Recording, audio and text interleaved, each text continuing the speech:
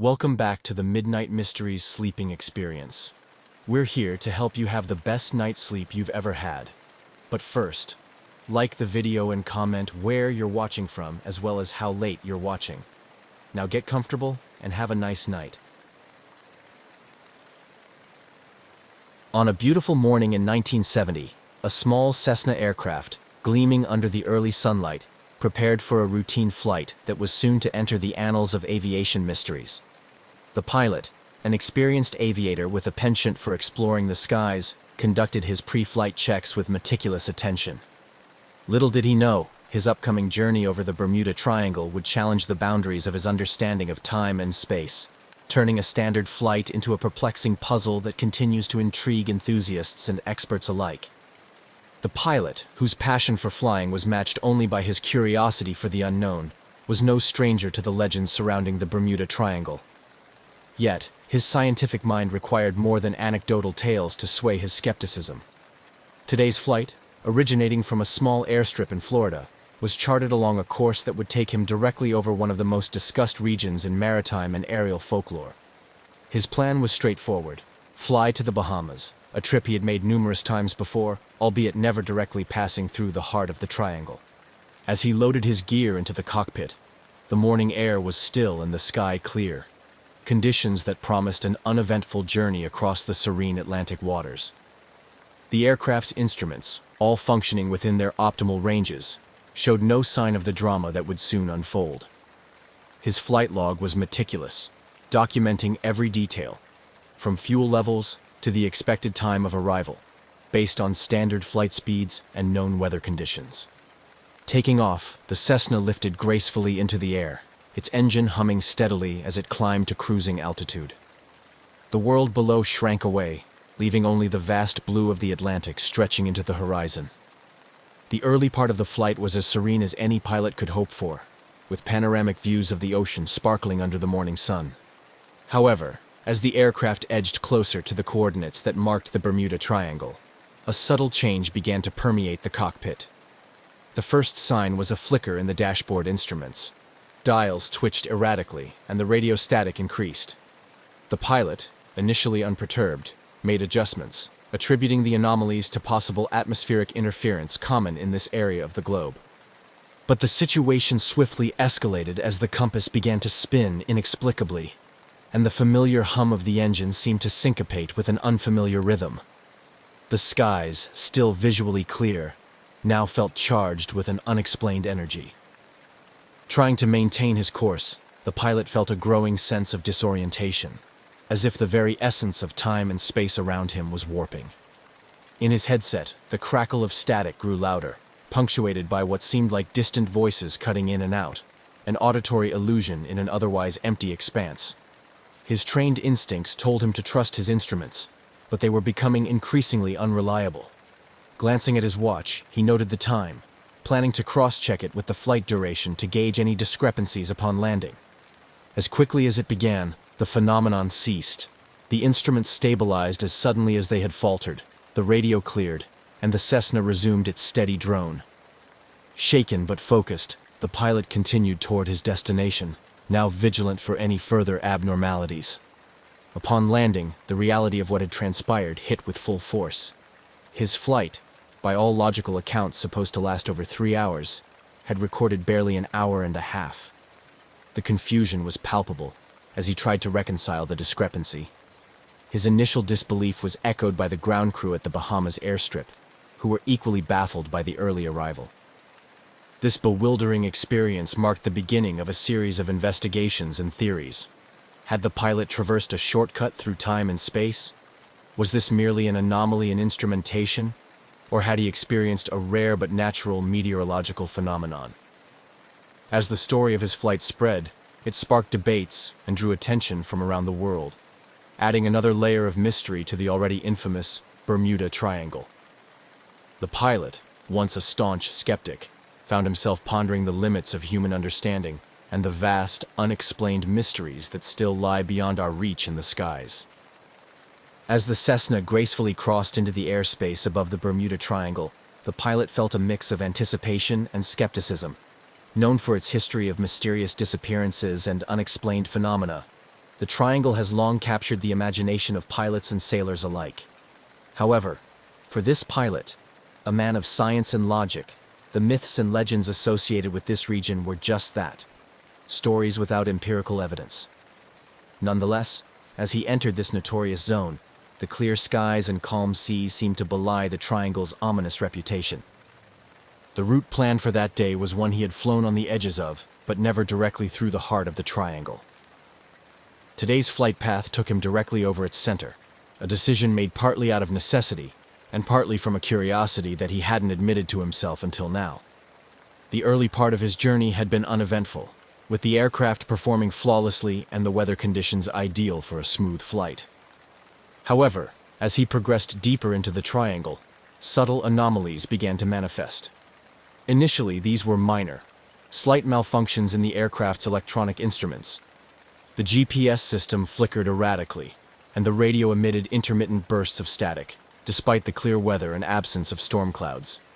These technical issues were disconcerting but not alarming, at least not at first. The pilot double-checked his backups and continued, relying on his experience and manual navigation skills to maintain his course. The true moment of disorientation came without warning. It was as if the atmosphere itself had changed, with a slight but noticeable drop in temperature and a sudden, eerie stillness that enveloped the aircraft. The sky, so clear moments before, seemed to take on a muted, almost surreal quality. The ocean below mirrored this stillness, its surface unnaturally calm.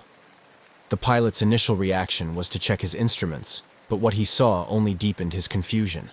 His compass was spinning inexplicably, and the altimeter fluctuated between readings in a way that was impossible under normal flying conditions. Trying to maintain his composure, he reached for the radio to contact air traffic control, only to be met with a hiss of static that made communication impossible. This experience, unsettling as it was, paled in comparison to what happened next. Time seemed to dilate around him, with seconds stretching into minutes, and minutes feeling like hours. This sensation of time warping was difficult to rationalize, leaving the pilot grappling with his perception of reality. He felt a vague sense of vertigo, a disorienting feeling that he was moving both very slowly and exceedingly fast at the same time. Navigating through this bewildering scenario, the pilot focused on maintaining a steady altitude and heading, using his training to compensate for the unreliable instrument readings. He remembered reading about similar experiences from other pilots, though he had always regarded such stories with a healthy dose of skepticism. Now, faced with his own inexplicable circumstances, he wondered if there was more to the Bermuda Triangle than mere folklore. As suddenly as they had begun, the anomalies ceased.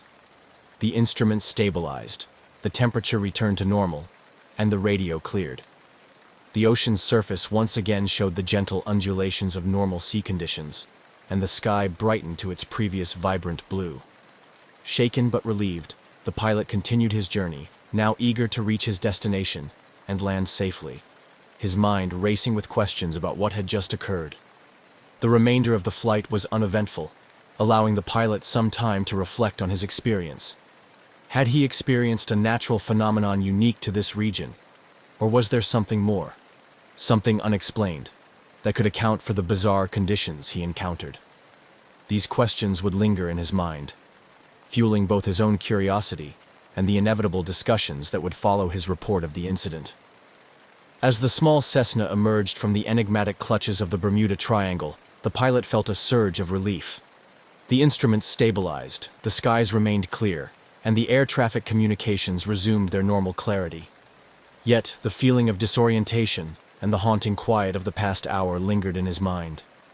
He knew the flight was far from over, not just in distance, but in the mental and emotional processing of what had just occurred. Upon landing at his destination in the Bahamas, far earlier than scheduled, the pilot was greeted with a mixture of confusion and concern from the ground crew.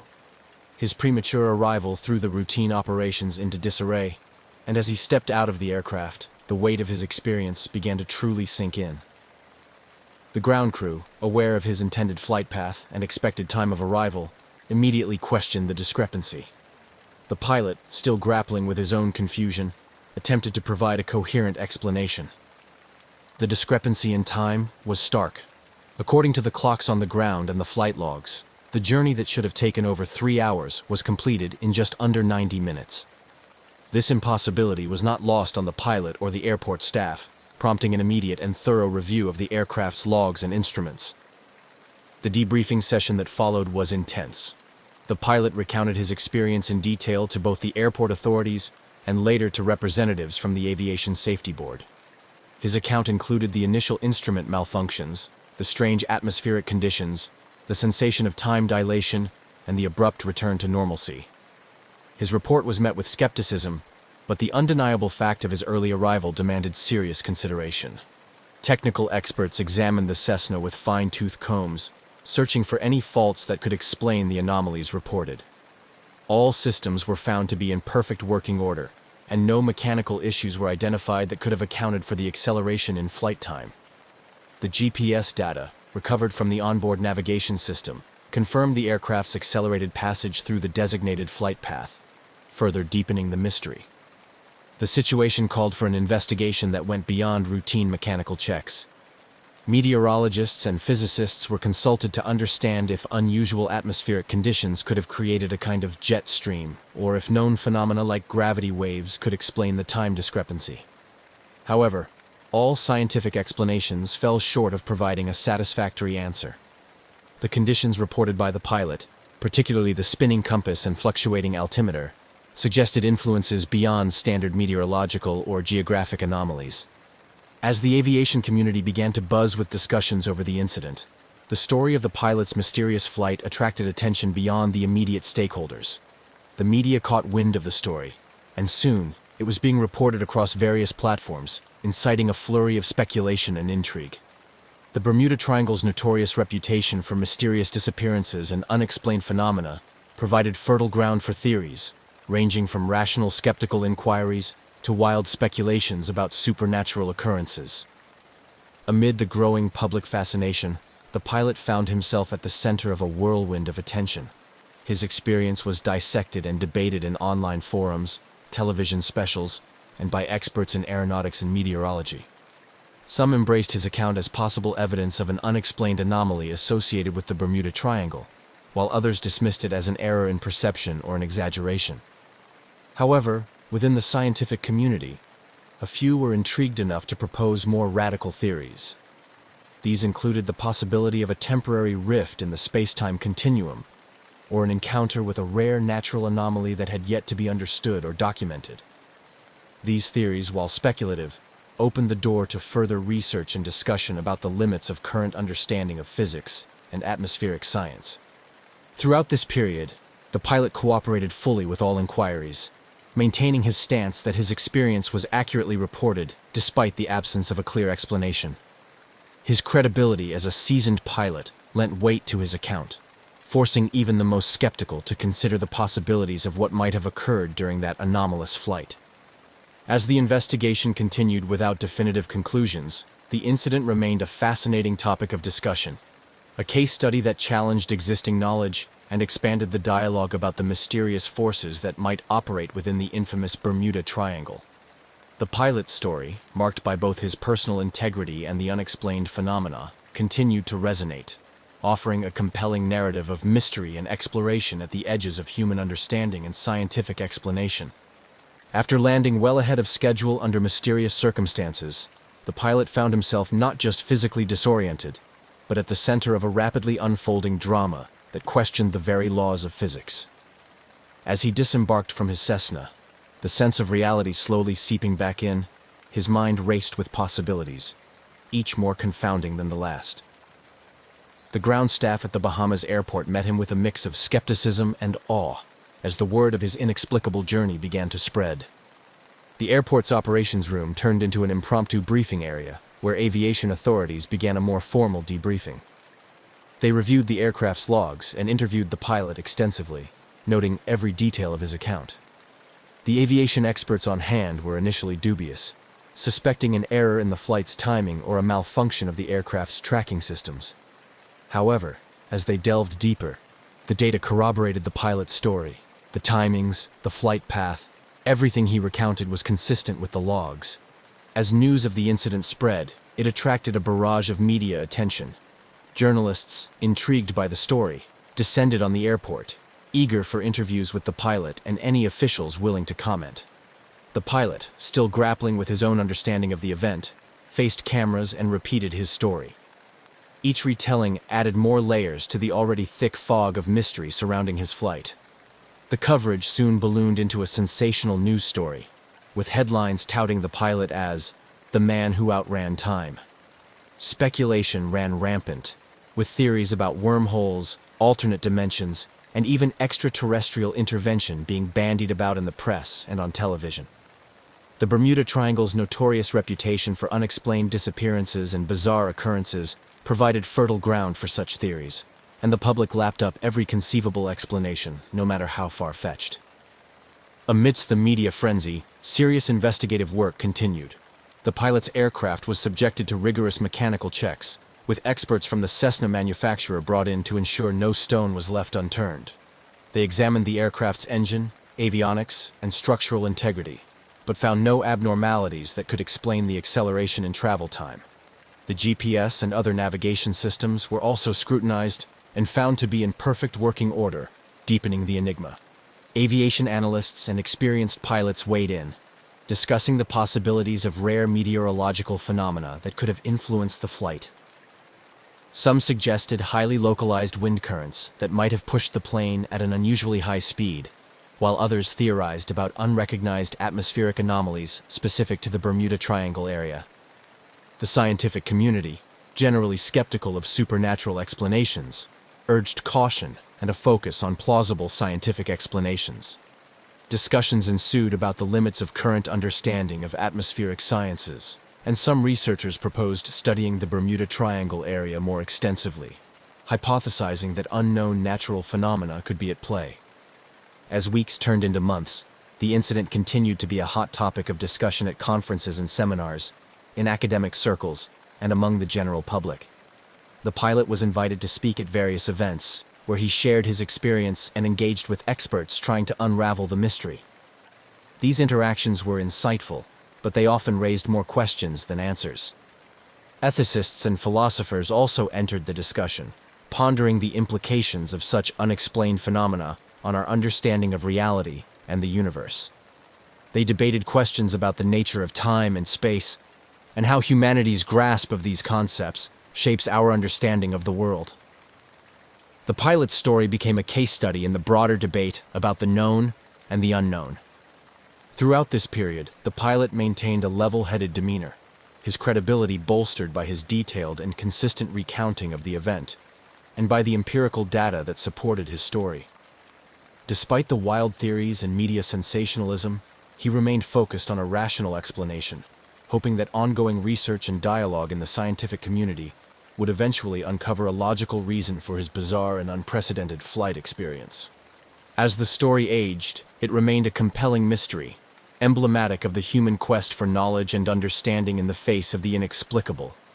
The time-warped flight not only challenged scientific assumptions, but also captured the imagination of people around the world, reminding everyone that the universe still holds many secrets, waiting to be discovered. The baffling case of the time-warped Cessna sparked an investigation that reached far beyond routine aviation inquiries, drawing in experts from various fields including aviation technology, meteorology, physics, and even paranormal research. As the investigations deepened, the pilot's unexpected early arrival continued to perplex investigators and the public alike. The official inquiry was spearheaded by aviation authorities, who first ensured that all data from the aircraft's instruments and flight logs were meticulously analyzed. They verified times, altitudes, and airspeeds recorded by the onboard equipment against the pilot's account and external sources, such as radar tracks and communications logs.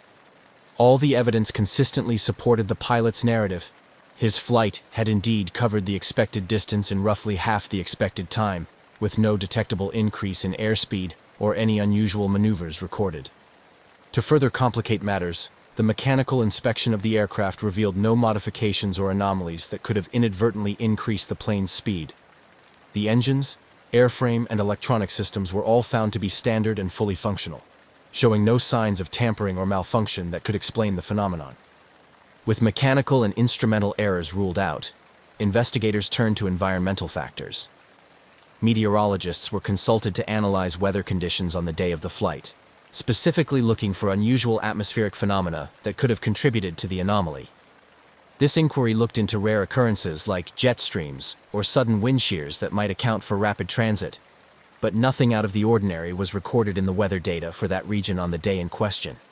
Physicists also joined the investigation, intrigued by the possibility of unknown scientific phenomena. They explored concepts ranging from gravitational anomalies to more speculative ideas like spatial distortions, or the existence of a previously undocumented type of atmospheric tunneling effect. However, these theories remained speculative, with no empirical data to support them, leaving the scientific community both baffled and fascinated. Parallel to the scientific and technical investigations, the story attracted the attention of paranormal enthusiasts and theorists who linked the incident to the Bermuda Triangle's notorious reputation for mysterious occurrences. This angle was popular in the media and among the public, leading to a proliferation of sensationalist theories involving time slips, dimensional gateways, and other science fiction-like explanations. Television documentaries and online forums speculated wildly about the pilot's experience, drawing connections to past disappearances and unexplained events in the Triangle. The fervor around these theories prompted a broader discussion about the reliability of anecdotal evidence and the scientific approach to unexplained phenomena. Skeptics and believers alike debated the merits of pursuing investigations into what some considered to be pseudoscience, while others argued for the importance of keeping an open mind to all possibilities in the face of inexplicable evidence. As the months passed, the incident remained unsolved but became a case study in the limitations of current scientific understanding. Academics and researchers used the event as a springboard to discuss how science addresses anomalies and the role of unexplained phenomena in advancing scientific inquiry. Conferences and scholarly articles pondered the implications of the event for the philosophy of science, especially concerning the demarcation between accepted science and fringe theories. Ultimately, the official investigation concluded without a definitive explanation for the pilot's premature arrival. The final report stated that while all known possibilities had been exhaustively explored, the incident still lacked a satisfactory scientific explanation.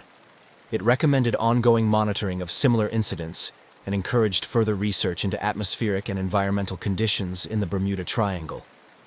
This unresolved conclusion left the door open for continued speculation and interest. The pilot's story remained a captivating mystery, emblematic of the enduring human fascination with the unknown and the limits of our understanding. As a result, the incident continued to inspire both caution and curiosity among pilots and scientists, serving as a reminder of the vast mysteries that still lie beyond the reach of current scientific explanations. As the enigmatic story of the time-warped Cessna circulated, it inevitably sparked a broader conversation about the implications of such unexplained phenomena on both political and military strategies, especially considering its occurrence in the Bermuda Triangle, a region shrouded in mystery and often associated with navigational anomalies. The intense public and media interest in the pilot's story brought the Bermuda Triangle back into the spotlight, prompting authorities to reconsider the navigational warnings and monitoring systems in place for the region. Historically viewed by some as merely a collection of myths, the Triangle's reputation was bolstered by this incident, leading to calls for more rigorous scientific investigations into the area. In response, several governmental and independent agencies initiated studies to explore electromagnetic disturbances and other environmental factors unique to the Triangle. These studies aimed to demystify the area and provide a clearer understanding of whether the Triangle posed a real threat to modern aviation and maritime activities, or if its reputation was built on coincidental mishaps amplified by folklore. This initiative brought together experts in oceanography, atmospheric science, and geomagnetic fields, pooling a wide range of scientific expertise to tackle the mysteries associated with the Triangle comprehensively. In the realm of aviation safety, the incident had a tangible impact. Aviation authorities, particularly those in countries bordering the Bermuda Triangle, scrutinized their flight safety protocols, considering additional measures to ensure that aircraft could handle unexpected environmental conditions. This included enhancing pilot training programs to better prepare them for high anomaly zones where natural electromagnetic interference could ostensibly affect navigational instruments. The incident also influenced the military's approach to operations in areas known for high electromagnetic disturbances. The Bermuda Triangle, and by extension similar regions around the world, were marked for detailed geomagnetic surveys. Military exercises in such areas were accompanied by increased monitoring of communication and navigation systems to prevent mishaps similar to what was reported by the pilot. These measures were designed to mitigate risks not only to military personnel, but also to the civilians who traverse these mysterious waters and airspaces. Internationally, the incident spurred discussions at various global forums about the need for a coordinated approach to dealing with unexplained phenomena affecting international airspaces and waters. Proposals were made for the establishment of an international registry to track and analyze incidents similar to that of the time-warped Cessna. The idea was to compile data from around the world in hopes of identifying patterns or correlations that might elude smaller localized studies. The dialogue extended into the academic sphere, where the incident was frequently cited in discussions about the scientific method and the treatment of anomalous data. It served as a case study in numerous scholarly articles and conferences on the philosophy of science, particularly concerning how anomalies are integrated into existing scientific paradigms. This discourse highlighted the dynamic nature of scientific inquiry, its capacity for self-correction and adaptation in the face of new, challenging evidence. The ongoing fascination with the Bermuda Triangle and the pilot's unusual experience underscored a universal truth about human curiosity and the pursuit of knowledge. It reminded the scientific community and the public alike of the vast mysteries that remain unsolved and the continual need for humility and rigor in scientific exploration. While no definitive answers were forthcoming from the studies initiated as a result of the pilot's experience, the increased attention and resources dedicated to understanding the Bermuda Triangle contributed to a greater body of knowledge about this and other similarly mysterious regions of the world. The pilot's account, though unresolved, thus served as a catalyst for renewed scientific and exploratory efforts, ensuring that the pursuit of answers continued with renewed vigor and broader participation. As the strange incident of the time-warped Cessna continued to perplex experts and the public alike, the pilot's experience remained at the forefront of discussions surrounding unexplained phenomena. With no conclusive explanations emerging from the extensive investigations, the incident transitioned from an acute mystery to a lasting enigma, becoming a subject of ongoing academic and cultural interest. The pilot's encounter sparked a significant increase in research activities focused on the Bermuda Triangle and similar regions known for mysterious occurrences. Universities and independent research institutions embarked on multidisciplinary studies that blended atmospheric science, physics, and folklore studies, aiming to provide a more comprehensive understanding of these enigmatic zones. These scholarly efforts were complemented by increased funding for projects exploring electromagnetic anomalies, atmospheric disturbances, and other potential natural explanations for the phenomena reported by the pilot and others before him. In the realm of popular culture, the incident inspired numerous documentaries, books, and articles. These narratives often blended fact with fiction, sensationalizing the event to capture the imagination of a global audience. However, they also played a crucial role in keeping the discussion alive, encouraging amateur sleuths and professional scientists alike to continue exploring the possibilities. The legacy of the pilot's flight also extended into the educational sector.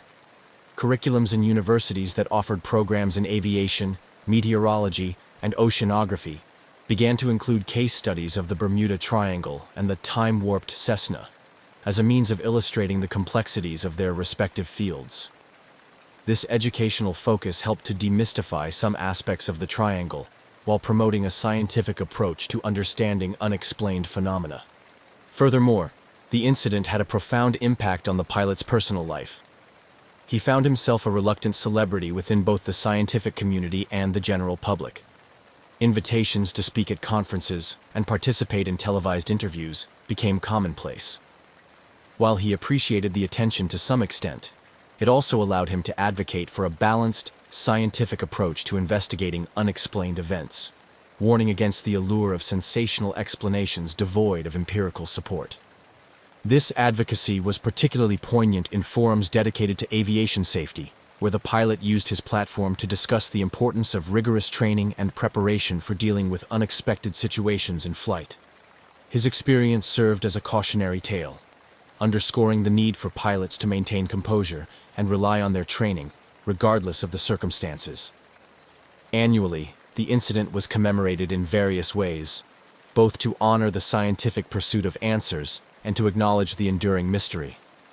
Conferences and symposia were organized around the anniversary of the flight, bringing together experts from around the world to discuss not only this incident, but also other mysterious aviation events. These gatherings fostered a sense of community among those fascinated by the unexplained, encouraging ongoing dialogue and collaboration. As years passed, the story of the time-warped Cessna remained a popular topic, its details periodically revisited in light of new theories or similar incidents. The mystery continued to inspire both skepticism and wonder, serving as a reminder of the vast unknowns that still exist in the world and the enduring human quest to understand them. Ultimately, the incident became a part of the larger tapestry of human experience with the unknown, a testament to the limits of current scientific understanding and the perpetual drive towards greater knowledge. Whether viewed through the lens of cautionary aviation tale or intriguing scientific mystery, the legacy of the pilot's extraordinary flight continues to influence and inspire, a narrative forever woven into the fabric of modern mythology surrounding the Bermuda Triangle. On January 30th, 1979, Narita International Airport bustled with the usual clamor of international travel as Varig Brazilian Airlines prepared its Boeing 707 cargo aircraft for a long-haul flight to Rio de Janeiro, Brazil, with a planned stopover in Los Angeles, USA. This particular flight, Varig Flight 967, was not just any routine cargo operation. It was transporting a collection of valuable paintings by the renowned Japanese-Brazilian artist Manabu Mabe, making the flight notable for both its cultural and logistic responsibilities. The Boeing 707, a workhorse of the skies, was well regarded for its robust performance and reliability in long-distance cargo transport. Varig, Brazil's leading international airline at the time, had a sterling safety record and was experienced in managing high-value cargo, ensuring that all protocols for the security and safe handling of the artworks were meticulously followed. The crew, led by an experienced captain, was well versed in the nuances of trans-Pacific flights, adding an extra layer of confidence to the operation. Preparations for the flight began early in the afternoon, with ground staff overseeing the careful loading of the cargo. Each of Mabe's paintings was securely crated and inspected before being loaded into the aircraft's hold, a process observed by both security personnel and insurance representatives, given the considerable value of the artworks.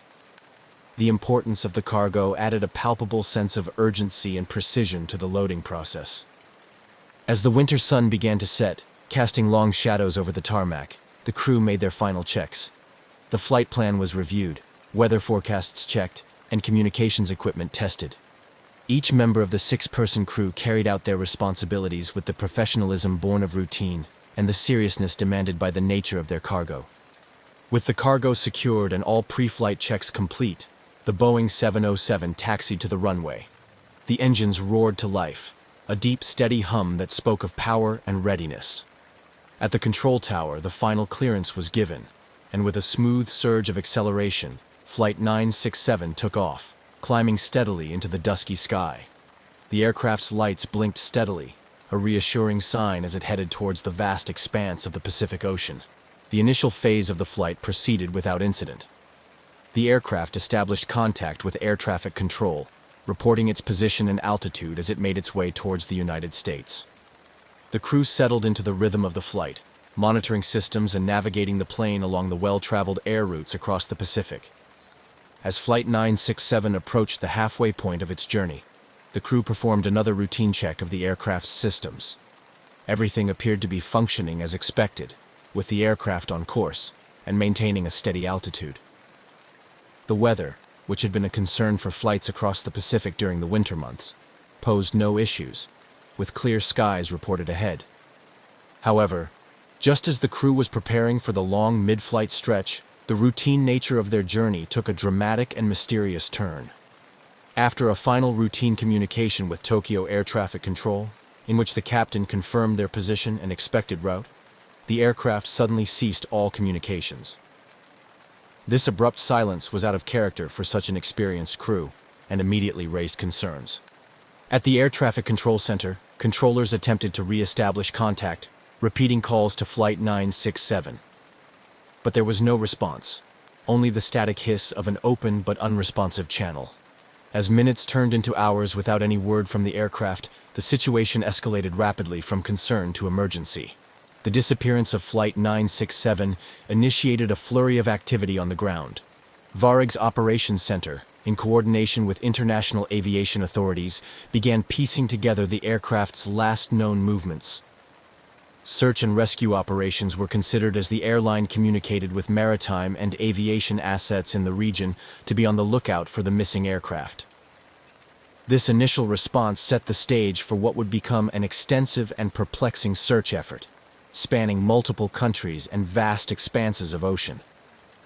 As the reality of the situation set in, the mysterious disappearance of Flight 967 with its invaluable cargo of artwork became a pressing enigma, prompting questions and theories that ranged from simple mechanical failure to more sinister possibilities of foul play. The fate of the aircraft and its crew, along with the artistic treasures it carried, had become an urgent and baffling mystery, captivating the attention of the world. The last known contact with Varig Flight 967 came as the Boeing 707 was approximately halfway over the Pacific Ocean, en route from Tokyo to Los Angeles. After routine communications with air traffic control, the aircraft, like a ghost, vanished from radar screens. The disappearance was both sudden and total, leaving no trace of the aircraft or any indication of trouble. Upon realizing the gravity of the situation, Varig and the relevant aviation authorities sprang into action. Initial hopes were that the aircraft might have diverted due to an emergency, seeking an alternate landing at one of the numerous available airstrips scattered across the Pacific Islands. However, as hours turned into days without any sign of the aircraft or distress calls, these hopes dimmed. The immediate aftermath of the disappearance saw the initiation of a large-scale search operation. Coordinated by Japanese, American, and Brazilian authorities, the search covered vast swathes of the Pacific Ocean, an area known for its deep waters and challenging weather conditions. The operation included aircraft from the U.S. Coast Guard, Japanese self-defense forces, and several commercial ships that altered their routes to aid in the search. Despite the extensive resources deployed, the search teams faced significant challenges. The Pacific Ocean's vastness and the lack of precise last-known coordinates complicated efforts. The Boeing 707 had disappeared in one of the most remote parts of the world, where radar coverage was spotty and satellite tracking of aircraft was not yet a standard practice. This lack of real-time tracking data severely hindered the search efforts, as rescue teams had to rely largely on estimated positions, which expanded the search area exponentially. Search planes flew over the ocean, scouring the waters for any sign of debris or oil slicks that might indicate a crash site. Ships equipped with sonar systems crisscrossed the estimated flight path, hoping to detect underwater wreckage. However, the depth and topography of the ocean floor made these efforts like searching for a needle in a haystack. As the search continued without success, the focus shifted to understanding what could have caused such an experienced crew flying a well-maintained aircraft to vanish without a trace. Theories abounded, ranging from catastrophic mechanical failure to more sinister scenarios involving sabotage or hijacking. The disappearance of Flight 967 was particularly puzzling due to the valuable cargo it carried, paintings by the famous artist Manabu Mabe, valued at several $1 million. This led to speculation that the disappearance might have been orchestrated to steal the artwork, although there was no concrete evidence to support such a theory. The possibility of an insurance scam was also considered, given the high value of the cargo. However, investigations into these angles did not yield any verifiable conclusions. Aviation experts also considered technical and mechanical failures as potential causes. The Boeing 707, though reliable, was susceptible to issues common to all aircraft, such as structural failure, decompression, or a catastrophic engine failure. Yet, without debris or flight data recorders, these theories remained speculative at best. Another line of inquiry focused on the pilot's actions. It was considered whether the pilot could have deliberately diverted the course, similar to other historical incidents of pilot suicide or defection. However, The background checks on the crew revealed no psychological, financial, or personal pressures that might lead to such drastic actions. As weeks turned into months, the mystery deepened. The lack of any substantial evidence, coupled with the fading trail, led to a gradual scaling down of search operations. The disappearance of Flight 967 became a cold case, leaving a void filled with unanswered questions and profound implications for aviation safety and security. The impact on the families of the crew was devastating. They had to cope with not only the loss of their loved ones, but also the torment of not knowing what had happened.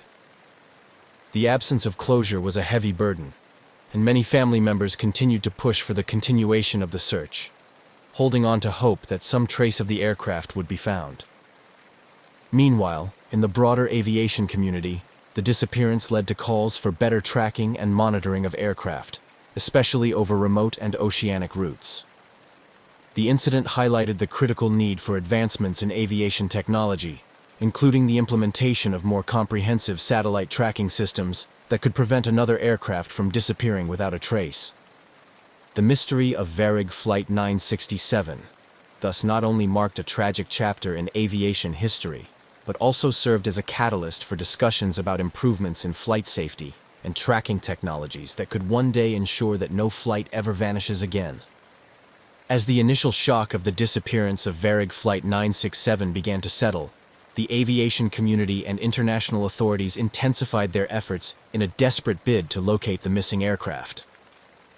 The profound implications of a vanished Boeing 707, particularly one carrying invaluable artwork, compelled a massive, coordinated search operation involving multiple countries and sophisticated technology. The immediate aftermath of the disappearance saw an array of resources being mobilized across the Pacific. The search area, determined by the last known position of the aircraft and its projected flight path, encompassed a vast swath of ocean notorious for its depth and unpredictable weather conditions. The U.S. Coast Guard, Japanese maritime forces, and several Pacific Island nations deployed aircraft and ships in a concerted effort to comb the area. Despite these robust efforts, the initial days of the search yielded no tangible results. Compounding the difficulty was the unpredictable Pacific weather, which frequently hampered search operations. High winds and rough seas often made it dangerous for ships and problematic for aircraft. The vastness of the area, combined with these challenging conditions, meant that even the most advanced technology of the time struggled to make significant progress in locating any debris or signs of the aircraft. Simultaneously, international cooperation took on new levels of urgency and complexity. Diplomatic channels were activated to ensure that all possible resources were made available. Satellite imagery analysis was enlisted, with several countries contributing their satellite capabilities to scour the ocean for any anomalies that might suggest wreckage. This period marked one of the early instances where global satellite resources were pooled in such a manner for a search and rescue operation, setting precedents for future collaborations.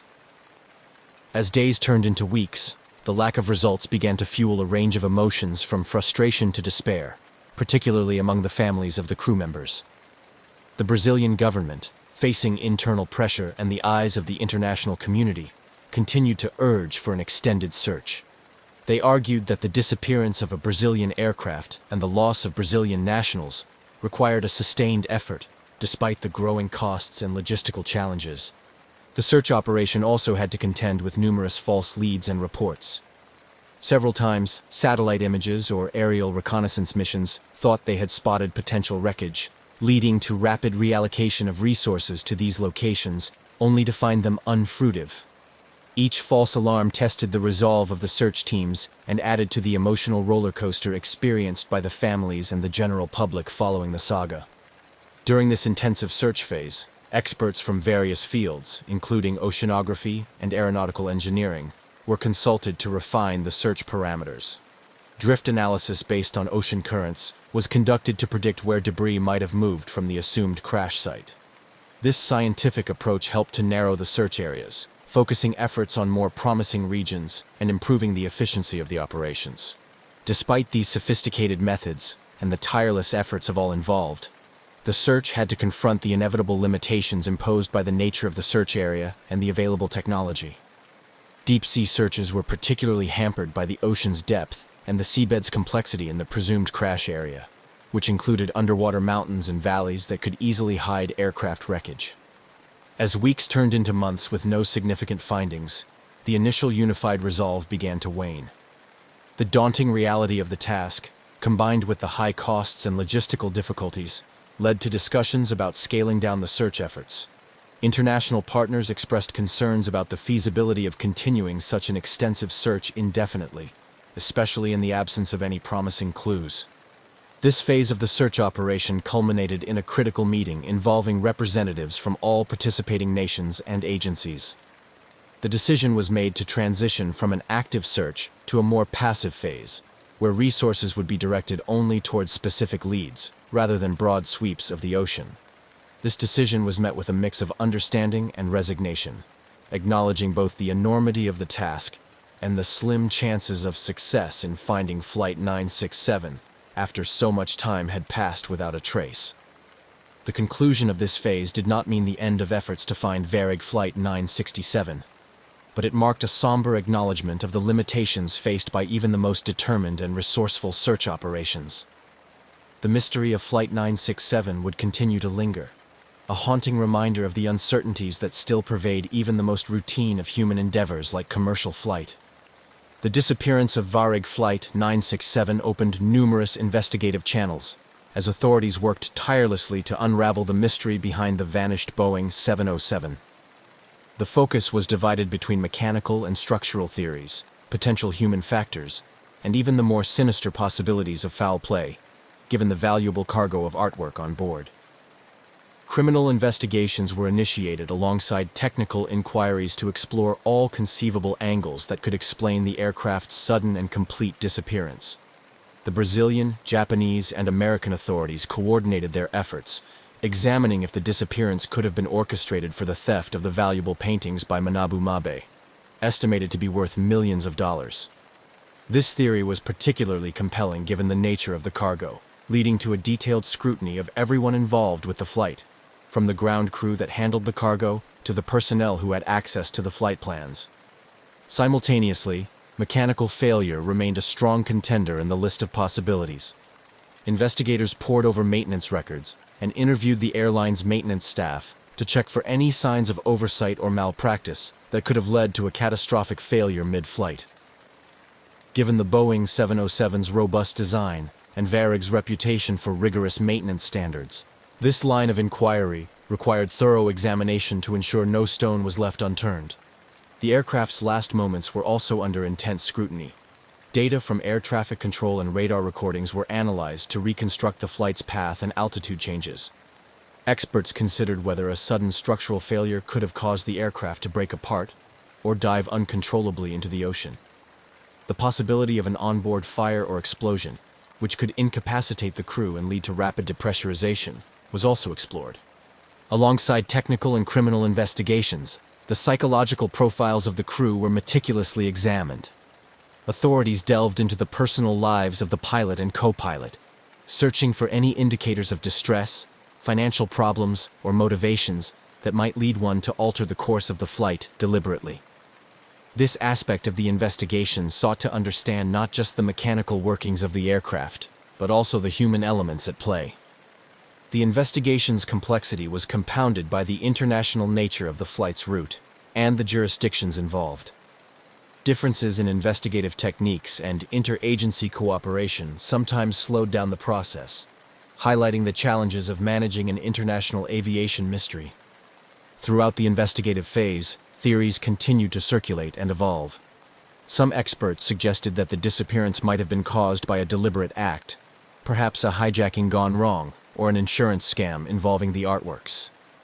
Others speculated about less likely scenarios, including a spontaneous decision by the pilot to divert the course due to a perceived emergency.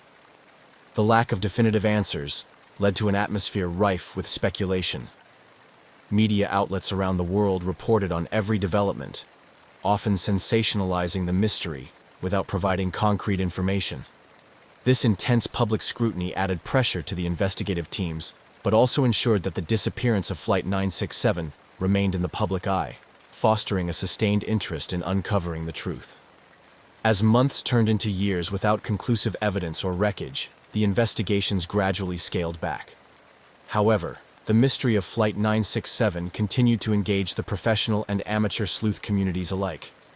Online forums, documentaries, and annual conferences dissected every piece of available data, propelling the story into the realm of legendary aviation mysteries.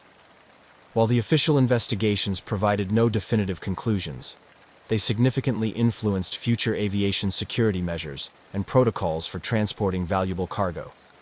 The disappearance of Flight 967 became a case study in aviation safety courses around the world, teaching new generations of pilots and airline executives about the complexities and unforeseen dangers of air travel. Despite the lack of closure, the investigative efforts into the disappearance of Varig Flight 967 underscored the importance of comprehensive safety and security protocols in aviation, leaving an indelible mark on the industry and continuing to inform practices to this day. As the mystery of Varig Flight 967's disappearance continued to baffle the world, its impact resonated deeply within the aviation industry, particularly in terms of security and cargo transport. The vanished Boeing 707, carrying millions of dollars worth of artwork, prompted a significant reevaluation of cargo security protocols worldwide, leading to enhanced measures designed to protect valuable air freight and ensure the safety of those tasked with its transport. The incident underscored vulnerabilities in the system that could potentially be exploited for criminal purposes. In response, international aviation bodies, including the International Civil Aviation Organization, ICAO, and individual national aviation authorities, began to intensify their focus on securing air cargo. New regulations were introduced, requiring more rigorous background checks for airport and airline personnel, especially those handling valuable or sensitive cargoes. The aim was to create a more robust barrier against theft, smuggling, and other illegal activities. Technological advancements were also accelerated as a direct consequence of the Flight 967 mystery. Innovations in tracking technology became a priority, with significant investments made into real-time tracking systems that could monitor aircraft even over remote areas like the open ocean. These systems were designed to prevent a repeat of situations where a plane could disappear without a trace, providing continuous updates on an aircraft's position, speed, and altitude. The implementation of these tracking systems saw the introduction of the Global Aeronautical Distress and Safety System, GADSS, which was recommended by ICAO and began to be implemented by airlines globally. GADSS was designed to ensure that aircraft could be tracked in real time anywhere in the world, making it virtually impossible for a plane to vanish without leaving a digital footprint. Furthermore, the loss of Flight 967 catalyzed improvements in how cargo was screened and loaded onto aircraft. Security measures were tightened, with enhanced scanning equipment and more stringent inspection procedures put in place at major airports around the world. These procedures not only aimed to detect potential threats like explosives or contraband, but also ensured that the documentation and handling of valuable items like artworks were thoroughly controlled and monitored. Airlines and insurance companies, recognizing the financial risks associated with transporting high-value items, started requiring additional security measures and higher assurance levels before agreeing to carry such cargoes. This often included escorts for valuable items, sealed and tamper-proof containers, and dedicated storage areas within aircraft where access was strictly controlled. The training of airline and airport staff in security procedures also saw significant enhancements. Personnel were now regularly drilled on emergency and security protocols, including scenarios involving hijacking, theft, and other security breaches. These training programs were designed to ensure that staff could respond quickly and effectively to protect passengers, crew, and cargo under a variety of adverse conditions. Despite these advances and heightened security measures, the disappearance of Flight 967 continued to haunt the aviation community. The event became a case study in many security training programs, used to illustrate potential vulnerabilities and the importance of vigilance and adherence to protocols. The lessons learned from the incident not only influenced cargo security, but also had broader implications for passenger safety and airline operations. The legacy of Varig Flight 967 is a complex tapestry of mystery, precautionary tales, and technological progression. It highlights the interconnectedness of safety, security, and operational integrity in the modern aviation landscape. While the aircraft itself was never found, the changes brought about in its wake have undoubtedly made air travel safer and more secure. ensuring that such a disappearance remains a rare and unlikely event in the future. This progression, however, came at the cost of an unresolved mystery, leaving an indelible mark on the annals of aviation history, reminding all of the perpetual need for improvement and innovation. As years passed since the disappearance of Varig Flight 967, the incident not only remained an unresolved mystery, but also continued to captivate the attention of the aviation community, researchers, and the public. The story of the missing aircraft and its valuable cargo of Manabu Mabe's paintings has been analyzed and reanalyzed, with various theories persisting or emerging over time. This ongoing interest has ensured that the case is not forgotten, and has also had a profound impact on the families of the missing crew and the airline's history. The legacy of Flight 967 is evident in how the incident has influenced ongoing discourse on aviation safety and operational transparency. Every year, new students of aviation safety study the case, using it to understand the complexities of international air travel regulations, the importance of stringent cargo security measures, and the challenges of deep-water search and rescue operations. Conferences and symposiums often feature sessions dedicated to discussing the case, focusing on what improvements have been made and what lessons can still be learned. The case of Flight 967 has also served as a critical reference point in the development of more comprehensive international cooperative frameworks for handling aviation incidents. It underscored the necessity for countries to work together seamlessly during air emergencies, which influence the protocols used today. These collaborations are crucial not only in crises, but also in regular operations, ensuring that the skies remain safe for international flights. Furthermore, the incident has left a lasting impact on the families of the crew members who were aboard Flight 967. For these families, the disappearance isn't just a historical or technical puzzle. It's a personal tragedy that has resulted in decades of uncertainty and grief. They have become advocates for improvements in how the aviation industry handles similar cases, particularly in terms of family liaison and support. Their efforts have helped to ensure that the relatives of those affected by such mysteries are treated with more consideration and given thorough, timely information. Efforts by these families and their supporters have sometimes led to renewed interest in the case, with calls for new searches or investigations when technological or methodological advancements become available. Although official searches have long since ended, the commitment of these families ensures that new leads and theories continue to surface, keeping the search for answers alive in public consciousness. In addition to impacting aviation safety and family advocacy, the mystery of Flight 967 has also permeated popular culture. It has inspired numerous articles, books, documentaries, and even fictional representations that speculate about the fate of the aircraft. These portrayals help to maintain public interest in the case and often bring forward new theories or insights, although they can also blur the lines between fact and fiction. Despite the tragedy and the myriad challenges it presented, the disappearance of Varig Flight 967 also contributed to a broader understanding of the value and impact of art in the world of aviation cargo. The loss of Manabu Mabe's artworks was felt deeply in the art community, highlighting the need for specialized handling and transport protocols for irreplaceable items. This aspect of the legacy has led to improved practices across the logistics and insurance sectors, ensuring that artworks traveling by air are better protected today. As time moves on, the legacy of Flight 967 continues to evolve. While the mystery may never be fully solved, the lessons drawn from this tragic event remain integral to the continual improvement of international aviation safety.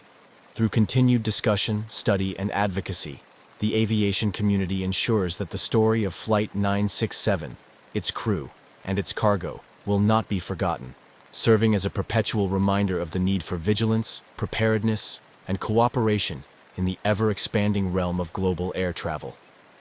The cultural and artistic impact of the disappearance of Varig Flight 967 is a poignant chapter in the story, centered around the loss of 153 paintings by the acclaimed Japanese-Brazilian artist Manabu Mabe. These artworks, valued at several $million, were not merely cargo. They represented significant cultural heritage and a profound personal loss to the art community and Mabe's legacy. The vanishing of such invaluable pieces under mysterious circumstances has left a lasting mark on the art world, highlighting the vulnerabilities associated with transporting art globally. Manabu Mabe's work was known for its vibrant expressionism, a fusion of Brazilian and Japanese artistic influences that made his paintings highly sought after on the international stage. The lost artworks were being transported back to Brazil after an exhibition in Tokyo, symbolizing a cultural bridge between Asia and South America and an important career milestone for Mabe. The disappearance of these works effectively erased a significant portfolio of his career's output, impacting not just the monetary value but also the cultural and historical record of global art heritage. This loss has prompted a broader discourse within the art and logistics industries about the risks associated with transporting art. In response, there have been tightened security protocols and better risk management strategies when moving valuable artworks. Insurance companies, artists, museums, and galleries now often insist on more stringent security measures, including enhanced tracking, vetted handling, and specialized transport services that minimize the risk of loss or damage. Moreover, the mysterious circumstances surrounding the disappearance of Flight 967 have fueled creative narratives in various media. Filmmakers, novelists, and journalists have drawn upon the story, weaving narratives that blend fact with fiction, exploring themes of loss, mystery, and the immeasurable value of art. These stories question what art means to our societies and how its value extends beyond monetary worth to embody cultural and historical significance. Documentaries focusing on the disappearance have also shed light on Manabu Mabe's influence in the art world, bringing his work to audiences who might not have been aware of his contributions before the incident. These documentaries often delve into the emotional impact of the loss on the art community and Mabe's family, highlighting the personal stories intertwined with the lost artworks. They serve as a reminder of the human aspects behind the headlines, grounding the technical and investigative details of the disappearance in a narrative of personal and cultural loss. In popular culture, the story of Flight 967 and its lost cargo of artworks has taken on a mythic quality, much like the mysteries surrounding the Titanic or the Amber Room. It captivates the imagination, offering a rich tapestry for exploration in novels, films, and art exhibitions. These cultural products allow people to engage with the story on multiple levels, from thrillers that use the disappearance as a backdrop to more introspective explorations of what such a loss means to the global community. Additionally, the story of Flight 967 has had educational impacts, being used as a case study in university courses related to art history, museum studies, and logistics. It provides a real-world context to discuss the challenges and considerations of transporting art across international borders, including legal, ethical, and logistical aspects. This educational use helps prepare the next generation of curators, artists, and logistics professionals to better manage and protect cultural assets. As the years pass, the disappearance of Varig Flight 967 remains a narrative rich with unanswered questions, but also full of lessons learned and stories told. It continues to influence not only the fields of aviation and logistics, but also the arts, serving as a stark reminder of the fragility and value of cultural artifacts. This legacy ensures that despite the mystery, the significance of the event and the art lost with it will not be forgotten. In the dark expanse of the wartime sky, the ghostly echo of a World War II bomber's distress signal cut through the silence, challenging the boundaries of time and the understanding of those who heard it. This particular aircraft, a B-17 Flying Fortress, had been reported missing years earlier, its fate a lingering mystery among the aircrews and radio operators who scanned the skies and airwaves for any sign of life. Yet, here was its call sign, unmistakably clear through the static, resonating across the airwaves long after the war had claimed it.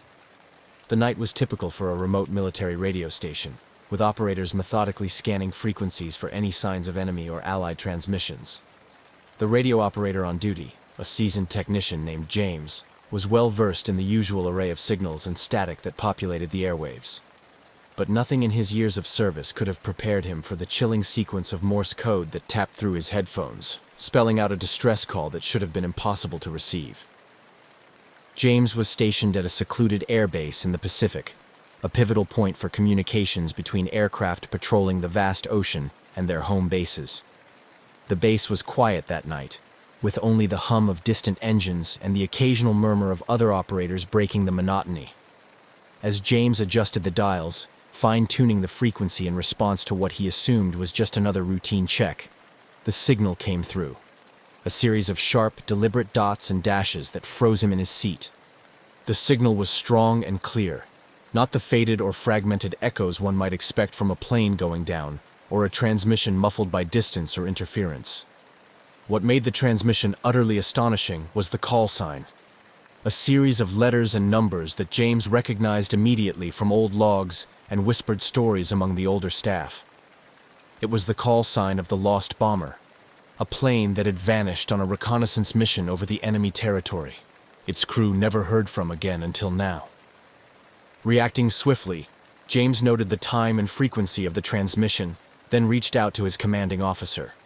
Within minutes, the sleepy base was astir with activity. Senior officers poured into the communications room, listening intently as James replayed the recording of the transmission. The implications were staggering, and skepticism ran high among the gathered officials. Could it be a delayed echo of the original distress call, somehow trapped and then released by unusual atmospheric conditions? Or was it something more sinister, perhaps a trick by the enemy to sow confusion and fear? The initial shock of the transmission gave way to a flurry of activity. Technical specialists were called in to analyze the signal's origin, verifying its authenticity and attempting to triangulate its source. Historians and veteran pilots were consulted about the missing bomber's last known coordinates and mission details, piecing together the flight's intended route and its significance during the war. Meanwhile, James continued to monitor the frequency, half expecting further communications, or perhaps an explanation to unfold through the static. But no additional signals came through. The airwaves fell silent again, as enigmatic as they had been before the ghostly distress call pierced the night. This mysterious incident quickly transcended the confines of the military base, capturing the attention of military historians, aviation enthusiasts, and paranormal researchers alike. The story of the lost bomber and its sudden, unexplained reemergence through a lone radio transmission became a compelling narrative, weaving together elements of historical fact, unresolved mystery, and speculative folklore. As investigations into the phenomenon continued, the base remained abuzz with theories and inquiries, each person clinging to their own explanation of the events. The echo of the past, heard through the crackle of a modern radio system, challenged the very perception of time and technology, leaving more questions than answers in its wake. How could a distress call from a long-lost bomber so clearly and suddenly manifest after years of silence? The search for answers would delve deep into the archives of wartime aviation, the science of radio transmission, and the boundless realm of the unexplained. The B-17 Flying Fortress, known for its durability and formidable presence in the skies during World War II, had been part of a squadron assigned to a high-risk reconnaissance mission over enemy territory. The bomber in question, christened with a name that evoked a sense of invincibility, had left its base on a foggy morning in 1942, fully crewed and loaded with the latest navigation technology of the time. Its mission was straightforward but perilous: gather crucial intelligence about enemy positions and return safely. However, the aircraft and its crew mysteriously vanished without a trace, their fate becoming one of the war's enduring mysteries.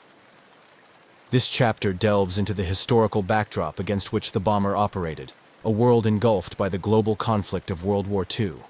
The period was marked by rapid advancements in technology and warfare tactics, alongside the ever-present shadow of danger that loomed over military personnel. The missing bomber's story was not uncommon during these turbulent times.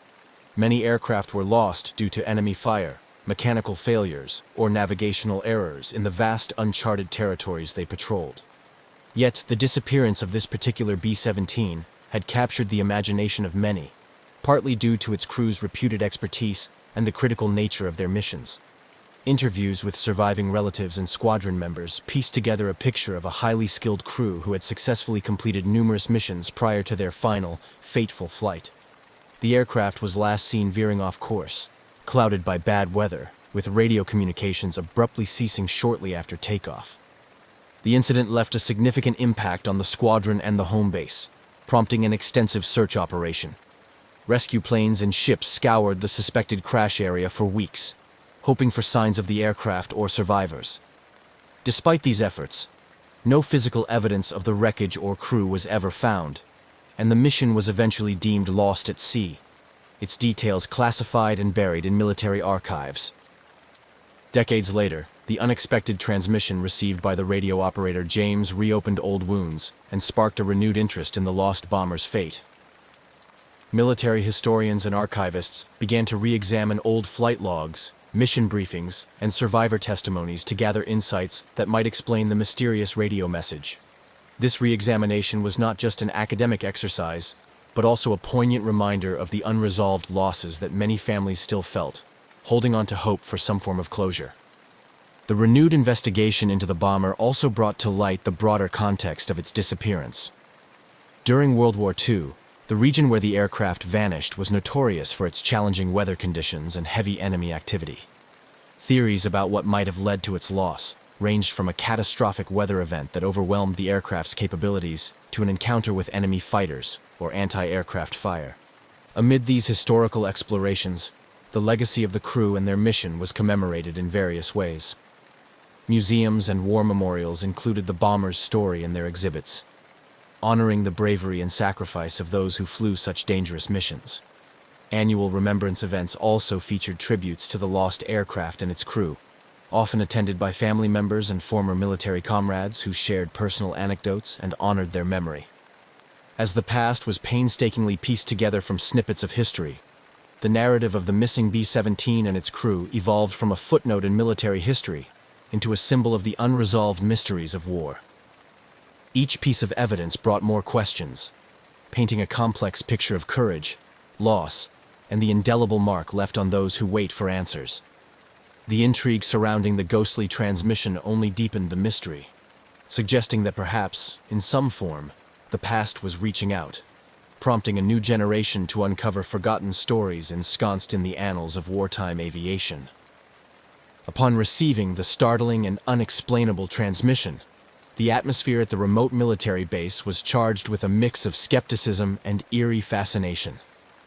The radio operator James, who had initially picked up the distress signal, was immediately surrounded by a mix of commanding officers and technical staff, all eager to make sense of the report.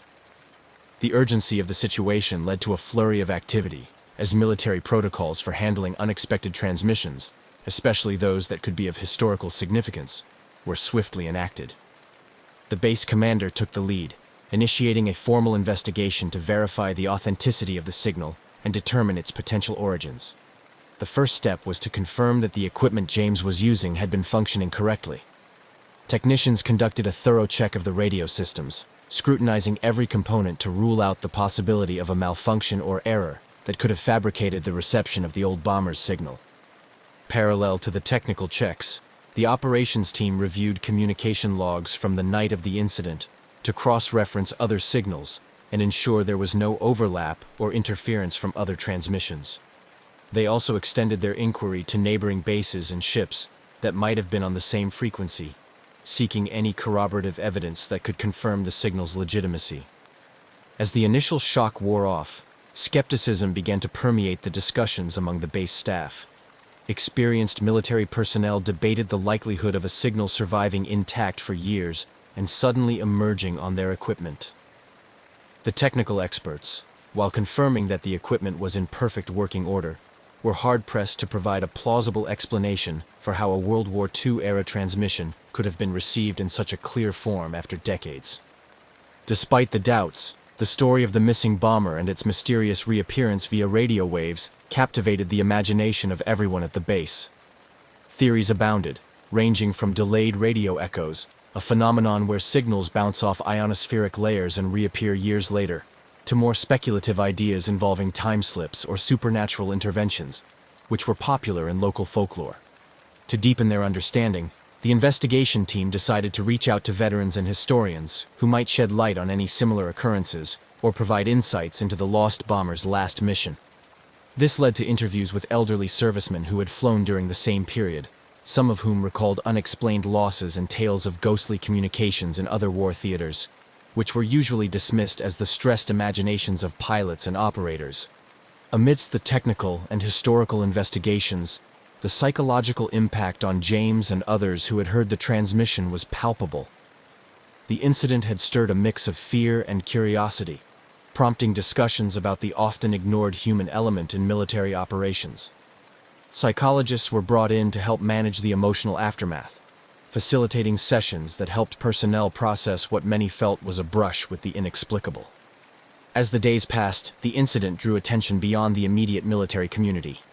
The story leaked to the press, and soon, headlines about the ghost transmission began to appear, piquing public interest and leading to a deluge of theories from outside the military. This public engagement spurred the military to be more forthcoming with their findings, balancing the need for transparency with the operational security that such investigations demanded. Despite thorough investigations and widespread speculations, the source and nature of the transmission remained an enigma. The lack of definitive answers only fueled more interest and debate, cementing the incident's place in the annals of military mysteries. This unexpected brush with the past had not only reopened a chapter thought long closed, but also reminded those involved of the enduring echoes of history that still resonate in the present, challenging our understanding of time, technology, and the tales left behind by those who came before. After the initial shock and flurry of investigations following the reception of the eerie transmission, the focus shifted towards a deeper technical analysis. This phase involved a thorough examination of the radio equipment used by James, the radio operator, and a scientific exploration of the atmospheric conditions that might have enabled such an anachronistic communication. Experts from the communications technology field were brought in to scrutinize the radio systems and any possible loopholes that might explain the phenomenon.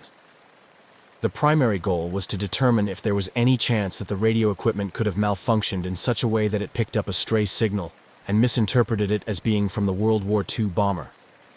Engineers tested the sensitivity of the receivers and evaluated whether they could accidentally capture echoes from the past, a theory that some found plausible given the high-powered nature of wartime transmitters. Simultaneously, atmospheric scientists looked into rare but documented phenomena such as skywave propagation, where radio waves are reflected back to Earth by the ionosphere, allowing signals to travel over long distances beyond the horizon. This line of inquiry examined whether specific atmospheric conditions on the night of the transmission could have allowed for a long-delayed echo effect, where signals from the past are bounced back many years later. They delved into historical meteorological data to see if similar conditions had occurred in the past and correlated them with reports of unexplained transmissions. To rule out the possibility of a hoax or interference, cryptographers and communications experts analyzed the content and structure of the Morse code message received by James. They confirmed its authenticity as matching the style and urgency typical of World War II distress signals. This verification deepened the mystery rather than dispelling it, as it suggested that the transmission was indeed connected to the lost bomber. Throughout this technical exploration, workshops and meetings were held at the base, where experts presented their findings to military personnel and invited academics. These sessions often turned into heated debates about the limits of current scientific understanding and the possible existence of yet undiscovered natural phenomena that could explain such anomalies. The technical analysis also extended to a review of all recorded anomalies in military communications equipment across the globe. This comprehensive audit aimed to identify any patterns or similar occurrences that could shed light on the incident. However, no other instances of comparably delayed transmissions were found, which underscored the uniqueness of the situation and complicated the formulation of a conclusive explanation. Despite extensive testing and theorizing, the technical analysis yielded no definitive answers. The equipment was found to be in perfect working order, and no fully satisfactory scientific explanation could be provided for the transmission's origins. This outcome left many questions unanswered and prompted a shift towards considering more speculative explanations. As the investigation continued without clear resolution, the incident began to attract attention from outside the scientific community. Interest groups ranging from amateur radio enthusiasts to conspiracy theorists took up the cause, each offering their own theories on what might have happened. This broad spectrum of interest kept the story alive in the public imagination and ensured that it remained a topic of lively discussion in various circles. The inability of the technical analysis to provide clear answers only added to the allure of the mystery, transforming the incident from a mere anomaly into a legend. This legendary status was bolstered by the historical and emotional weight of the missing World War II bomber and its crew, whose fate remained a poignant reminder of the countless similar mysteries still unresolved from the era of the war. As the technical analysis yielded no definitive explanations, attention shifted toward a broader historical investigation. This new phase aimed to dig deeper into the history of the missing World War II bomber, exploring the crew's backgrounds, the aircraft's service record, and any past incidents or communications that might shed light on the mysterious transmission. Archivists and military historians began to comb through old flight logs, mission briefs, and service records, looking for clues that could link the lost bomber to the recently received distress signal. They revisited the day the bomber went missing, analyzing the geopolitical context and the specific mission it was part of. This meticulous review revealed that the bomber had been on a reconnaissance mission intended to gather crucial intelligence. The mission was high risk, with the aircraft expected to fly deep into enemy territory, which made the plane and its crew prime targets for enemy forces. Interviews were conducted with surviving members from the same squadron and with relatives of the missing crew. These interviews aimed to gather personal stories and any transmitted communications that could have been overlooked or not adequately recorded at the time. Some family members provided letters and other personal effects that included references to previous missions and the crew's thoughts and feelings about their roles in the war. These artifacts offered a poignant glimpse into the personal lives of those involved, enriching the narrative of the historical investigation. Additionally, historians sought eyewitness accounts from other military personnel who might have been in the area on the day the bomber disappeared. These efforts uncovered a few vague references to unusual radio traffic heard around that time, which had previously been dismissed as irrelevant or misidentified due to the chaotic nature of wartime communications. The investigation also extended to exploring similar historical incidents, where aircraft disappeared under mysterious circumstances, only to re-emerge in folklore or speculative sightings. This comparative analysis was useful not only in understanding the phenomenon, but also in placing the current incident within a broader historical and cultural context. Researchers delved into theories of ghost planes, a recurring motif in 20th century military and aviation folklore, which often symbolizes unresolved grief and the haunting memories of war. As the historical investigation unfolded, it also highlighted the technological advancements in radio and aviation technology since World War II. Experts on vintage military equipment were consulted to ascertain the capabilities and limitations of the period's technology, particularly the types of radios used in World War II bombers. These specialists provided insights into how atmospheric conditions, equipment malfunctions, or operator errors could have contributed to unexplained transmissions. Throughout this investigative process, the public's fascination with the story grew. Museums and war memorials began to feature exhibits on the missing bomber, using the incident to educate visitors about the uncertainties and perils of wartime aviation. These exhibits often included interactive elements, such as listening stations where visitors could hear simulated versions of the distress call, and panels discussing the nature of radio transmissions and how they can be affected by environmental factors. The historical investigation, while failing to provide a conclusive explanation for the distress signal, succeeded in reviving interest in the fate of the missing bomber and its crew. It brought closure to some family members, offering them a sense of connection to their lost relatives and the comfort of knowing that their loved ones had not been forgotten. Moreover, it encouraged ongoing scholarly interest in wartime communication mysteries, ensuring that the legacy of those lost in war continued to be remembered and studied.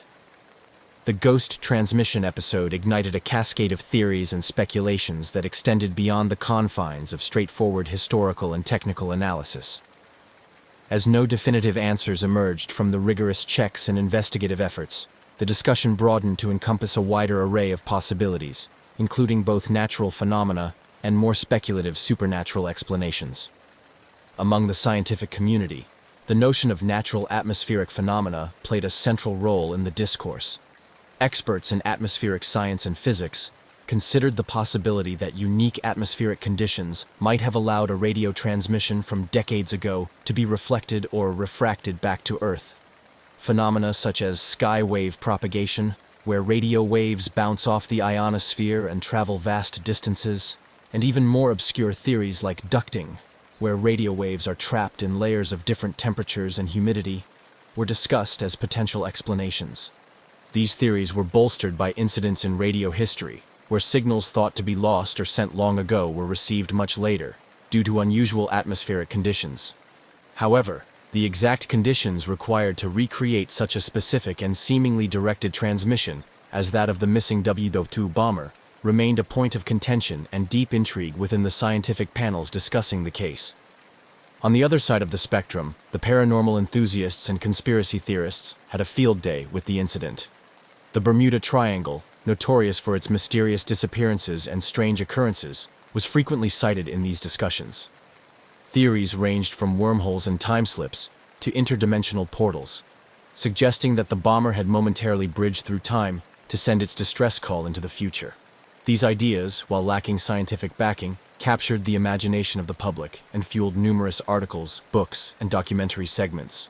Historians and cultural anthropologists also weighed in, viewing the persistent interest in the ghost transmission through the lens of cultural studies. They argued that such phenomena serve as modern folklore, stories that people cling to in order to deal with the chaos and unpredictability of life. The bomber's story, they suggested, had morphed into a kind of ghost story for the technological age, embodying the collective anxiety about war and the unknown. In academic circles, the incident became a case study in how unexplained phenomena can challenge our understanding of science and technology. Conferences and symposiums featured panels and papers on the incident, discussing not only the technical and atmospheric possibilities, but also exploring what this phenomenon reveals about human belief systems and the psychology of mystery. The theories and speculations also prompted further scientific exploration into the limits of current radio technology and atmospheric sciences. Grants were allocated for projects aimed at studying skywave propagation more intensely, especially as it relates to long-delayed radio wave travel. Such research endeavored to discern whether science might one day be able to explain anomalies that currently fall into the realm of the unexplained. In essence, the myriad theories and speculations surrounding the ghost transmission demonstrated the human penchant for mystery and the lengths to which individuals and communities will go to make sense of the inexplicable. Whether driven by scientific curiosity, a fascination with the supernatural, or a blend of both, the discussions and debates ensured that the story of the WW2 bomber and its eerie call for help continued to resonate, inviting more questions than it answered. As the ghostly transmission from the World War II bomber settled into the annals of unexplained military history, its cultural impact continued to resonate across various spheres.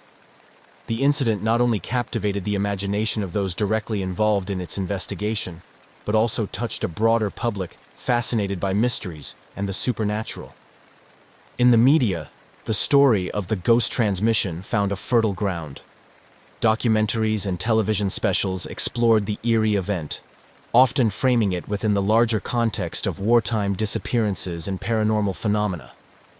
These programs delved into the historical background of the missing bomber, the personal stories of its crew, and the technical aspects of the radio transmission, all the while weaving in interviews with experts, historians, and family members. The narrative was invariably tinged with a sense of mystery and often speculative interpretations, which helped to draw in viewers and spark public discussion. The incident also inspired episodes in popular culture, influencing works of fiction in books and films. Writers and filmmakers used the concept of a ghost plane emitting a distress signal from the past as a poignant metaphor for unresolved past conflicts and the haunting nature of loss. These stories often explored themes of time, memory, and the unresolved echoes of war, resonating with audiences who found in them a reflection of universal sentiments. Moreover, the ghost transmission became a topic of interest in academic circles beyond the scientific community. Scholars in the fields of folklore and mythology examined how modern tales of ghost ships and planes serve as contemporary folklore, providing insight into societal fears and the ways in which people use stories to make sense of unexplainable events. Conferences and papers discussed the incident in the context of technological folklore, where modern technology intertwines with age-old narrative forms to create new myths. Educationally, the incident was incorporated into curriculums, particularly in courses dealing with the history of technology, communication studies, and the psychological impact of war. Students analyzed the event not only for its historical and technological aspects, but also for its implications on how narratives are constructed in the media and popular culture. Community events, such as talks and exhibitions at museums, often featured segments dedicated to the ghost transmission. These events aimed to educate the public about the science of radio communications, the history of World War II aviation, and the phenomenon of skywave propagation. They also provided spaces for veterans and historians to share their insights, and for visitors to reflect on the broader implications of wartime technologies. Through these various channels, the legacy of the ghost transmission endured, continually sparking new discussions and insights. It served as a reminder of the mysteries that still permeate our understanding of the past, and the ways in which these mysteries captivate and intrigue us.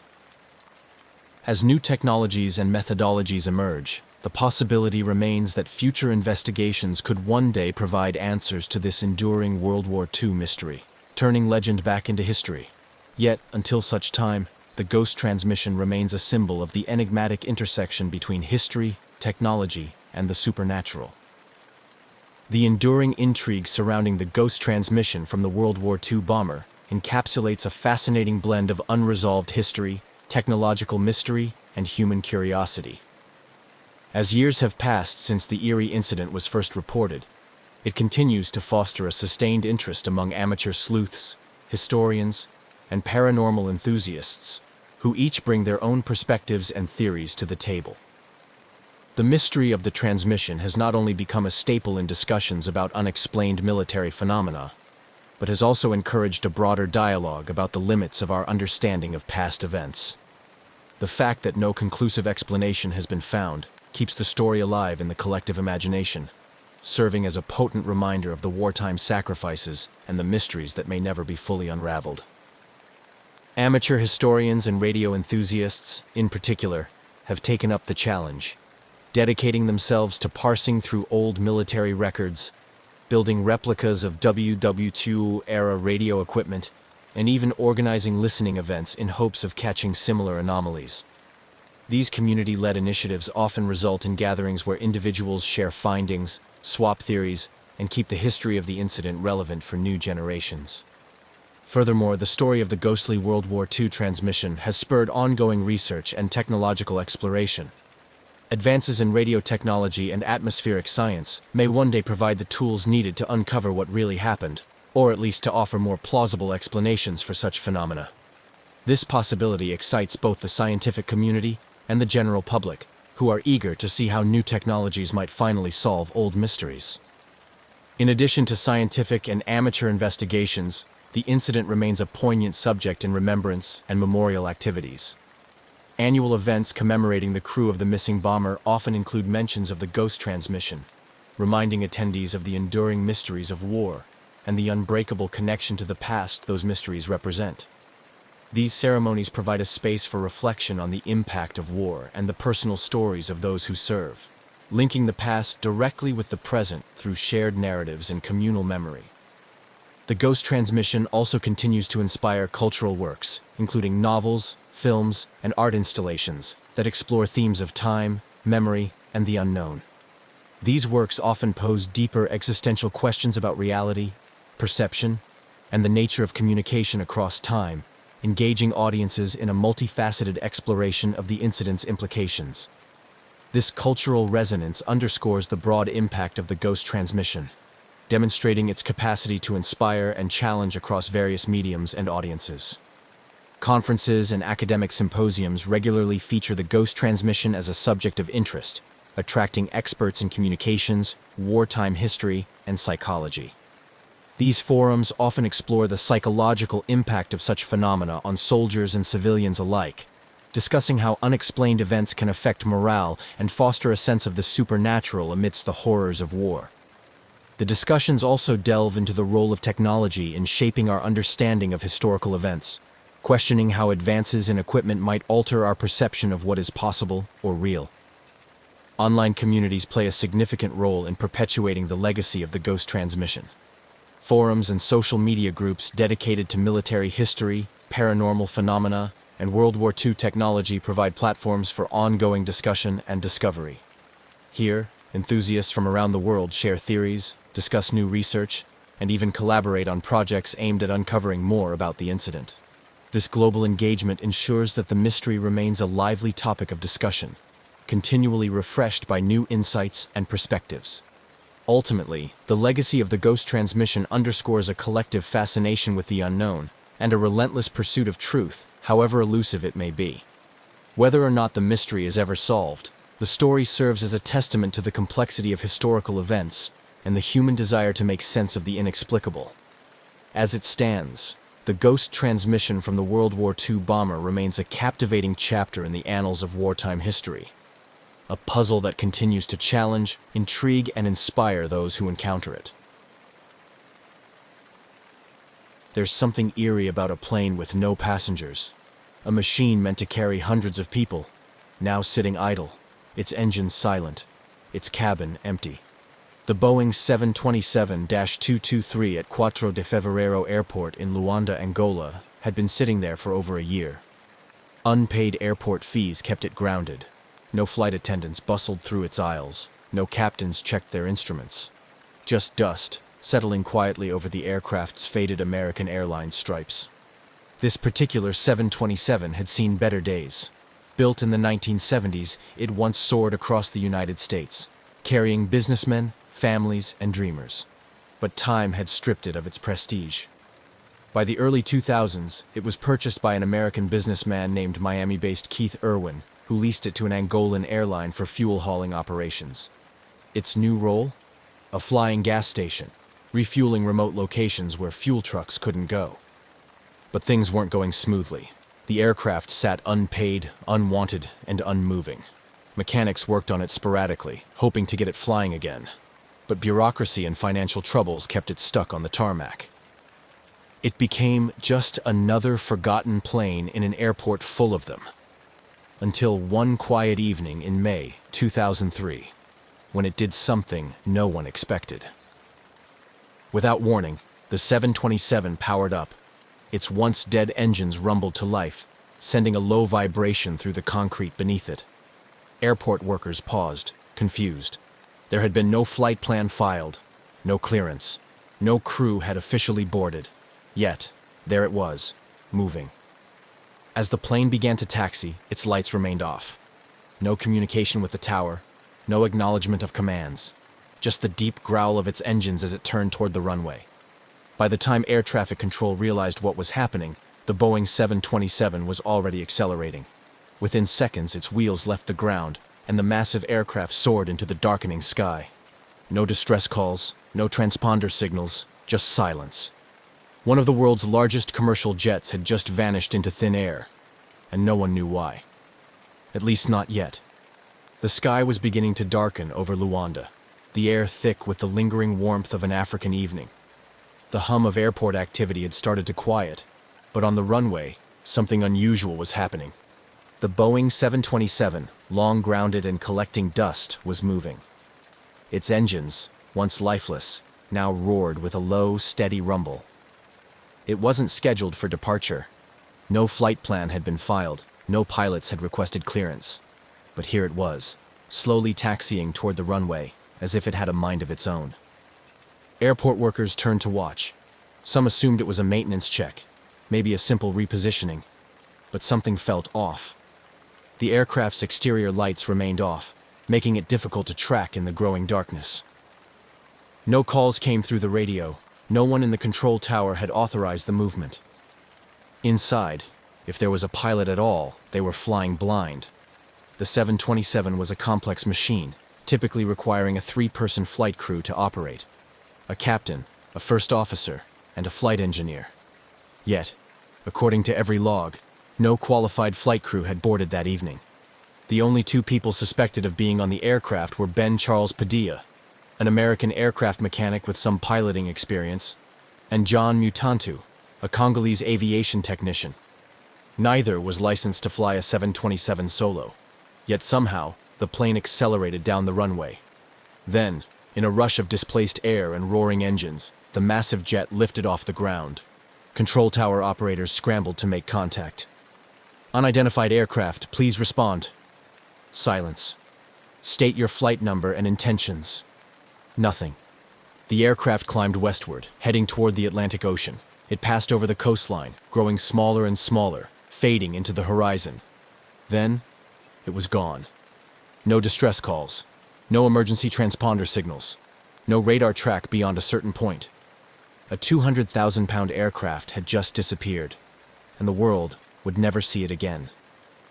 The night air over Luanda settled into a thick, humid stillness. The Boeing 727 had disappeared beyond the horizon, swallowed by the vast Atlantic. Yet inside the control tower, the confusion lingered like a fog. Officials scrambled to make sense of what had just happened. A commercial airliner had taken off with no clearance, no lights, and no communication. That alone was an aviation nightmare. But worse, no one could confirm who had been at the controls. The last known individuals connected to the aircraft were Ben Charles Padilla and John Mutantu, but neither had been scheduled to fly. Padilla was a skilled mechanic and a licensed pilot for small aircraft, but he wasn't qualified to operate a 727 alone. The aircraft required a flight crew trained in complex systems, someone with experience in a large multi-engine commercial jet. So how did it take off so smoothly? Some in the airport speculated that Padilla and Mutantu were not alone. Had a third person, perhaps a skilled pilot, been secretly involved? If so, who were they, and where had they gone? Immediately, officials in Angola reported the missing aircraft. But there was little they could do. The plane had left national airspace. Once it flew over the ocean, it became a ghost. In the following days, the U.S. government took an interest. It was 2003, and in the post-9/11 world, an unidentified commercial jet suddenly going off the grid set off alarms. The FBI, CIA, and even the National Security Agency, NSA, started monitoring possible sightings. Had the plane been hijacked? Was it being repurposed for something sinister? A Boeing 727 wasn't exactly easy to hide. It was nearly 50 meters long and weighed over 100 tons when fully fueled. Yet, as the days passed, there were no sightings, no distress signals, no reports of a crash. It was as if the plane had never existed. Authorities issued international alerts. Air traffic controllers around the world were told to be on the lookout for any unidentified Boeing 727s. Security was tightened at airports in Africa, South America, and the Middle East. But the missing aircraft never turned up. It had vanished without a trace. The disappearance of the Boeing 727 quickly escalated beyond a local aviation mystery. Within hours, intelligence agencies around the world were paying attention. A fully loaded commercial airliner, capable of carrying 10,000 gallons of fuel, had taken off without authorization, without communication, and without a clear destination. In the post-9/11 era, this was more than just a missing aircraft. It was a potential security threat. If the plane had been stolen, what was its purpose? Was it being repurposed for smuggling? A terrorist attack? A military operation? The questions mounted, but the answers were nowhere to be found. The U.S. government immediately launched an investigation. The CIA, FBI, and NSA began tracking any possible sightings, while the Federal Aviation Administration, FAA, issued an international alert. Any Boeing 727 matching the stolen aircraft's description had to be stopped and searched. But stopping an aircraft that didn't want to be found was no easy task. Unlike modern jets, the 727 didn't rely on satellite-based tracking systems. Instead, it used older transponder technology, which meant whoever was flying, it could turn it off at any time, and that's exactly what had happened. With no transponder signal, the plane had disappeared from radar almost immediately after takeoff. That meant tracking it would rely on human eyes, pilots, airport workers, or intelligent sources who might spot an unfamiliar aircraft landing somewhere unexpected. Rumors began spreading. Some believed the 727 had landed at a remote airstrip in Africa, repainted and repurposed for illegal activity. Others suspected it had flown to South America, where criminal organizations could use it for smuggling. A few even speculated that it had been taken to a Middle Eastern country to be outfitted for a terrorist attack. But despite weeks of searching, no confirmed sightings ever surfaced. There were no satellite images, no recorded landings, just silence. For intelligence agencies used to tracking the world's most advanced military jets, the idea that a massive commercial aircraft could simply vanish was unthinkable. Yet somehow it had. The search for the missing Boeing 727 took a new turn as investigators focused on the why behind its disappearance. A plane this size doesn't just vanish, it has to go somewhere. But where? And more importantly, for what purpose? Authorities quickly latched onto the most alarming theory. The plane had been stolen for a future attack. In a world still on edge from 9/11, an untracked commercial jet loaded with thousands of gallons of fuel was more than a curiosity. It was a potential weapon. The FBI and CIA scoured international intelligence reports for any sign of the missing aircraft. Could it have landed at an unregistered airstrip in Africa? Had it been smuggled into a conflict zone for use in illicit operations? Or worse, had it been modified for an attack? U.S. officials issued a global security alert, warning that the missing 727 could be repainted and disguised as a commercial jet before being used in a terrorist plot. Every airport from South America to the Middle East was ordered to report any unusual, unregistered Boeing 727s. But there was another possibility, one less dramatic but just as puzzling. What if the plane had been stolen for profit? In the early 2000s, Africa's aviation industry was riddled with corruption. Stolen aircraft weren't uncommon, especially in regions where planes were used for illegal operations. Diamond smuggling, arms dealing, and even drug running. A Boeing 727, if properly hidden and repainted, could become an untraceable aircraft. Smugglers could use it for years, operating out of remote airstrips beyond the reach of law enforcement. Intelligence agencies turned their focus toward known criminal networks in Angola, the Democratic Republic of Congo, and South America. Was the plane hidden in a jungle airstrip, making illicit runs between continents? Or had it been dismantled for parts, piece by piece? Leads came in, but none led to the missing plane. No verified sightings, no satellite images, no answers. The idea that a massive, fuel-hungry commercial aircraft could operate in secrecy for this long seemed impossible. Yet, months passed, and still, nothing. It was as if the Boeing had simply ceased to exist. The deeper investigators looked, the stranger the case became. The theories about terrorism or smuggling made sense, but something wasn't adding up. How do you keep a Boeing 727, a plane nearly 50 meters long, hidden for so long? Some believed the aircraft had crashed into the Atlantic shortly after takeoff, possibly due to fuel mismanagement or pilot error. After all, neither Padilla nor Mutantu were certified to fly a 727 alone. If they had tried, the flight could have gone horribly wrong. But if the plane had crashed, where was the wreckage? In aviation history, even deep-sea crashes leave behind something. Floating debris, an oil slick, radio transmissions, something. But in this case, there was nothing. No emergency beacons, no reports of wreckage washing up along the coast. Just silence. Then there was the idea that the plane had been dismantled for parts. A Boeing 727 was valuable, even if it wasn't in prime condition. Its engines alone were worth millions on the black market. If criminals wanted to strip it down and sell it piece by piece, they could. But where? Investigators searched for a hidden airstrip or facility where a 727 could be disassembled.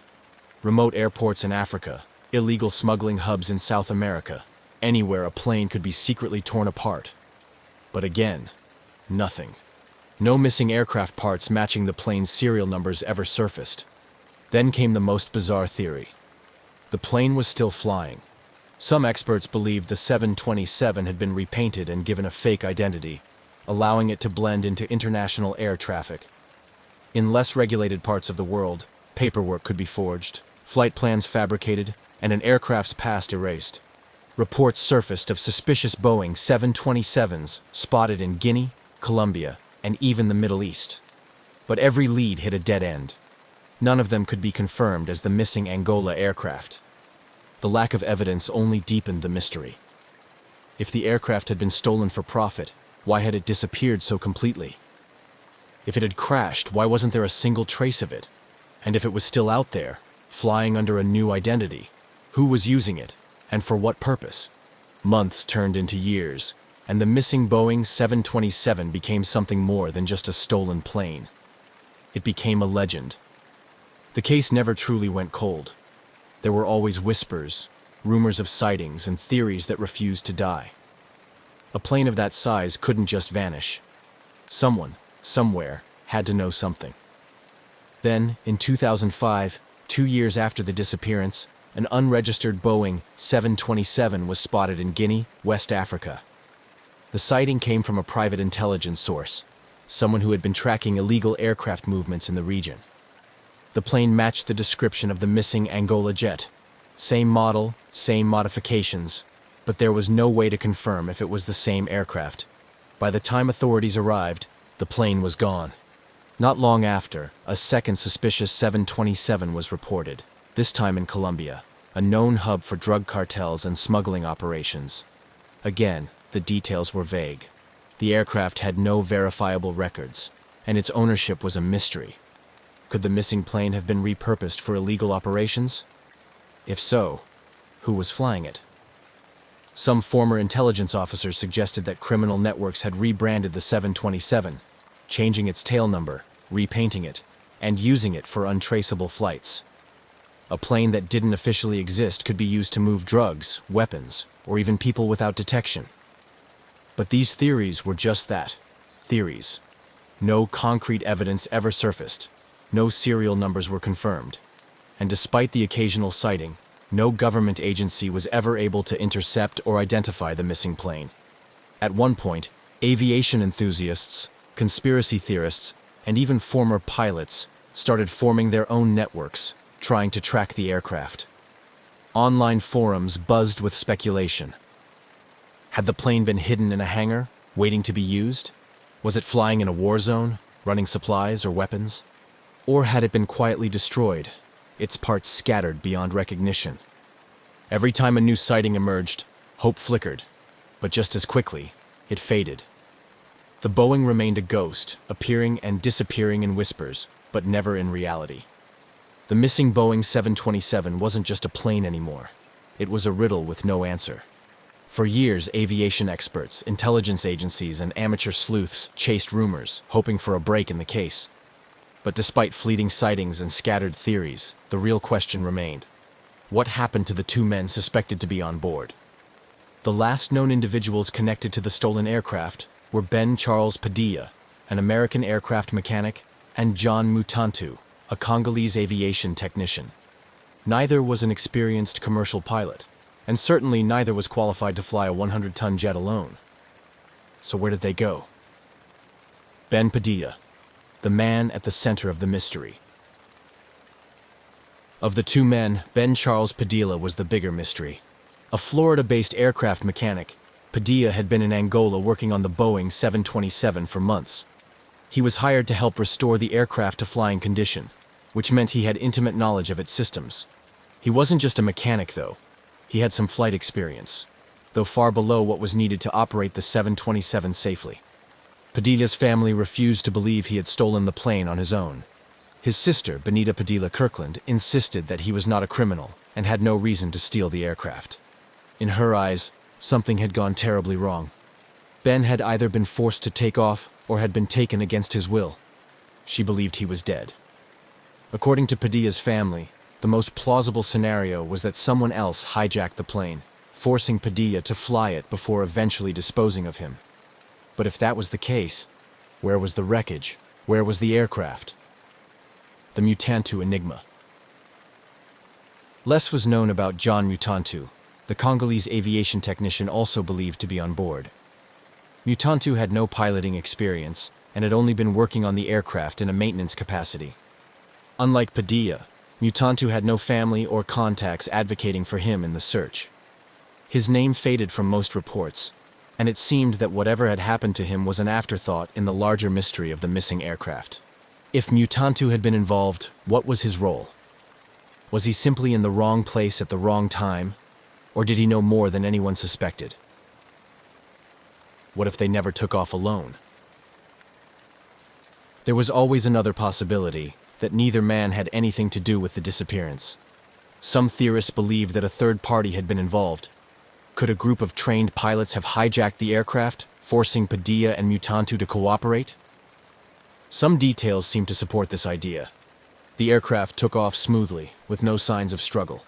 It climbed westward into the Atlantic as if following a planned flight path. No distress signals or mayday calls were made. If Padilla had been piloting against his will, why hadn't he found a way to communicate with the tower? Was he already dead before takeoff? Others speculated that the aircraft had already been prepped for theft, and Padilla and Mutantu were mere pawns in a larger operation. If this was an organized crime effort, the true pilots could have been waiting nearby, taking control at the last moment. No bank activity, no calls, no traces. For months, investigators kept tabs on Padilla's finances, phone records, and personal connections. If he had stolen the plane, wouldn't he need money, new documentation, or a way to survive? Yet, nothing surfaced. No bank activity. No communication with his family. No confirmed sightings. If he was alive, he had vanished just as completely as the plane itself. This deepened the mystery even further. If he had stolen the aircraft willingly, where did he go? If he had been killed, where was the body? For all the governments, intelligence agencies, and independent researchers involved in the search, not a single solid clue led to his whereabouts. A pattern in aviation.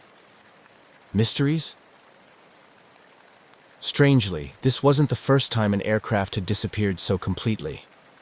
Amelia Earhart's disappearance in 1937 had left the world wondering for decades. Flight 19's loss in the Bermuda Triangle, 1945, still defied explanation. Even Malaysia Airlines Flight MH370, 2014, which vanished in modern times with all the world's tracking technology, still had major unanswered questions. Could the Boeing 727 disappearance be part of this long history of unsolved aviation mysteries? Or was it something entirely different, a theft or hijacking that simply succeeded? A final dead end. By 2004, the case had all but stalled. No governments reported the 727 landing in their jurisdiction. No wreckage surfaced. No black market parts were linked back to the missing aircraft. And most unsettling of all, Padilla and Mutantu were never heard from again. Their families never received closure. No remains were found. No records indicated they had started new lives under different identities. It was as if they had been erased. Even today, aviation experts still debate what happened that night in Angola. Was this a carefully planned operation, an accident that spiraled out of control, or something even stranger? No one knows for sure. And until someone, somewhere, finds that missing Boeing 727, the mystery will remain unsolved. In the quiet expanse of the Australian skies, where the vast blue meets the endless horizon, flying was more than just transportation. It was a profound expression of freedom. For 20-year-old Frederick Valentich, it was also a gateway to a future he dreamed of, one that combined his passion for aviation with a youthful fascination for the unknown, particularly his keen interest in unidentified flying objects. Frederick was not just an ordinary young man with a hobby. He was an ambitious pilot, albeit relatively inexperienced, with about 150 hours of flying time logged, a significant portion of which was solo. He was serious about turning his passion into a profession, aiming to qualify as a commercial pilot. However, his journey was marked by both enthusiasm and a few instances of overconfidence, as noted by his instructors and peers. Despite these minor setbacks, his commitment to flying was unwavering, driven by a deep-seated love for the skies. On October 21, 1978, Valentich prepared for a routine flight that was anything but ordinary. His plan was to fly from Moorabbin Airport in Victoria to King Island, a simple stretch across the Bass Strait. The purpose of the trip was partly practical. He was tasked with picking up some friends, and partly personal, a chance to log more flight hours under his belt. The weather that day was favorable, and everything seemed poised for a smooth journey. As he performed his pre-flight checks, Valentich's demeanor was calm and collected. Those who saw him that afternoon reported nothing out of the ordinary. He filed his flight plan, noting his route, expected time of arrival, and other standard details. The flight to King Island was supposed to be a straightforward one, with clear skies and gentle winds. But what transpired over the next few hours would turn this routine flight into one of Australia's most enduring mysteries. The aircraft Frederick chose for this flight was a single-engine Cessna 182, a reliable model known for its sturdy handling and forgiving nature in flight, qualities that made it a favorite among training schools and private pilots alike. This particular Cessna, however, was about to become famous not for its performance, but for its mysterious and sudden disappearance. With everything in order, Valentich took off from Moorabbin at approximately 6:19 p.m. The initial phase of the flight proceeded without incident. Valentich maintained regular contact with air traffic control, providing routine updates on his position as he crossed the coastline and headed out over the open water of the Bass Strait. However, as he neared the halfway point of his journey, his communications took a strange turn. He reported encountering another aircraft, which he described as exceedingly unusual in appearance. According to transcripts of his radio communications, Valentich was initially curious, then increasingly perturbed. He described the other craft as moving at high speed, and it seemed to toy with his Cessna, appearing overhead, then vanishing only to reappear from different angles. His descriptions grew more frantic, his voice tinged with confusion and alarm. Frederick's fascination with UFOs was well known among his circle. He often spoke of them not as mere science fiction, but as a genuine interest, fueled by a string of recent sightings reported across Australia. This context turned his flight into a narrative ripe for speculation and wonder, as he was now seemingly living his worst, or perhaps most thrilling, scenario. His last transmission was the most harrowing. "It is hovering, and it is not an aircraft," he reported. These words would be the last anyone would hear from Frederick Valentich. Moments later, the radio link crackled into static, and silence took over. Back at Moorabbin Airport, confusion reigned. Air traffic controllers scrambled to re-establish contact, but to no avail. As the minutes turned into hours, concern grew. Search and rescue operations were soon underway, marking the start of an extensive search that would captivate and mystify the world. Frederick Valentich's disappearance raised numerous questions. What did he see in the sky that evening? Was it a misinterpretation, or had he encountered something truly unexplainable? These questions haunted the investigation, and would soon elevate the incident from a mere missing person case to a legend discussed and debated by aviators and UFO enthusiasts alike. Frederick Valentich's departure from Moorabbin Airport had been routine. The engines of his Cessna 182 hummed smoothly as he ascended into the early evening sky, leaving the familiar landscape of Victoria behind. His flight plan was straightforward: head southwest towards King Island, a speck of land nestled in the Bass Strait between Australia and Tasmania. It was a flight path he had considered carefully, suited to his experience level and the Cessna's capabilities.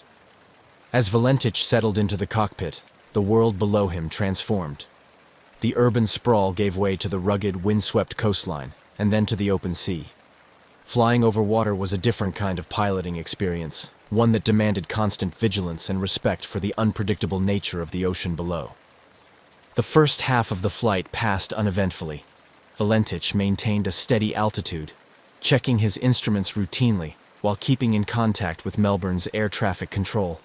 He reported his position methodically, confirming his progress and ensuring he was on track. The communication was standard procedure, a lifeline to the ground and a record of his journey's progress.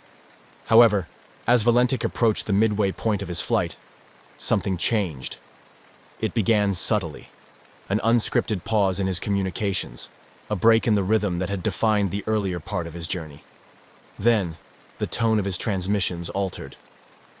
He contacted Melbourne Air Traffic Control with an unexpected report. He was not alone in the sky. Valentich's voice, usually calm and collected, carried a note of confusion as he described the other aircraft. It was, he reported, an unusual sight, faster than his Cessna and far more agile. The aircraft appeared to be playing a strange game, moving at high speed, ascending past him only to suddenly appear on a different side. Each report Valentich made grew more alarmed. The craft seemed to toy with him, darting in and out of his field of vision with baffling ease. As he tried to make sense of what he was seeing, Valentich continued to describe the aircraft's maneuvers to air traffic control. His descriptions were punctuated with attempts to identify the type of aircraft, but none fit. It wasn't behaving like any conventional airplane he knew. It didn't seem to adhere to the physical limitations of human-made aircraft. The situation escalated as Valentich reported that the aircraft had approached much closer. It hovered overhead, its movements unlike anything he had encountered before. This proximity allowed him to provide more detail about its appearance. It seemed to be metallic, shiny, and was emitting a green light. His voice conveyed a mixture of awe and distress. The aircraft's behavior and capabilities were unlike anything he had studied or heard about. This part of the flight, marked by these bizarre encounters, was critical. Valentich's focus shifted from navigation to dealing with the unexpected presence. Each transmission to Melbourne became more urgent, his sentences clipped as he struggled to maintain composure and control over his aircraft. The exchange reached a climax when Valentich expressed something more than surprise or confusion. There was a palpable tension in his voice. "It is hovering, and it is not an aircraft," he stated firmly, the final words that painted a picture of something beyond ordinary understanding. Then, just as suddenly as it had begun, the communication cut off. The line went dead, leaving only static in its wake. Melbourne Air Traffic Control frantically called out to Valentich, seeking clarification, any response to indicate that he was still there. But there was nothing, only the haunting silence of an open channel with no reply. The disappearance of Frederick Valentich had begun as an ordinary flight, a young pilot in pursuit of hours and experience. But as the sun set over the Bass Strait that evening, it turned into something entirely different, a mystery that would echo through the annals of aviation history. After the chilling final transmission from Frederick Valentich, the atmosphere in Melbourne's Air Traffic Control Centre shifted from routine oversight to acute crisis management. The young pilot's last report, unsettling in its content and abrupt in its conclusion, spurred immediate action from the concerned controllers. Valentich had been clear, albeit deeply troubled, in his last communication. He described an object hovering above him, which he distinctly stated was not an aircraft. His words were marked by a firmness that suggested he was seeing something extraordinary, something that defied his understanding as a pilot. The silence that followed his final transmission was ominous, turning the routine tracking of a small aircraft into a potential search and rescue operation. With no further contact from Valentich, the controllers wasted no time in deploying standard emergency protocols.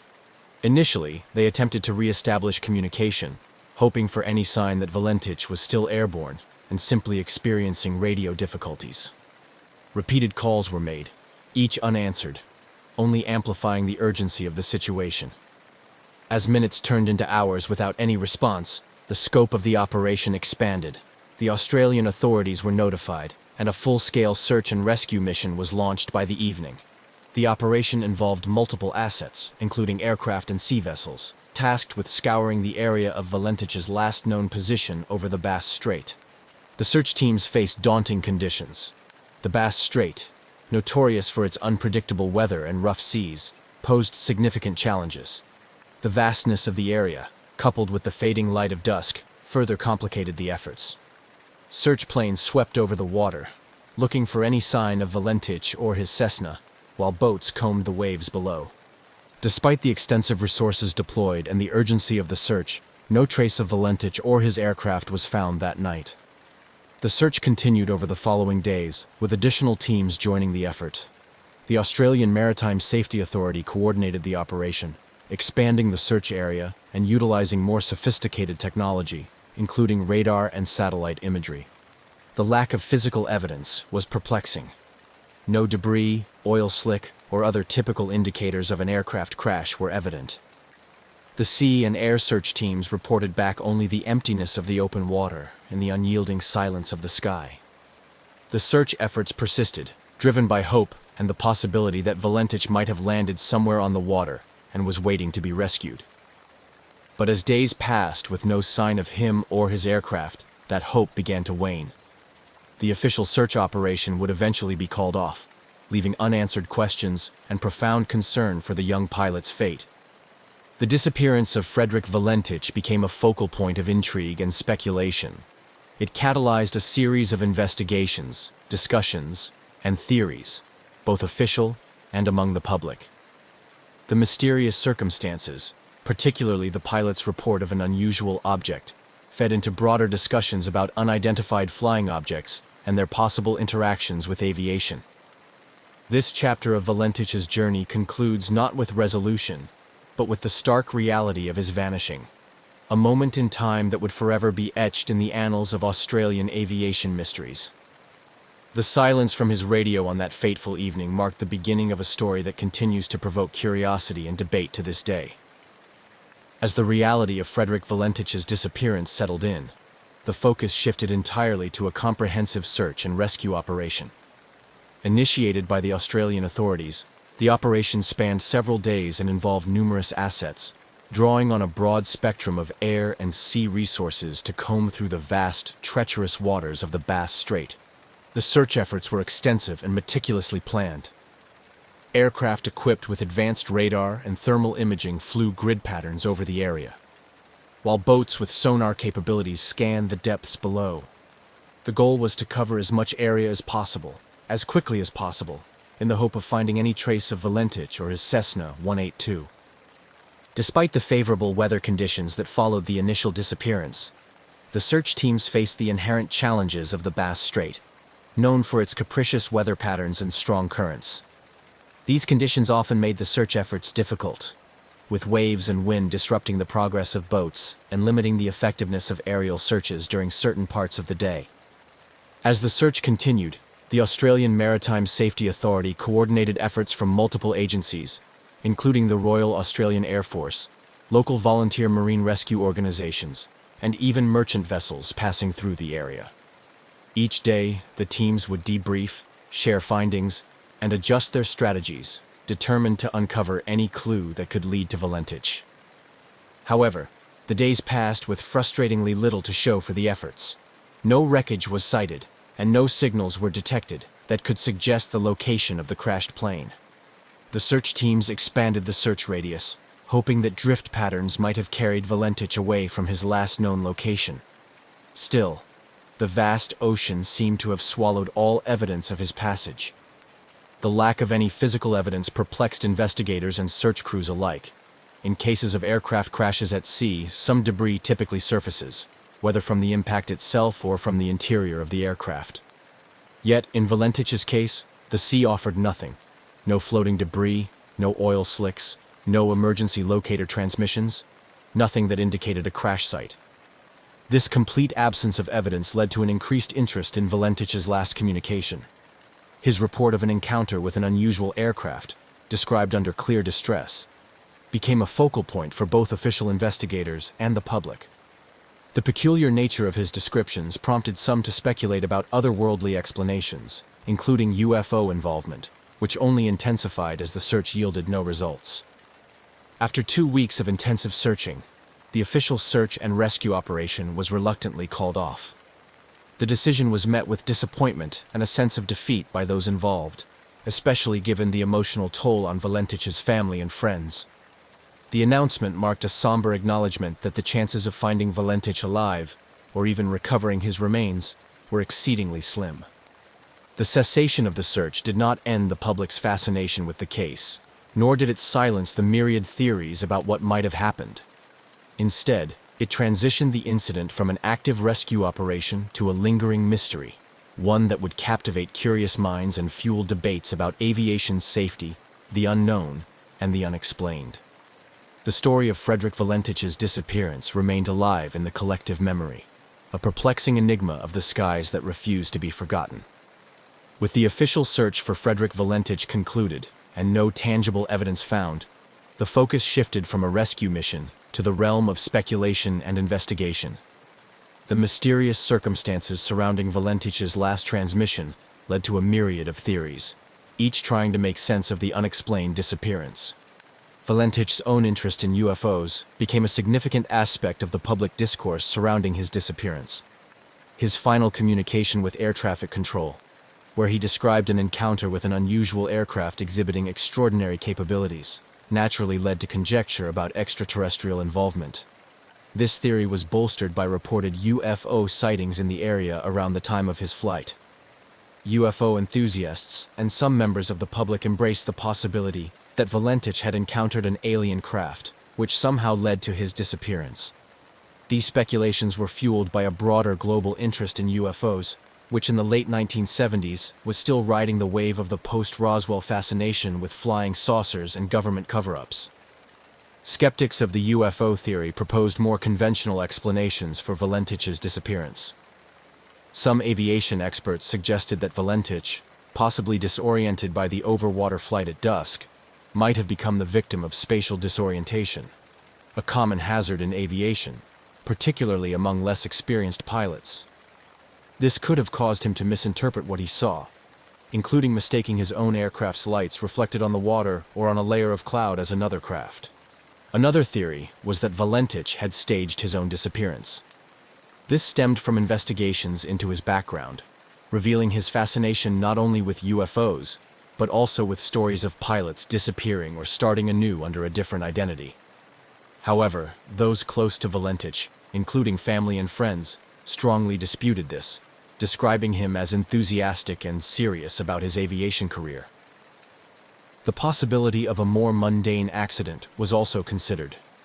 Some speculated that Valentich's aircraft might have suffered a mechanical failure, or that he might have crashed into the sea after running out of fuel. However, the lack of debris and the absence of an oil slick on the water made this scenario seem unlikely unless the aircraft had sunk intact, a rare occurrence given the expected breakup on impact. The absence of hard evidence meant that no conclusive determination could be made. The Australian Department of Transport conducted an investigation, but its findings were inconclusive, citing a lack of sufficient information to reach a definitive explanation. The mystery of Valentich's disappearance had a lasting impact on aviation in Australia, leading to increased safety protocols and more rigorous training for pilots flying over water. The case also continued to be a topic of academic and investigative interest. Researchers and documentary filmmakers periodically revisited the story, each bringing new technology and theories to bear in the hope of uncovering new information, or perhaps one day finding physical evidence that could bring closure to the case. The Valentich disappearance remains a compelling story, not just for those involved in aviation and UFO studies, but for anyone intrigued by human interaction with the unknown. It serves as a cautionary tale about the limits of human perception and the mysteries that can arise when the familiar intersects with the unexplainable. As the years passed, the disappearance of Frederick Valentich continued to resonate not just within the aviation and UFO enthusiast communities, but also among the wider public as a compelling mystery of the unknown. The lack of closure and definitive evidence has kept the case alive in the form of books, documentaries, and continued discussions in various forums. Here, we examine the legacy and ongoing interest surrounding Valentich's mysterious flight. Frederick Valentich's case has become a cornerstone discussion in both aviation safety and UFO circles. For aviation professionals, it serves as a stark reminder of the dangers of potential disorientation and the vital importance of maintaining situational awareness, especially when flying over large bodies of water. The incident has been used in training seminars to educate pilots about the psychological and physical effects of flying under stressful conditions and the potential for misinterpreting visual cues in the vast and featureless landscapes like the sea. In the realm of UFO research, Valentich's disappearance is often cited as one of the most intriguing cases due to the pilot's own reported sightings and the circumstances of his last transmission. It continues to fuel debates about the possibility of otherworldly encounters, and has become a part of UFO lore, frequently referenced at conferences and in literature discussing human interactions with supposed extraterrestrial vehicles. New developments occasionally reignite interest in the Valentich disappearance. Advances in technology, such as satellite imagery and improved sonar capabilities, have prompted new searches in the Bass Strait and surrounding areas. Though these efforts have not yet produced any concrete results, they maintain public interest and hope that new evidence may eventually surface. Interest is also kept alive by the media, with periodic retrospectives and updates on the case. These often coincide with anniversaries of the event, drawing new attention from those previously unaware of Valentich's story. Each wave of interest encourages fresh looks at the available data, sometimes bringing new theories to light or re-examining old ones with new technology or methodologies. Researchers and theorists continue to explore less conventional explanations, driven both by the strange details of Valentich's last reported observations and by the absence of physical evidence. Discussions often involve the exploration of what an encounter with an advanced unknown technology might entail, and how it could lead to the disappearance of an aircraft without a trace. Such speculations delve into the limits of current human understanding of physics and technology, proposing scenarios where conventional retrieval and detection methods might fail. The Valentich case has also had a significant cultural impact, inspiring segments of films, television series, and literature. These portrayals explore the human aspect of the mystery, emphasizing the emotional and psychological effects on those involved, particularly Valentich's family and friends. They also examine the broader implications of a society grappling with phenomena that it cannot easily explain through current scientific understanding. The legacy of Frederick Valentich is a complex tapestry woven from threads of mystery, tragedy, and the unyielding human quest for answers. While the truth behind his disappearance may never be fully uncovered, the story continues to intrigue and inspire. It serves as a reminder of our perpetual fascination with the sky and what lies beyond, as well as the profound and sometimes haunting unknowns that remain in our own world. As long as the mystery remains unsolved, the legend of Valentich's flight will continue to captivate imaginations and stimulate curiosity across generations. In commercial aviation, few places in the world are as busy and precisely controlled as the skies above Los Angeles International Airport.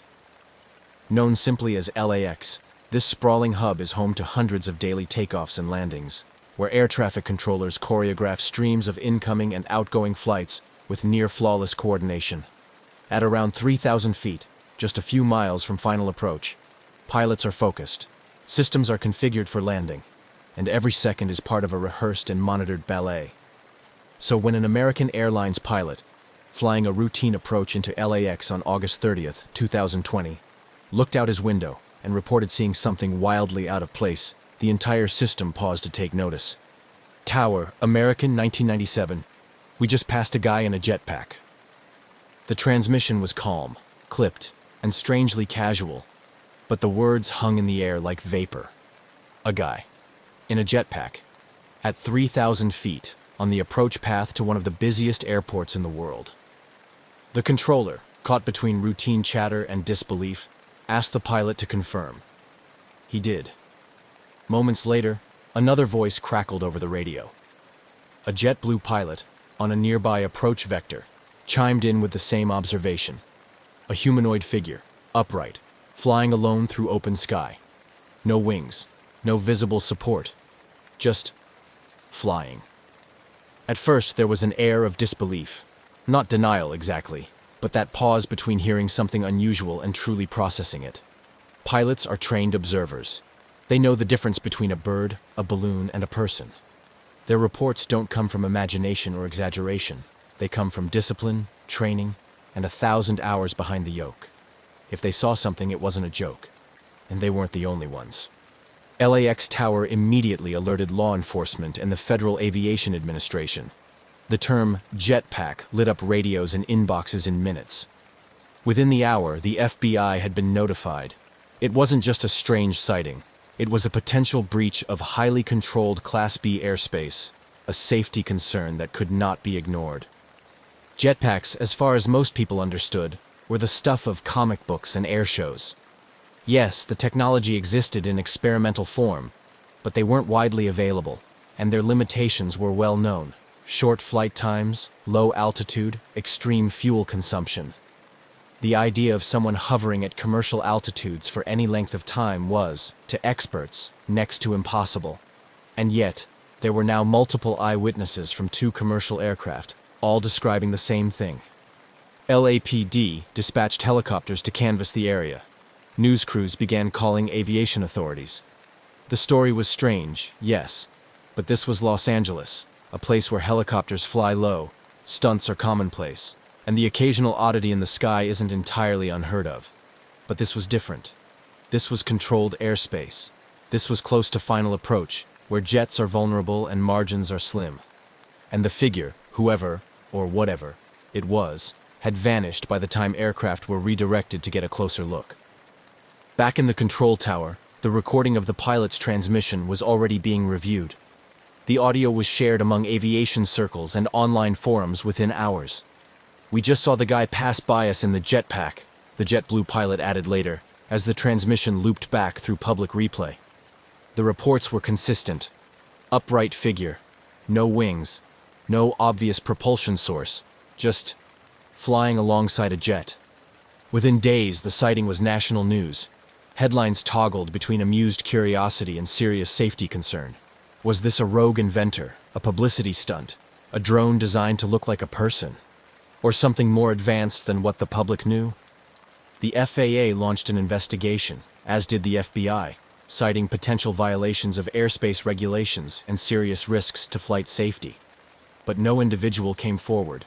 No known jetpack test flight had been scheduled or cleared in the region, and no wreckage, equipment, or follow-up sighting was found that day. The skies above LAX returned to normal, but the radar logs now included a gap, a moment when something unexplainable shared airspace with a Boeing 737.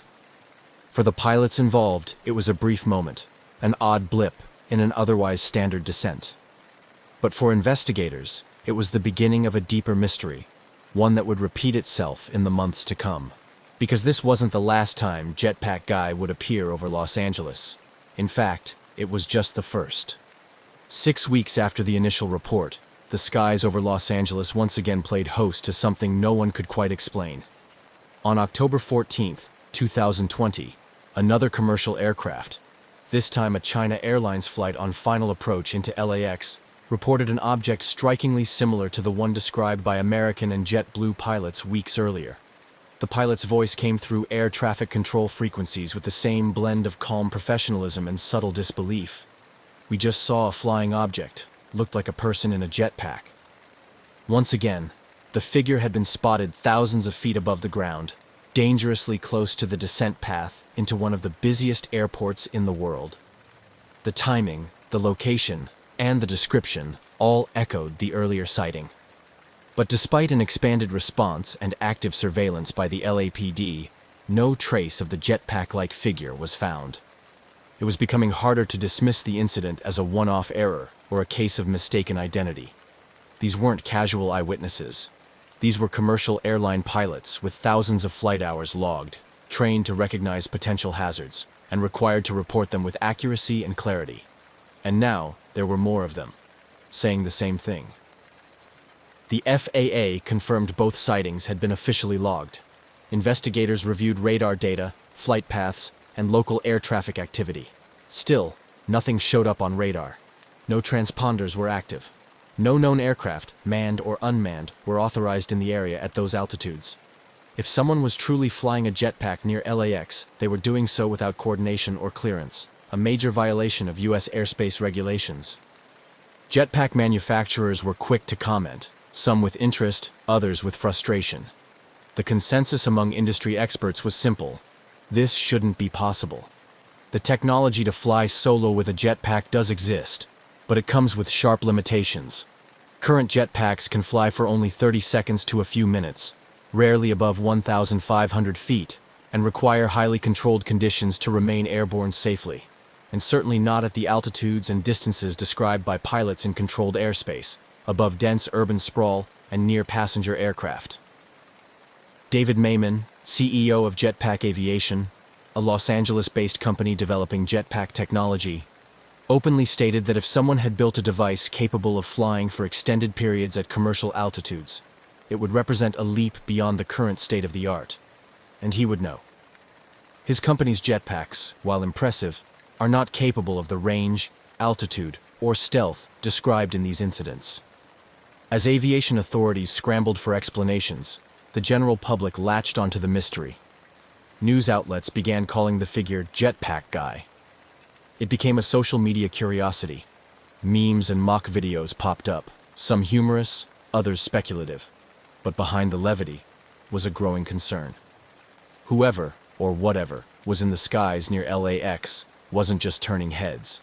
They were entering protected airspace, putting aircraft, passengers, and crews at risk. By November, the FAA and FBI had launched a joint investigation. Every agency with a stake in aviation safety was now watching closely.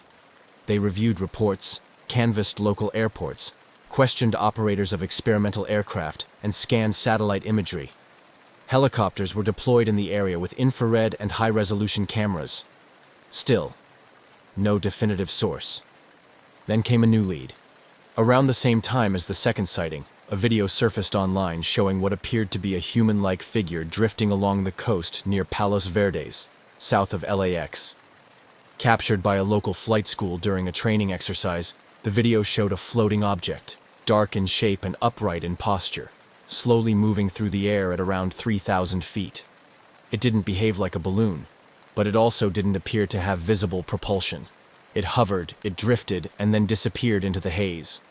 The footage deepened the mystery. Was this the same entity spotted by commercial pilots? Was it a drone made to resemble a person, perhaps even with a mannequin attached? Or was this simply a case of optical illusion, a stray object caught in the right light, seen from the wrong angle? Speculation began to stretch. Some experts suggested a sophisticated drone, possibly a hobbyist project gone too far. Others floated the idea of an elaborate hoax, though how such a prank could evade multiple radar systems and fly alongside aircraft without consequence remained unanswered. What was certain, however, was that this wasn't going away. LAX controllers continued to warn pilots to report any unusual aerial activity, and pilots, now aware of the prior sightings, were watching more closely. It wasn't a question of whether the jetpack guy would return. It was a question of when, and what, if anything, would be waiting for him on the ground. By early 2021, the jetpack guy had evolved from an aviation oddity into a full-blown mystery.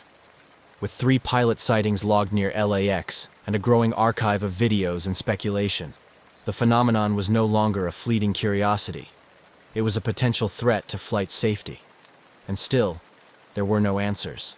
No individual had come forward, no jetpack had been recovered, and no government agency could confirm what, exactly, was moving through controlled airspace, undetected and untraced. The Federal Aviation Administration and the FBI remained at the helm of the investigation, but their updates became increasingly scarce. The absence of solid leads was baffling.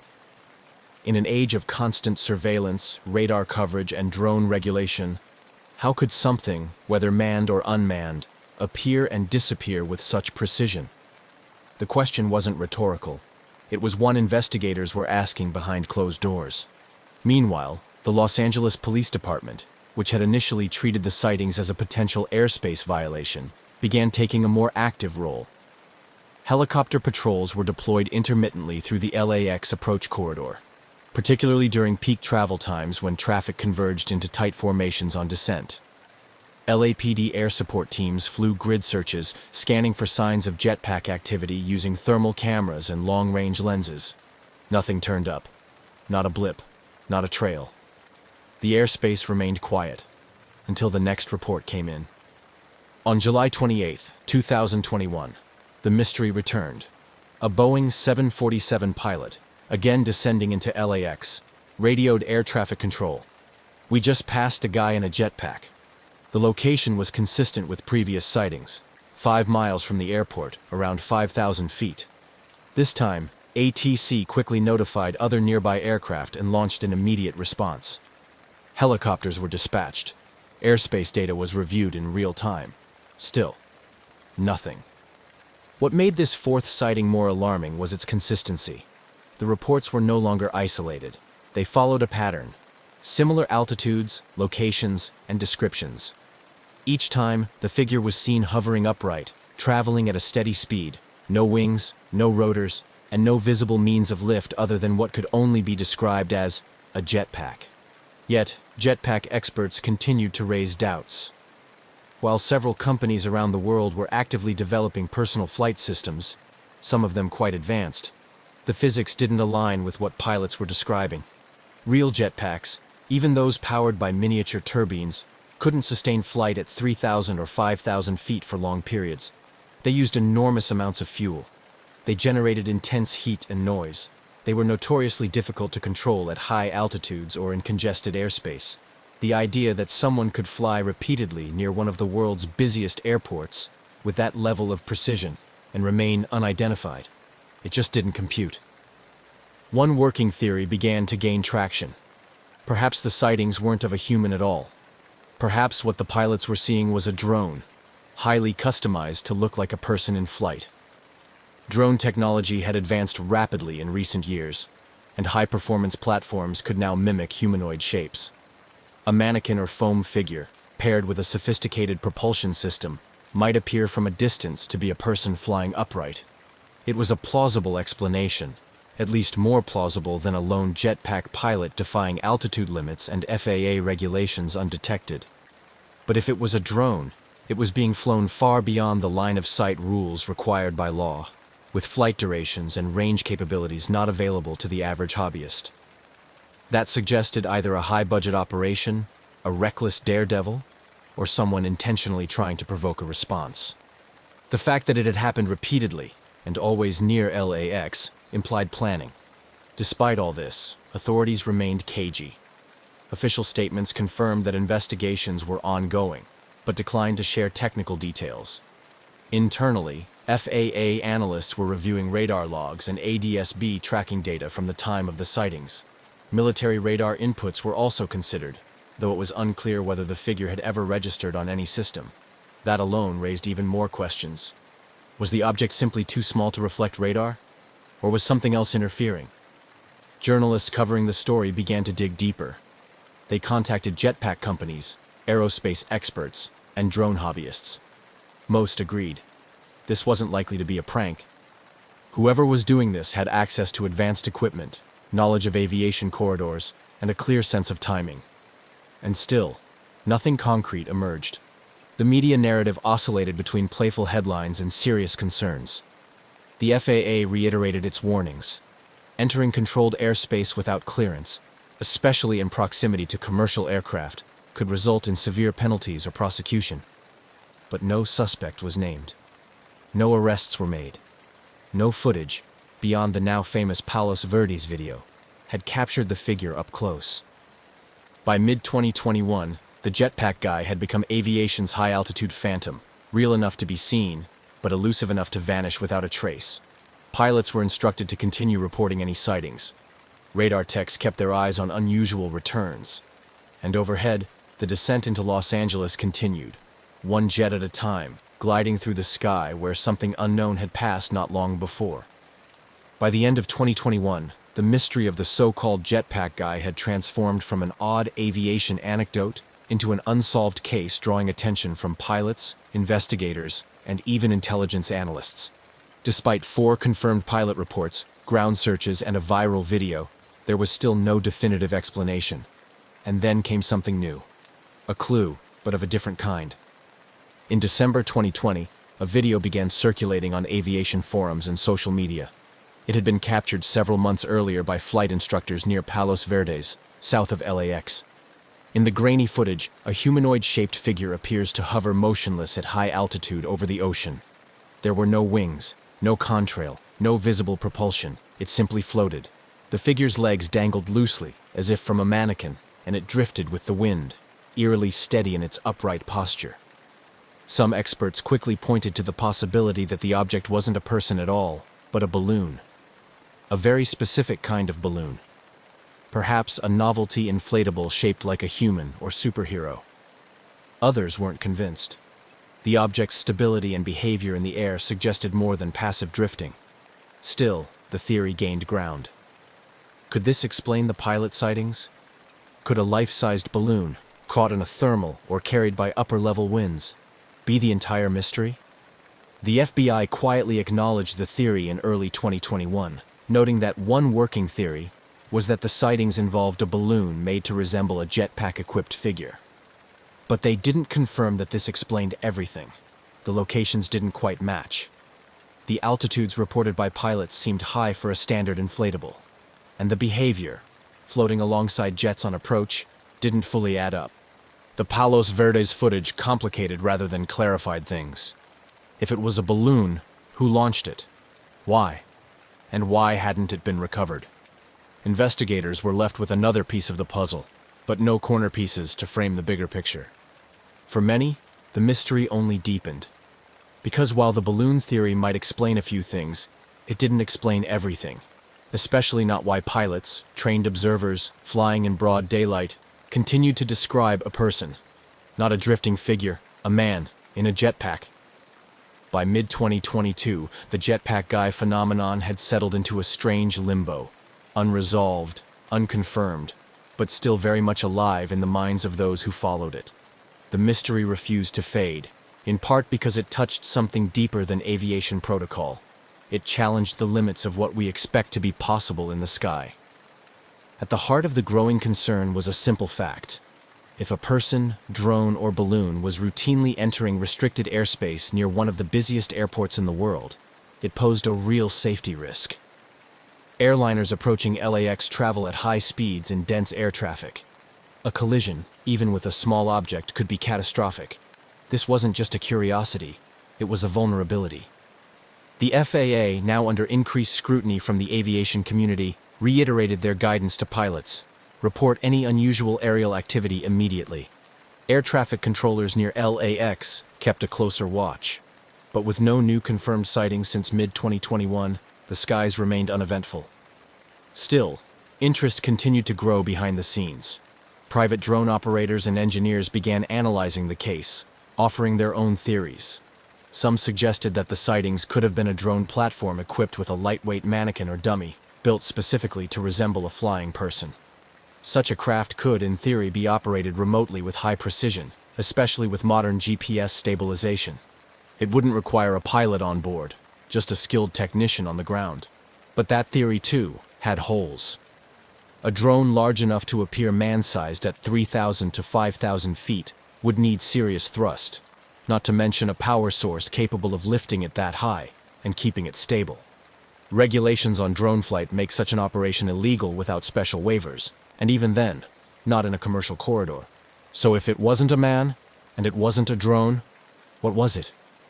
Even among the most grounded investigators, the question remained open. Every technical explanation seemed to solve one part of the puzzle, but created new questions elsewhere. And through it all, the mystery persisted. A silent figure in the sky, appearing where no one should be, then vanishing without a trace. As the investigation into the jetpack guy sightings dragged on without resolution, a quiet frustration began to set in. Aviation authorities were running out of conventional explanations. And while the media had largely moved on, pilots, engineers, and a growing community of amateur sleuths continued to pull at the thread. By now, two dominant theories had emerged, each compelling, each flawed. The first was the drone theory, that someone had built or modified a drone to look like a human in a jetpack, perhaps using foam, a mannequin, or lightweight materials. It would explain the upright posture, the lack of wings, and the controlled movement. But it didn't account for the altitude or the extended flight time. Most drones, even high-end custom builds, struggle to reach the heights reported, let alone hover stably there while being mistaken for a person. The second theory was the balloon explanation.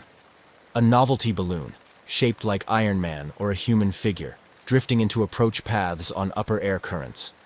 A few of these had been known to cause confusion before, mistaken for UFOs or strange objects at a distance. And unlike drones or jetpacks, balloons require no power source, no pilot, no effort. But again, the details didn't fit perfectly. The reported behavior by pilots, flying parallel to aircraft, maintaining altitude, showing no signs of uncontrolled drift, wasn't typical of a balloon at all. And then, there were the radar returns, or lack thereof. Despite the sightings being in tightly monitored airspace, none of the figures were ever confirmed by ground radar or air traffic control systems. Not once. No transponder signal, no visible target. Just trained pilots calling out what they saw, then watching it vanish.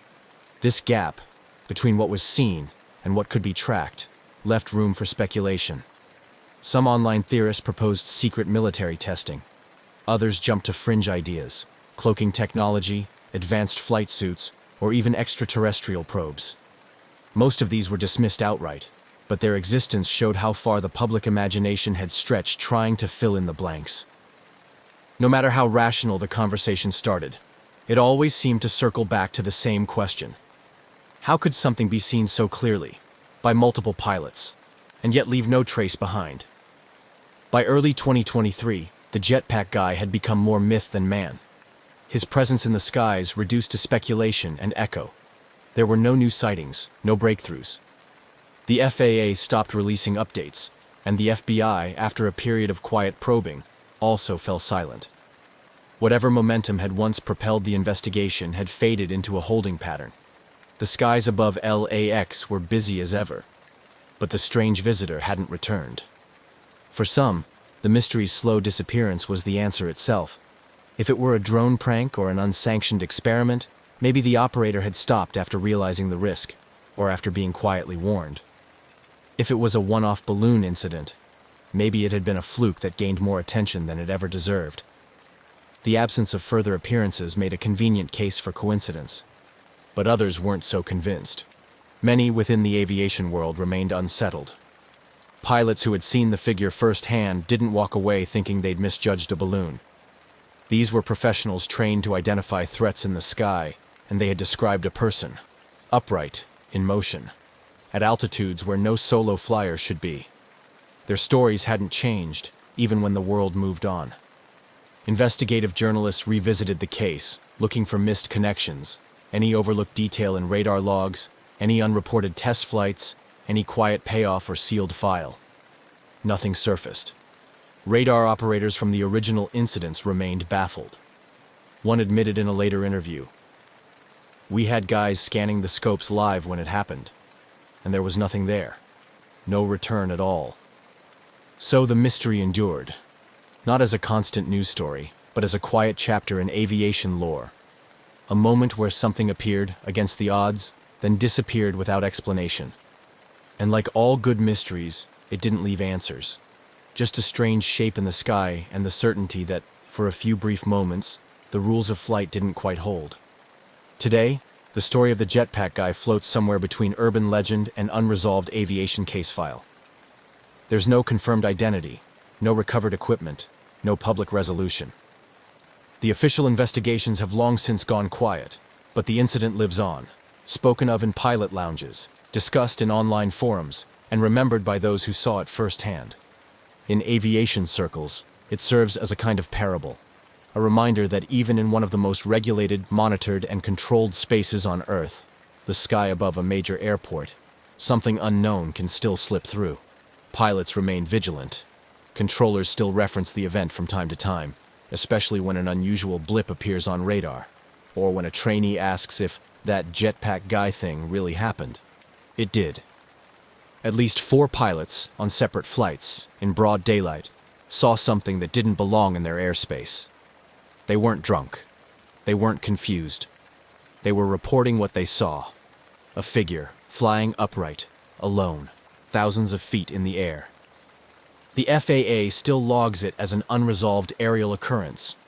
The FBI, when pressed, simply refers to the case as open, but inactive.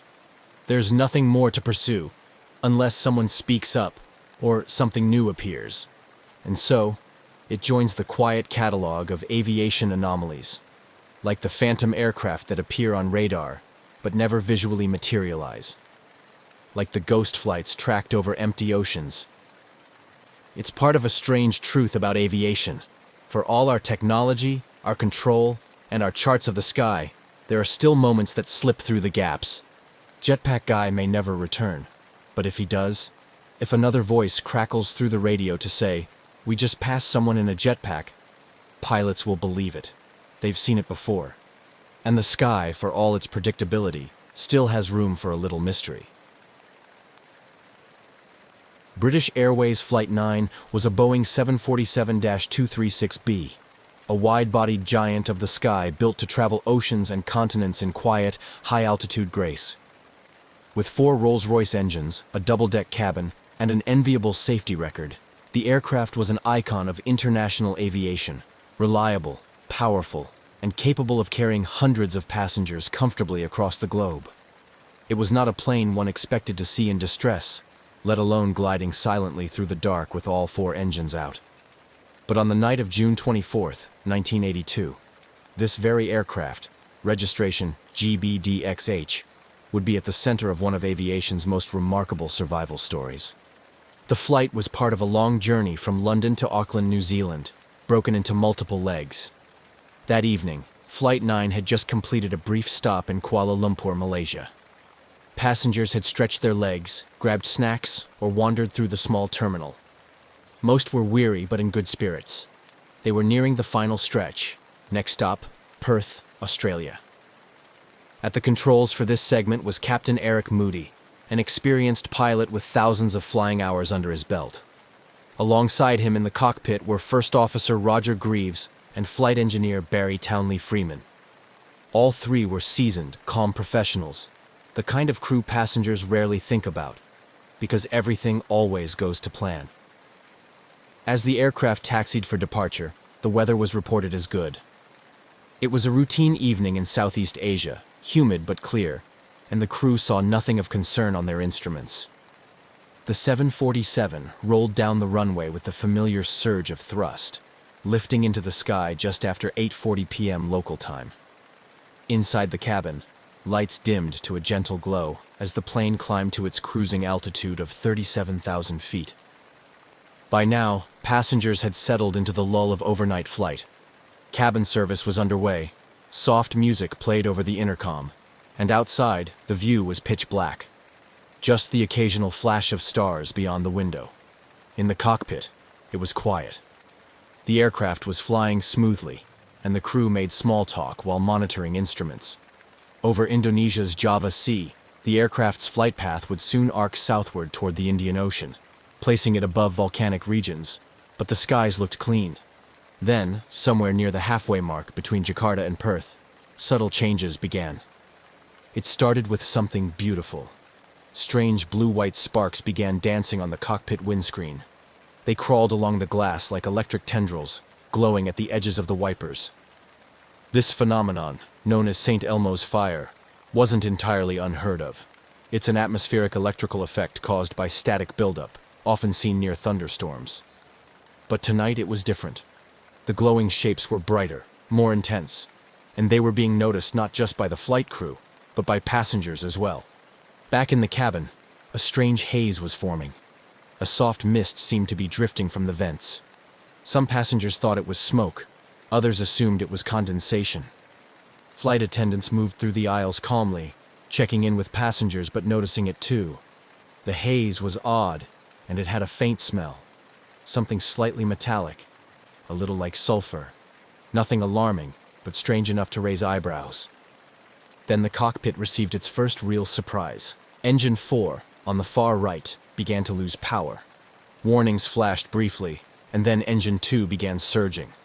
Within seconds, both Engine 1 and Engine 3 began spooling down. The noise in the cabin changed from the steady hum of jet thrust to something quieter, almost unsettling. And then the unimaginable happened. All 4 engines failed. For a moment, the silence was total. No engine roar.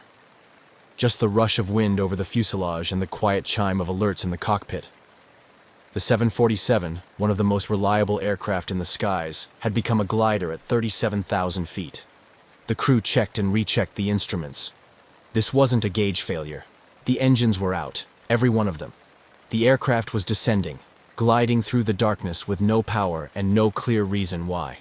It was then that Captain Moody did something extraordinary in its calmness. He picked up the cabin PA and addressed the 263 passengers on board with the now famous words, "Ladies and gentlemen, this is your captain speaking. We have a small problem. All 4 engines have stopped. We are doing our utmost to get them going again. I trust you are not in too much distress." It was a voice steady as steel, offering not false reassurance, but controlled clarity. Passengers looked around at each other, confused. A few gasped. Others thought it was a joke. But the flight attendants, trained for moments exactly like this, moved swiftly. They checked seatbelts. They steadied their voices. They reminded people that the plane could glide for a long distance. And up front, the crew began preparing for a descent with no engine power and no certainty about what lay ahead. Outside, the night was clear, but the sky wasn't empty. Not that anyone could see it yet.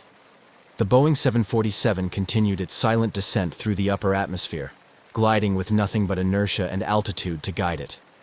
In the cockpit, Captain Eric Moody and his crew worked through emergency checklists with quiet urgency, their training sharp, but their situation unprecedented.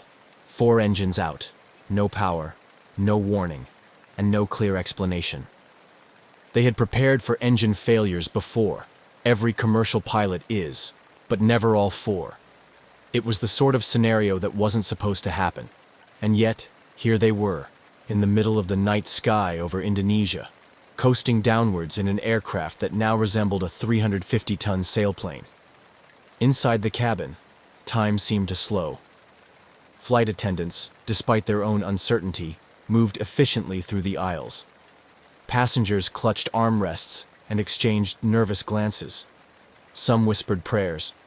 Others stared out the windows into the black void. There was no screaming, no chaos, just a steady hum of confusion and unease. The mist in the cabin was still there, faintly glowing in the dim lighting. A few passengers noted an unusual brightness around the wings, like a soft, unearthly halo. This was no ordinary turbulence. Something had happened, something environmental, and completely unexpected. The crew still didn't know the source, but they were beginning to suspect it wasn't mechanical in the usual sense. As the aircraft descended past 30,000 feet, a critical clock began ticking. Oxygen. At cruising altitudes, passengers and crew need supplemental oxygen to stay conscious.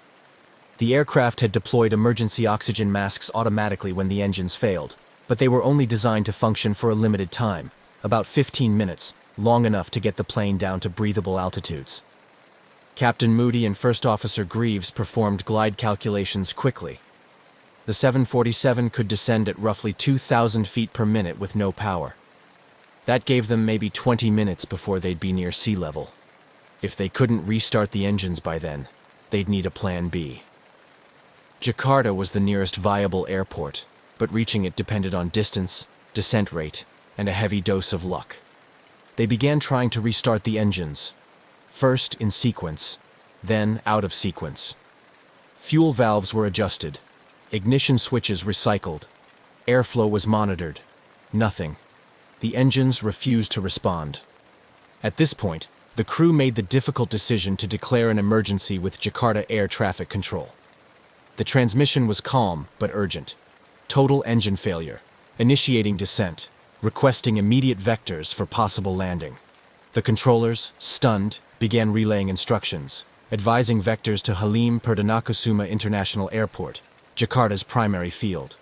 What no one in the aircraft knew was that they were flying directly through a dense, invisible ash cloud, part of a massive plume released hours earlier by Mount Galunggung, a volcano in West Java that had erupted without warning. Volcanic ash doesn't show up on traditional weather radar, and it doesn't look like a thunderstorm cloud from the outside. It's dry, fine, and composed of glass-like particles that can sandblast a windshield and choke jet engines. The volcanic ash had entered all 4 of the 747's engines, melting internally at high temperature, coating turbine blades, and then solidifying as it cooled. The engines had essentially suffocated, starved of clean air and jammed by glass dust. And because this phenomenon was not widely understood at the time, the crew had no idea what they were up against. Still descending, they passed through 25,000 feet, then 20,000. The lights flickered, the silence remained, and then something changed. Engine 4, on the far right, gave a cough, then a rumble, and then, against every odd, it restarted. The cockpit came alive with energy. If one engine could be revived, so could the others. Restart procedures were repeated immediately. Moments later, Engine 3 sputtered to life, then Engine 1. Within another minute, Engine 2 followed. All 4 engines were back, but celebration was premature. The engines had only come back online after the plane had descended beneath the ash cloud.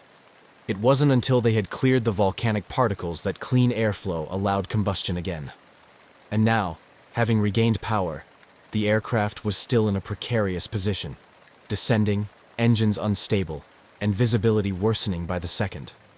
The windshields, now coated with a layer of ash and microscopic debris, had been rendered nearly opaque. The crew could barely see forward. Forward lighting produced a milky white glare on the glass, like headlights in a foggy snowstorm. The approach to Jakarta would have to be managed not by sight, but by instruments, and by looking through the tiny clear strips on the side windows where the wipers had kept the view somewhat unobstructed. Passengers, meanwhile, hadn't fully grasped what had just happened. The engines had fallen silent and returned without fanfare. Most remained in a quiet daze, holding tightly to the armrests, oxygen masks dangling now, unsure of whether the danger had passed or only just begun. The crew adjusted altitude, stabilized speed, and turned toward Jakarta. The flight, once a simple overnight leg, had now become a race against further ash exposure, fuel calculations, and a difficult approach into an unfamiliar airport. With limited visibility, potential engine damage, and 263 lives in the balance. British Airways Flight 9 was no longer a glider, but it wasn't out of danger. As the crew steadied the now breathing engines and recalibrated their approach toward Jakarta, the stress inside the cockpit remained razor-sharp. The 747 had dropped from 37,000 feet to below 13,000 during the terrifying engine-out glide. With the engines back online, they were climbing slightly to maintain safe maneuvering altitude, but none of the 4 power plants could be trusted yet. Captain Eric Moody, calm as ever, knew the aircraft had passed through something dangerous. Volcanic ash still wasn't even on the flight crew's radar, literally and figuratively. But the damage it had caused was evident in every system readout. The engines were now operational, but only just. And the flight deck's view of the outside world was a ghostly blur. The front windscreen, once a clear panel offering visibility for miles, was now frosted with a fine, gritty residue, etched by the abrasive glass particles of volcanic ash. Headlights reflected off it in a white, opaque haze. From the captain's seat, forward visibility was next to nothing. They could see a little more through the outer side windows, where the wipers had pushed away enough ash to form narrow slits of clarity. But the view directly ahead was like staring into a lit fog. Instrument flight rules, IFR, would have to carry them through the landing. That meant relying entirely on gauges, sensors, radio beacons, and air traffic control guidance. It wasn't uncommon in bad weather or fog, but this was different. The ash damage added an unpredictable element to everything. From airspeed indicators to engine temperature readings, everything had to be double-checked. Meanwhile, back in the cabin, the atmosphere was a mix of subdued tension and whispered relief. The engine's return brought a noticeable change in sound, and with it, a flicker of hope. But no announcement had yet come explaining what had happened. The flight attendants, trained for every possible scenario, kept the passengers calm with measured voices and quick, practiced movements. They offered reassurances, collected used oxygen masks, and quietly passed information back to the cockpit. Then came the announcement. Captain Moody's voice crackled over the intercom, deliberate, composed, and unmistakably British. He informed the passengers that all 4 engines had temporarily failed, and that the aircraft had descended to a lower altitude before successfully restarting them. He offered no dramatics, no guesswork, just facts. He ended with a line that would later be remembered by those on board for its surreal restraint. "We trust you are not in too much distress." The tone of the announcement left many passengers blinking in disbelief. The word temporarily didn't seem to carry the gravity of what they'd just endured. But Moody's cool demeanor had its effect. Panic never truly took hold. Instead, there was a strange kind of stillness, the calm that follows when people realize they're part of something far bigger than themselves, but are being led by someone who won't let go of the wheel. Below them, the lights of Jakarta began to come into view, dim through the smeared glass of the side windows. The aircraft had been cleared for approach to Halim Perdanakusuma International Airport, a military civilian facility with a long enough runway for a wide-bodied 747. But this was no ordinary landing. With forward vision compromised and concerns still hanging over the engine's reliability, the crew approached the descent with surgical precision. The autopilot assisted in keeping their trajectory clean, while instruments guided them along the glide path. They flew almost blind, save for those narrow bands of semi-clear vision and the glowing instruments inside the flight deck. As they neared 6,000 feet, small sparks danced along the wing edges again. St. Elmo's fire, the same eerie electrical phenomenon from earlier. It was a reminder they might not be entirely clear of the ash cloud yet. The atmosphere remained unpredictable. Any moment, an engine could surge or fail again. The crew made final landing checks. Landing gear down, flaps extended, speed adjusted, altitude descending. Through the side window, Moody could just make out the lights of the runway, but he would need help lining up. First Officer Greaves leaned to his side to aid with visuals, while Flight Engineer Townley Freeman monitored the engine's delicate parameters. It was a cockpit ballet, each man doing his part, trusting the others, moving in rhythm through one of the most demanding approaches in their flying careers. As the runway drew closer, there was no drama in the cabin, no countdown, no fanfare. Just the familiar pitch change as the aircraft flared, then the heavy thud of wheels touching down. The landing was firm, but smooth. The crowd of flight attendants, quietly gripping seatbacks, began to breathe again. On the tarmac, emergency vehicles rolled forward, unsure of what to expect from this wounded aircraft from the sky. But what they found was extraordinary. The engines were still running. The aircraft was structurally intact, and every one of the 263 passengers had survived. They had done it. They had landed a 747, blind and battered, after gliding through a full engine failure at cruising altitude, and no one on board had been lost. The mystery of what had nearly taken them down was still unresolved, but for now there was ground beneath their feet. The nightmare at 37,000 feet was over. When British Airways Flight 9 came to a complete stop on the runway at Jakarta's Halim Perdanakusuma International Airport, a stillness fell over the aircraft, unlike any other moment in the journey. After hours of tension, a powerless glide from 37,000 feet, and a descent through an obscured sky, the sound of engines idling on solid ground felt surreal. Passengers looked around as if waiting for someone to tell them what had really happened. There was no cheering, no clapping. Just quiet exhalation, a shared disbelief that they had made it. Outside, emergency vehicles swarmed toward the aircraft. Fire crews, medics, and ground personnel moved into position, anticipating anything from engine fires to evacuation procedures. But there were no flames, no smoke, no injuries. The only unusual sight was the state of the 747 itself. The once shining paint on the leading edges of the wings was dulled and scorched. The nose cone was frosted over in an eerie gray film, and the cockpit windows were so sandblasted they looked like frosted bathroom glass, completely opaque from nose to crown. Captain Moody and his crew powered down the engines one by one. The aircraft's long flight had ended not in disaster, but in an emergency landing pulled off with remarkable composure and precision. And yet, none of them fully understood what they had just flown through. As maintenance crews swarmed the aircraft, the extent of the damage began to reveal itself. The engine interiors were lined with ash. Turbine blades had melted and resolidified. Tiny shards of glassy material coated the intakes and ventilation systems. On closer inspection, engineers noticed that the ash wasn't just dust. It was volcanic in nature, composed of sharp, abrasive particles. It had scoured the fuselage, dulled the landing lights, and, more alarmingly, interfered with the engines at a level no one had thought possible. British Airways immediately launched an internal investigation. But as data trickled in from Jakarta, it was clear that the source of the crisis wasn't the aircraft itself. It was the sky.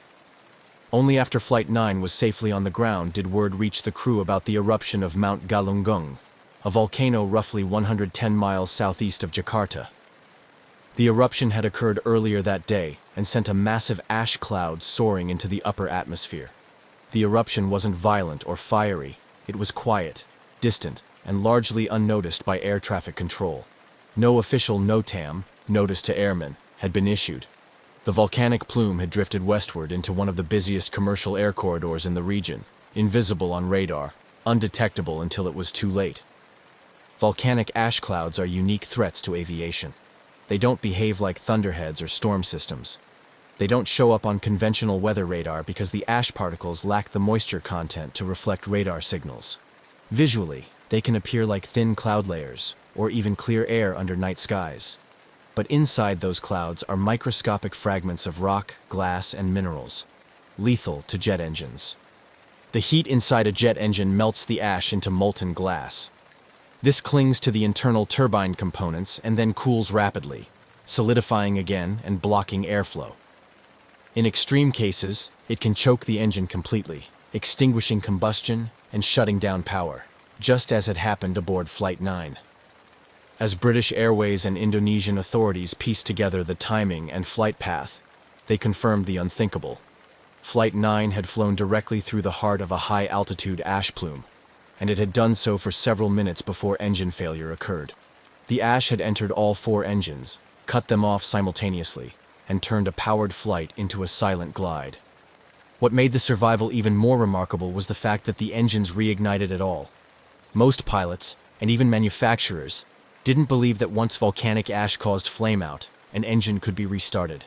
But by descending below the ash cloud, where the air was clearer and denser, the crew had unknowingly given the engines a chance to breathe again. One by one, they had sputtered back to life. The landing was the culmination of this miracle. Flying blind, trusting instruments, managing systems strained to their limits. It was a display not only of engineering resilience but of human focus, coordination, and calm in a scenario for which no training manual could truly prepare. In interviews that followed, Captain Moody was quick to credit his crew, British Airways, and the aircraft itself. He downplayed heroism and emphasized teamwork. But among passengers and aviation professionals alike, the story took on a legendary quality. A 747, brought down by invisible ash, had glided through the dark and landed safely. Every person aboard had walked away. But the questions were just beginning. If ash clouds couldn't be seen or tracked, what protections did future flights have? How could crews be expected to avoid something they couldn't detect? And how many more flights were passing unknowingly through similar dangers? British Airways Flight 9 was no longer just a near disaster. It was a warning. A quiet, smoky wake-up call to the hidden threats of the atmosphere, and one that would change the aviation world forever. In the aftermath of Flight 9's miraculous landing, the magnitude of what had just occurred began to ripple far beyond Jakarta. British Airways, already conducting internal reviews, now found itself part of a growing international concern. What had struck down a 747 mid-flight, without a storm, without mechanical warning, wasn't turbulence, bird strike, or equipment failure. It was something far less understood, and until now, far more underestimated: volcanic ash. The crew of Flight 9, particularly Captain Eric Moody, quickly became the focus of attention, not only because they had saved 263 lives, but because they had flown through an event that few had believed possible. In press interviews, Moody remained characteristically calm and humble. "We're trained for emergencies," he told reporters, but this one was a bit different. A bit different indeed. Volcanic ash had long been known to pose some threat to aircraft, particularly propeller-driven ones at lower altitudes. But what Flight 9 experienced rewrote the narrative entirely. Jet engines, flying at altitudes above 35,000 feet, were supposed to be above most weather hazards. What no one had accounted for was that ash clouds, fine enough to linger invisibly in the atmosphere, could rise that high, and that their effects could be so devastating so quickly. The engineering teams that examined the aircraft back in Jakarta and later in London were astonished at the damage. All 4 engines had suffered severe erosion to their turbine blades. The combustion chambers were coated in a gritty glaze, molten ash that had fused with metal at high temperature before solidifying mid-process. Portions of the fuselage and wing-leading edges were scraped raw, with paint stripped and sensor covers pitted.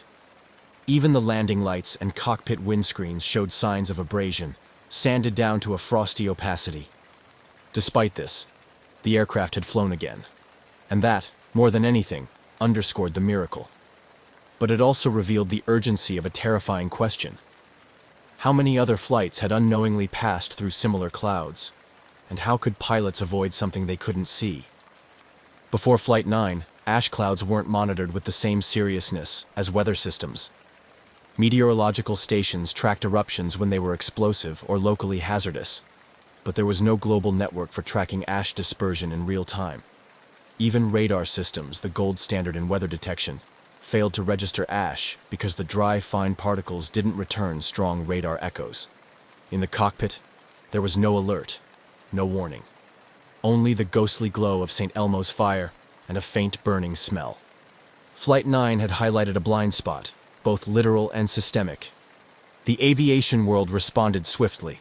Within weeks, international aviation bodies, including the International Civil Aviation Organization, ICAO, and major weather agencies, convened emergency meetings. Volcanologists were brought in. Ash behavior at altitude was analyzed. Flight 9 had shown that a jet could lose all engines at once, and that a modern aircraft, even one as large and robust as a 747, was not immune to a silent hazard lurking in plain air. New protocols were drafted. Airlines began training pilots to recognize early symptoms of ash encounters: the sudden static discharge, unusual smells, engine surging, and forward visibility loss. Emergency checklists were updated.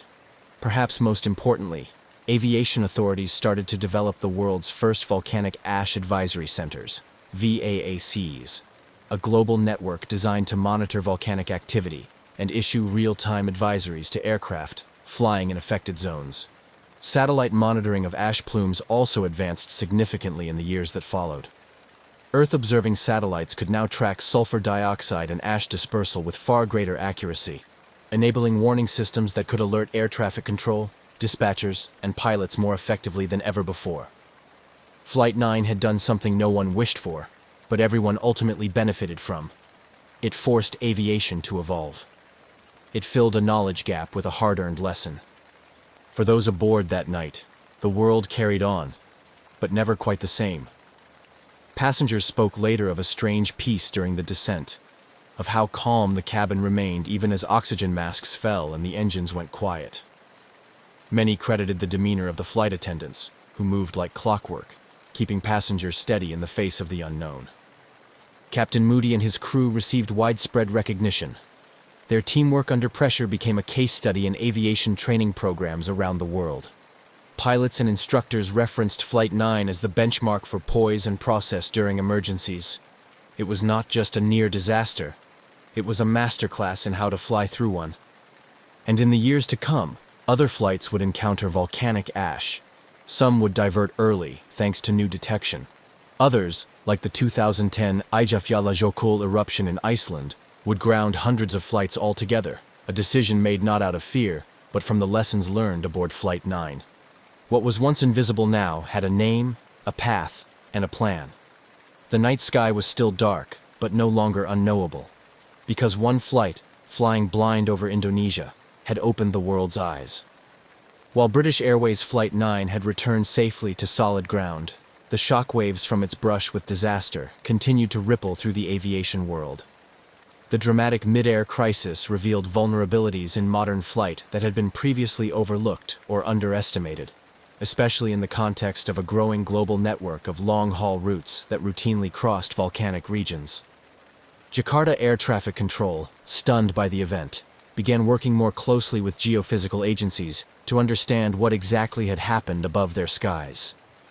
It turned out that Mount Galunggung had erupted earlier on the same day as the flight, an event largely unnoticed outside local geological circles. The eruption had released a massive column of ash high into the atmosphere, and with the right combination of upper-level winds, that plume drifted silently into international airspace. The problem was, no one had known it was there.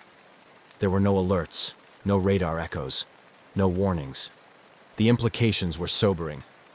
In the months that followed, attention turned toward developing long-overdue protocols for how volcanic activity should be communicated to pilots. What happened to Flight 9 could not be allowed to happen again. At the time, there was no unified global method for identifying and reporting ash in real time. That changed quickly. Under pressure from ICAO and national aviation regulators, the world's first volcanic ash advisory centers, VAACs, were proposed and developed.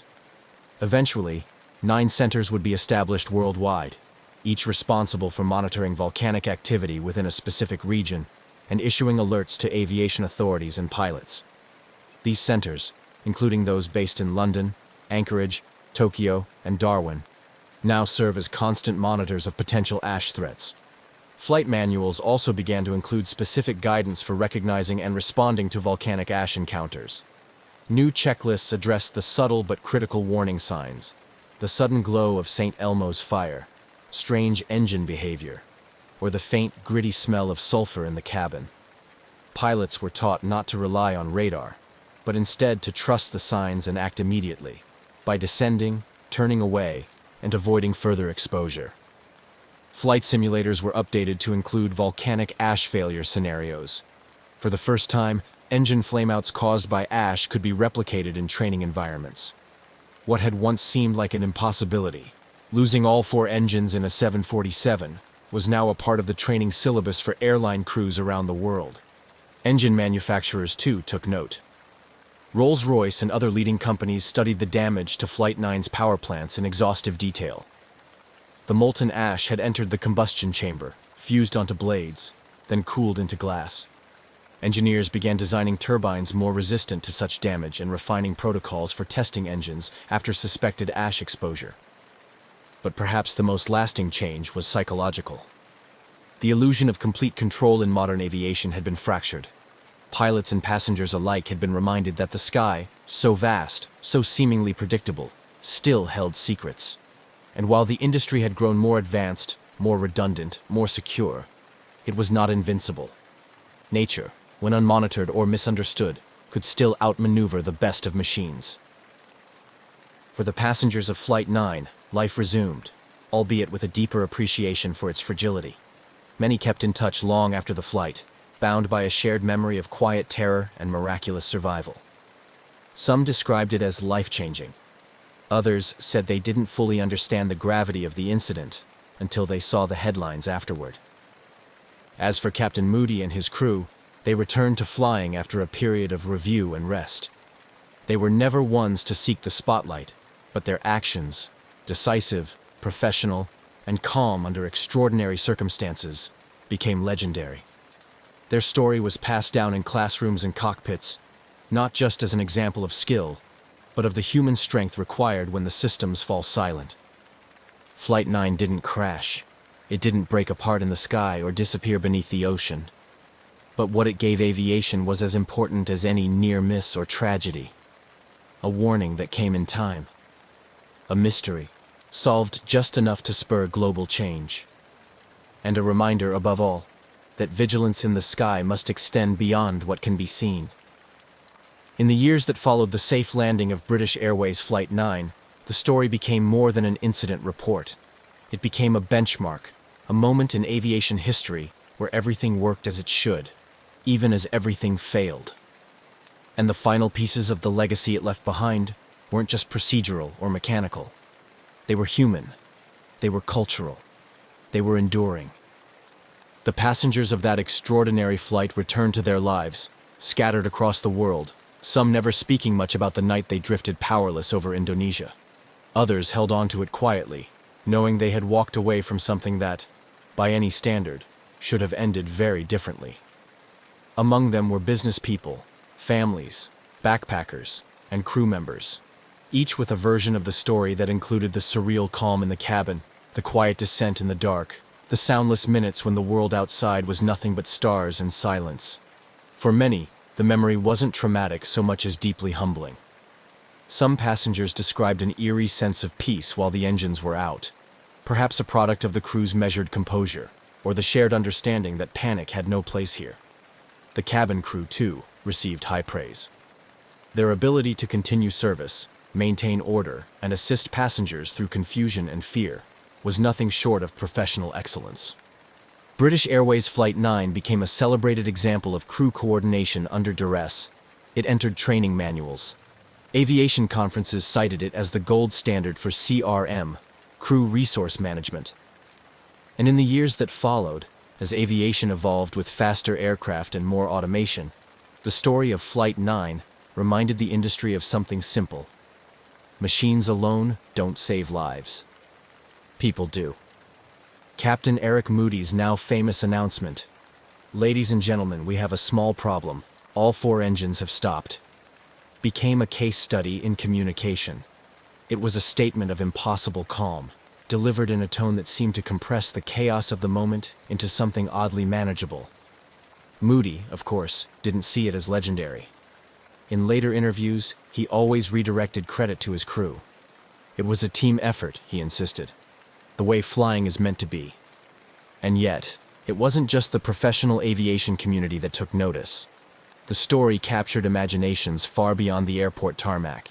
It was covered in newspapers and on television, and eventually retold in books, documentaries, and podcasts. Writers saw in it not just technical drama, but the poetry of the impossible. A plane, silenced at altitude, returning from the brink without a single fatality.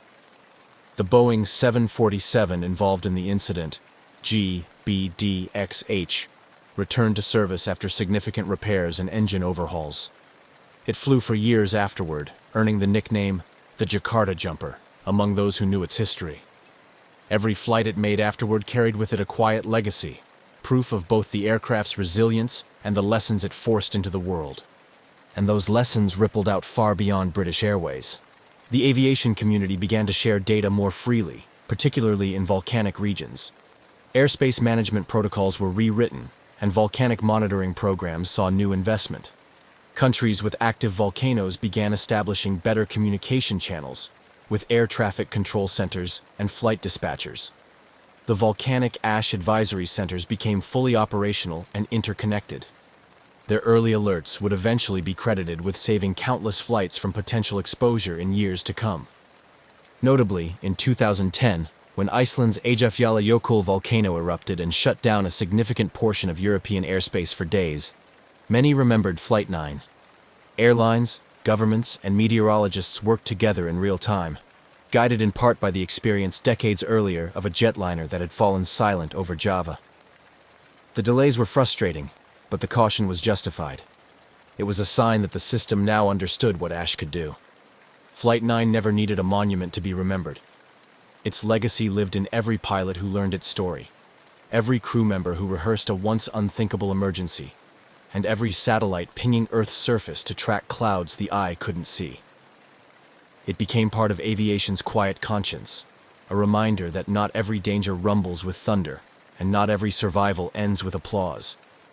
To this day, the events of June 24, 1982, serve as a reminder that the sky, for all its wonder and openness, still holds moments where instinct, skill, and calm resolve matter most. The engine stopped, the sky went quiet, and still, somehow, everyone came home. That's not just a mystery solved, that's a miracle flown. The Learjet 35 is a sleek, nimble business jet, built for speed and comfort at high altitude. Often seen shuttling celebrities, executives, and professionals across the skies, it's a symbol of precision engineering and luxury. On October 25, 1999, one such Learjet, tail number N47BA, was scheduled for a short, uneventful flight from Orlando, Florida to Dallas, Texas. Its flight plan was simple, its weather clear, and its systems all checked out.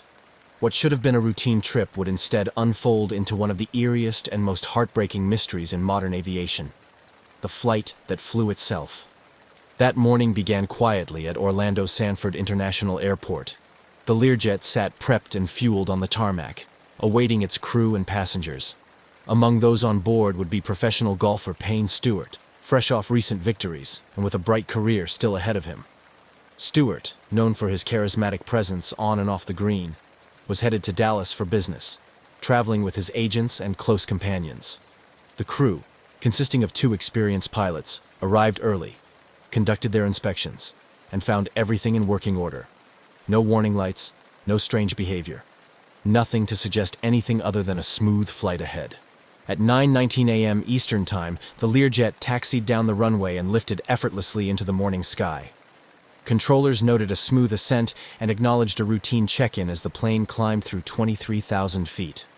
The crew confirmed their heading, received clearance for further ascent, and switched frequencies as instructed.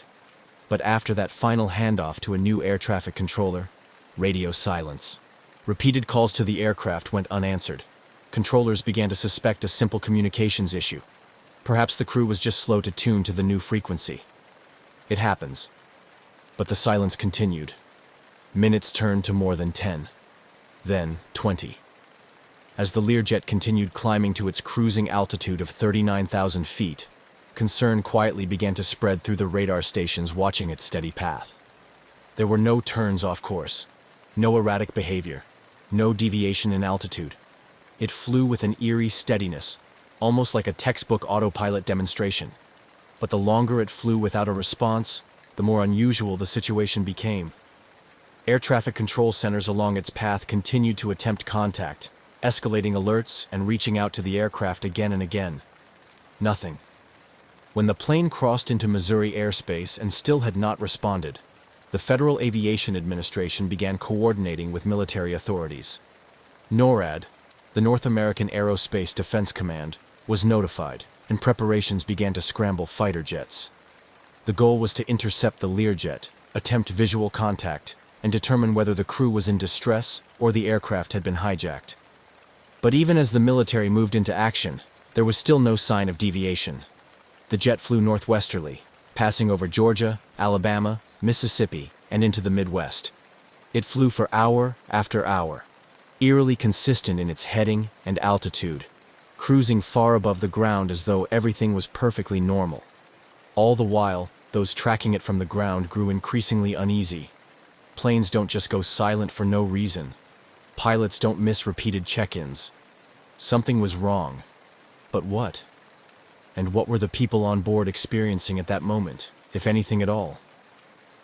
F-16 fighter jets were finally scrambled from an Oklahoma Air National Guard base.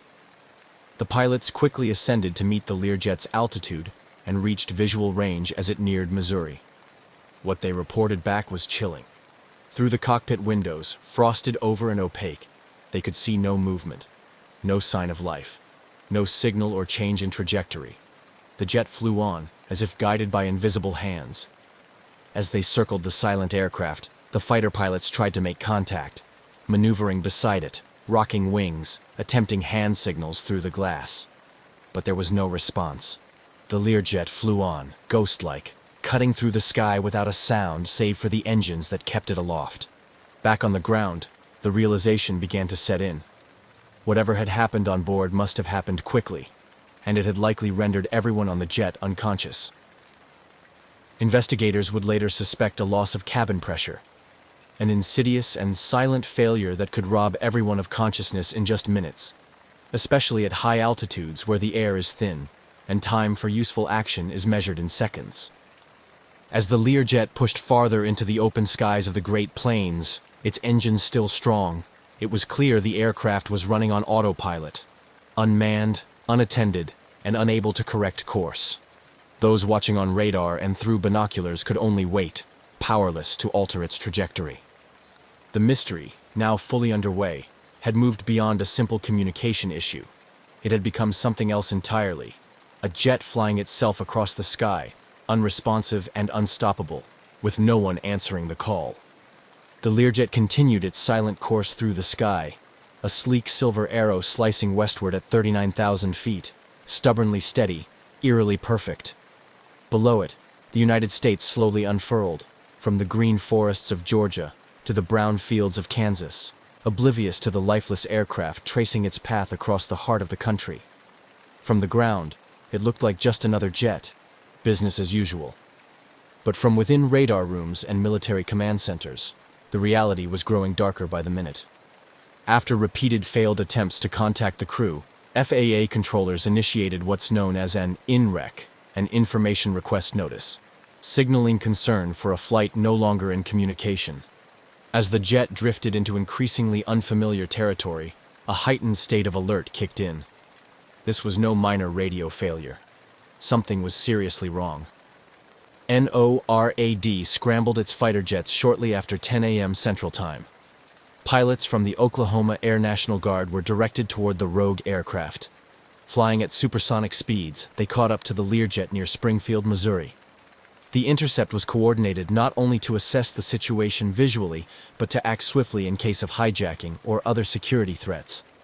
What they found instead was more unsettling than any armed conflict they had trained for. The F-16s closed in on the Learjet's left side, approaching carefully. Through the aircraft's rounded windows, the fighter pilots tried to catch any sign of movement. Someone at the controls, a passenger shifting in their seat. But the cockpit windows were fogged or frosted, difficult to see through. At one point, one of the fighter pilots reported seeing what appeared to be condensation, or ice, coating the interior of the glass. There were no signs of a conscious crew. No response. No deviation. The plane simply continued. Communicating back to NORAD, the fighter pilots confirmed that the Learjet was behaving like it was on autopilot. It maintained altitude, speed, and heading with textbook precision, just as it had from the beginning. One pilot reported seeing what looked like the silhouette of someone slumped forward in the cockpit, still, unmoving. There was little else the military could do. They had orders not to shoot unless the aircraft was determined to pose an imminent threat to populated areas, and this one, chillingly, posed none. It was headed toward open plains, so the fighters stayed with it, shadowing its strange journey, while more jets were launched to take over escort duties further along the projected route.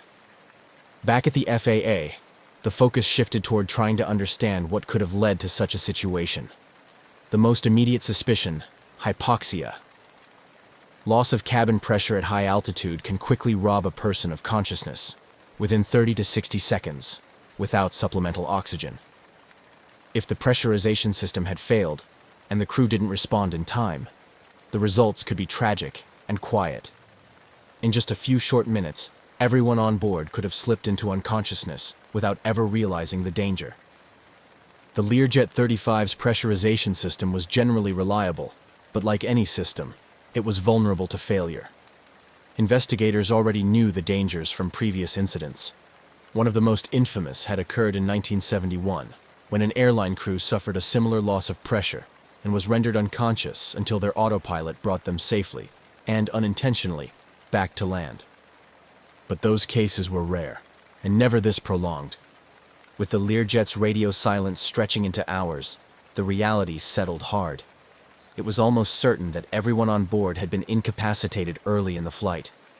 The only thing keeping the aircraft airborne now was its autopilot system, steadily maintaining course, oblivious to the fate of those it carried. The aircraft continued its path over Nebraska, its fuel slowly burning away. In the final hour of its flight, fighter pilots noted the jet was beginning to drift slightly off course. The autopilot may have started to falter. The systems were nearing their limits. The silence had grown louder, not a mechanical failure, not an explosion or fire, but a slow, invisible descent into tragedy. No alarms, no frantic calls, just a flight gone eerily quiet. Families of the passengers and crew had begun to receive calls from authorities. The name Payne Stewart had already reached newsrooms across the country. The media, sensing something serious and strange, began circling. But for now, no one could confirm what had happened. Only that a jet with 6 souls on board was high in the sky, unresponsive, and on a steady heading toward nowhere. The flight that began with such normalcy had now passed its halfway mark, ghosted by jets and trailed by questions. All anyone could do was wait. Wait for the inevitable end, and for the investigation that would follow. Whatever had happened up there, it was unfolding at 500 miles an hour, far above the ground, inside a cabin where no one could speak to the outside world. The Learjet soared high over the Midwestern sky, the sun glinting off its polished fuselage as it maintained its unbroken, unwavering path.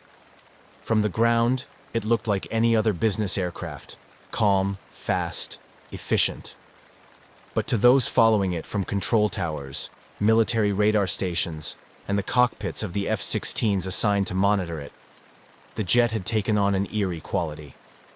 It was now deep into its ghost flight, heading toward the vast open spaces of South Dakota, a plane flying perfectly, without a soul guiding it. By this point, the Learjet had been airborne for over 3 hours, Fighter jets had tailed it since Missouri, taking turns from different Air National Guard units along its projected route. Their reports remained consistent. No response to radio calls, no movement visible inside, no signs of life. The cockpit windows remained frosted. Through the cabin windows, some F-16 pilots claimed to see what looked like passengers slumped in their seats, unmoving. The cabin pressurization theory now felt less like a hypothesis and more like a tragic certainty. The aircraft's route, originally intended to deliver its passengers from Orlando to Dallas, had long since been left behind. Without human input, the autopilot had locked onto a stable heading and kept the aircraft flying almost due northwest. It crossed Kansas, then Nebraska, and crept steadily toward the sparsely populated regions of South Dakota. There was no deviation, no descent, no flare. Just smooth, steady, silent flight. Those aboard likely lost consciousness within minutes of the presumed cabin pressure loss. At 39,000 feet, the air is far too thin for human survival without pressurization or supplemental oxygen. If the system had failed and the crew hadn't quickly donned their oxygen masks, they would have slipped into unconsciousness before even fully realizing what was happening. Hypoxia doesn't come with flashing warning lights or piercing alarms. It arrives like a soft veil. Confusion, fatigue, and then nothing. And in the calm quiet of a smooth climb, it's easy to miss until it's too late. In the Learjet's cockpit, the autopilot likely maintained level flight while the aircraft cruised through the upper atmosphere. There were no inputs from the pilots, no course corrections, no descent planning. It simply flew, mechanically perfect and unnervingly indifferent to the condition of the people on board. The fighters assigned to shadow it could do little but watch. They flew alongside at a respectful distance, occasionally adjusting positions to recheck for visual clues. Radio calls continued, but no response ever came. With the Learjet not exhibiting any signs of aggression, deviation toward populated areas, or threat to national security, there was no justification to intervene physically.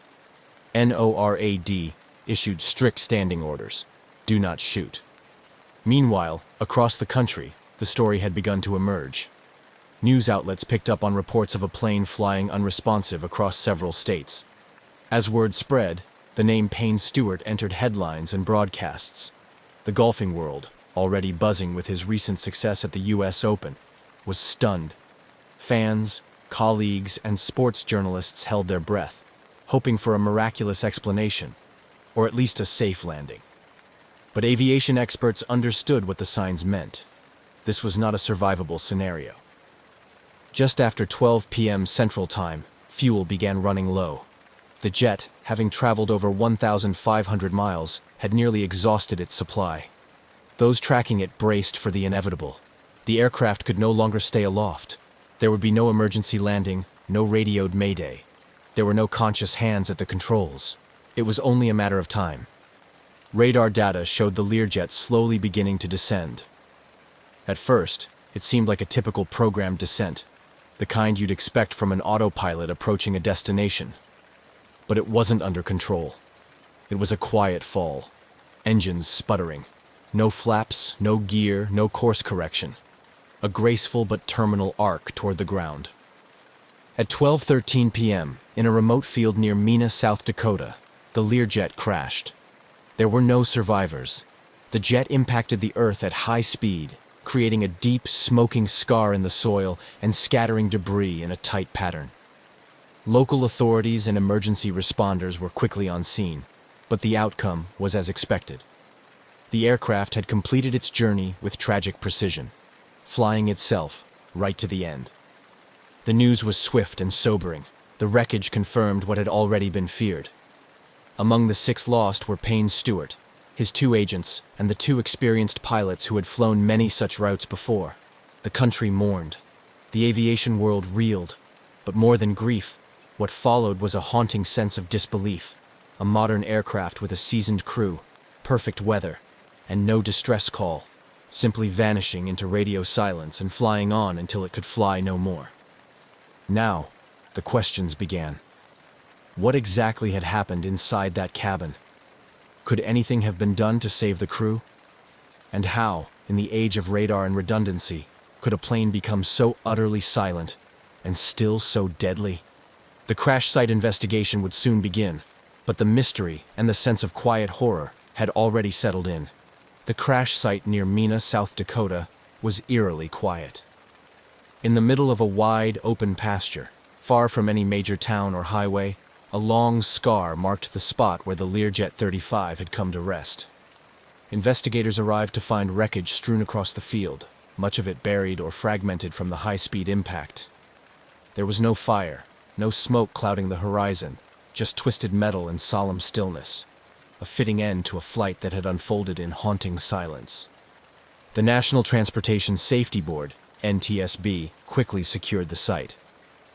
Their investigators began methodically collecting debris, photographing the scene, and marking the positions of recovered parts.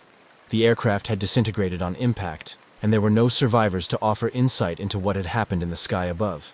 But even in devastation, patterns emerge. Investigators knew that answers could still be found, if not in the wreckage itself, then in the systems that had quietly guided the aircraft on its final path. Within days, the flight data recorder, FDR, and cockpit voice recorder, CVR, were recovered. These devices, often referred to as the plane's black boxes, were damaged but largely intact. The FDR contained a record of the aircraft's performance, altitude, heading, engine parameters, over the final minutes of the flight. The CVR held up to 30 minutes of cockpit audio, continuously overwritten unless something triggered a need to preserve it. What they found on the voice recorder was unsettling in its emptiness. For the vast majority of the tape, there was no conversation, no last-minute panic, no emergency troubleshooting, no calls for help. Just the quiet hum of avionics, the occasional autopilot engagement tone, and eventually, nothing at all. The silence on the CVR confirmed what had already been suspected. The crew likely lost consciousness early in the flight. The remaining hours, the jet had flown itself. Further analysis of the flight data showed that the aircraft had performed normally for the first few minutes after takeoff. The climb was steady, the speed within normal limits, and all signs pointed to a well-handled departure. But around the time the aircraft reached its cruising altitude, 39,000 feet, everything stopped changing. The jet leveled off and held that altitude for the remainder of the flight, until the engines flamed out from fuel exhaustion hours later. The most probable cause was now becoming clear: a loss of cabin pressurization, which had gone unnoticed or unaddressed by the crew in the critical early moments. Without pressurization at that altitude, the atmosphere inside the cabin would have thinned rapidly. Hypoxia would have set in, quietly, lethally. Hypoxia is one of aviation's most insidious dangers. At 39,000 feet, the time of useful consciousness without supplemental oxygen is around 15 to 30 seconds. Pilots are trained to recognize its symptoms: lightheadedness, euphoria, impaired judgment, tunnel vision. But those early signs are subtle, easy to misinterpret or miss entirely, especially in a routine flight with no warning alarms. If the pressurization failure was gradual and the oxygen masks weren't deployed immediately, both pilots could have become incapacitated before they even realized what was happening. With the pilots unconscious and the passengers likely affected just as quickly, the aircraft's autopilot became the only force keeping the Learjet in the air. And it did exactly what it was programmed to do: maintain heading, altitude, and speed. For hours it executed its duties with mechanical precision, while the human presence inside faded into unawareness. The pressurization system itself became the focus of a detailed mechanical analysis. Every valve, sensor, and backup system was studied. No major defects were found, but due to the nature of the crash, some components could not be recovered or tested. Investigators concluded that either the pressurization system had failed silently, or the warning indicators failed to trigger the crew's attention in time. The oxygen supply system was also inspected: tanks, lines, and masks. But again, the impact had destroyed much of the evidence. No clear malfunction was recorded. With no distress call made and no manual intervention recorded after climb-out, the NTSB's final report leaned toward a grim but logical conclusion. The crew was incapacitated by hypoxia, the aircraft continued on autopilot until fuel exhaustion, and the crash was the tragic culmination of a system working exactly as designed, but without its most important component: conscious humans. The findings were sobering. There was no singular mechanical failure to blame, no villain, just a cascade of small failures or missed moments that allowed a routine flight to become a national tragedy. The very design of the aircraft, to fly smoothly, efficiently, and without pilot input for long stretches, had become its undoing. As the investigation closed in on its final findings, the public's questions shifted. If something so silent and sudden could render an entire cabin unconscious, what could be done to prevent it from happening again? The focus would soon turn to procedure, training, and systems design. But for now, the most haunting detail remained. A jet, silent and sleek, flying flawlessly across a cloudless sky, with no one left awake to see where it was going. In the weeks following the crash, the National Transportation Safety Board worked through every angle of the case, determined to understand exactly what went wrong aboard Learjet N-47BA, and what could be done to keep it from happening again. The deeper they probed, the more chilling the reality became. This was not a case of one catastrophic failure, but a quiet chain of small, subtle oversights and missed opportunities that ultimately allowed a deadly scenario to unfold unnoticed and unchallenged. The investigation zeroed in on one element above all: cabin pressurization. At 39,000 feet, the human body cannot survive for more than a minute or two without supplemental oxygen. Commercial jets are designed to automatically pressurize the cabin as they ascend, mimicking a lower, livable altitude inside. If that system fails and the cabin pressure drops, hypoxia sets in fast, often before the symptoms are even recognized. The signs can be deceptive: dizziness, tingling, euphoria, confusion. It feels like nothing at first. That's what makes it so deadly.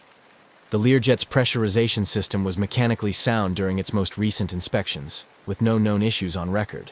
But because the aircraft was destroyed upon impact, investigators couldn't recover every component. They couldn't confirm whether a slow leak had begun early in the flight, whether a valve had malfunctioned, or whether a system setting had been overlooked by the crew. What they did know was that at some point during or shortly after climb-out, something went wrong. Under normal procedures, a crew reaching altitude would check cabin pressure levels and confirm that the pressurization system was functioning correctly. If a warning light illuminated or an alarm sounded, pilots were trained to immediately don oxygen masks and begin emergency descent. That's the critical window. Seconds, not minutes. The crew of N-47BA didn't make a call. They didn't descend. They didn't engage emergency protocols. The only conclusion? They lost consciousness too quickly to act. The aircraft's oxygen system also came under scrutiny. Investigators wanted to know if the emergency supply, stored in high-pressure tanks and delivered through masks, had failed in some way. But there was no way to verify whether the masks had deployed or whether they had been used. The voice recorder revealed no conversation indicating trouble, no sounds of masks being donned, no struggle, no effort to troubleshoot. Just silence. This raised unsettling questions. Had the crew ignored early warning signs? Had they mistaken hypoxia's onset for simple fatigue or pressure changes? Or had the failure been so sudden and complete that they never stood a chance? The flight data reinforced a consistent pattern. Once the jet reached cruising altitude, it never deviated. Autopilot held the aircraft at 39,000 feet for nearly 4 hours. This indicated that the autopilot had been set properly before the crew lost awareness, but also that it had never been disengaged or overridden afterward. The aircraft remained in a perfectly stable cruise, flying as it was told, right up to the moment its engines gave out from fuel starvation. The NTSB's findings, while incomplete in hard physical evidence, pointed with overwhelming probability to a gradual loss of cabin pressure and a failure to react in time. It wasn't negligence. It wasn't sabotage. It was a quiet breakdown in human response, masked by the reliability of technology and the subtle danger of altitude. The report's conclusion was concise but grave. The probable cause of this accident was incapacitation of the flight crew members as a result of their failure to receive supplemental oxygen following a loss of cabin pressurization for undetermined reasons. It was a hard truth. This was an aircraft that did exactly what it was built to do. It flew straight and smooth, held its course, and executed every function as designed. And that was part of the problem. In the absence of human oversight, automation had no way of recognizing or responding to the unfolding crisis. The industry had long viewed automation as a safeguard, a way to reduce human error and lighten pilot workload. But this incident revealed an unsettling paradox. When the human element disappears, automation does not replace it. It simply keeps going. For pilots across the aviation world, the case became a cautionary tale. It emphasized the importance of early response to pressurization warnings, the need to remain vigilant even in routine climbouts, and the real present danger of hypoxia. In training programs, simulators were updated to reflect hypoxia scenarios more realistically, showing just how quickly a routine flight can spiral into silent catastrophe. For the families of those lost, the report offered little comfort. There was no villain, no mechanical flaw to fix, just a small window of time that closed too quickly, and a flight that became one long, quiet drift into darkness. What remained was the sobering understanding that modern flight, for all its sophistication, is still deeply vulnerable to the unseen. At 39,000 feet, a missed cue or a failed system doesn't come with chaos. It comes with silence. And sometimes, that silence is the loudest warning of all. The crash of Learjet N-47BA, while tragic, left behind more than a trail of wreckage. It sparked change. In the months following the investigation, the aviation industry began taking a closer look at how it trained pilots to recognize and respond to hypoxia, and how it designed safety systems to account for the very scenario that had unfolded across America's skies. Simulators were updated to emphasize rapid onset hypoxia situations, showing pilots just how subtle and dangerous the symptoms could be. Training programs stressed that reaction time is everything. New emphasis was placed on immediate oxygen use at the first sign of cabin pressure loss, even before verifying the problem. Aircraft manufacturers and regulators reviewed pressurization systems and the alarms associated with them. The aim was to create clearer, more urgent warnings, both visual and audible, so that no early sign would go unnoticed or dismissed. Some aircraft began including additional automation that could descend a plane automatically in the event of pilot incapacitation. But perhaps the most lasting impact was in the collective mindset of aviation professionals. The Learjet incident reminded the industry that high-altitude flight isn't just about navigating clear skies. It's about respecting the invisible risks that come with them. At 39,000 feet, there is no room for hesitation, no second chances. The ghost flight of October 25, 1999, became a case study, not just in system failure, but in how quickly silence can fall when vigilance slips for even a moment. It wasn't just a story of a jet that flew itself. It was a quiet call to action that rippled through the aviation world, changing how pilots prepare, how aircraft are designed, and how deeply the human element matters, even in the most advanced flying machines. News of the ghost flight spread rapidly in the hours after the crash. By the time the Learjet came to its tragic end in a South Dakota field, the story had already gripped the nation. It wasn't just that a high-profile figure like Payne Stewart was aboard. It was the deeply unsettling nature of what had occurred. A plane, flying perfectly straight for hours, with no one in control. The public response was swift, emotional, and widespread. Vigils were held across the country. Golf fans, friends, and colleagues gathered not only to honor Stewart's legacy, but to try and process the surreal nature of the event. He had been more than a champion athlete. He was a personality known for his charisma, his old-school attire, and his spirit. The golf world mourned not just the loss of a player, but a symbol of the sport's character. Tributes poured in, from fellow athletes to fans who had never met him. Golf tournaments observed moments of silence. Flags at PGA events flew at half-staff. Beyond the personal grief, the crash triggered a deep fascination with the incident itself. People were drawn not just to the tragedy, but to the mystery, the unsettling idea of a plane in flight, silently continuing its journey with no human hand guiding it. It became the subject of intense media coverage, panel discussions, and late-night conversations.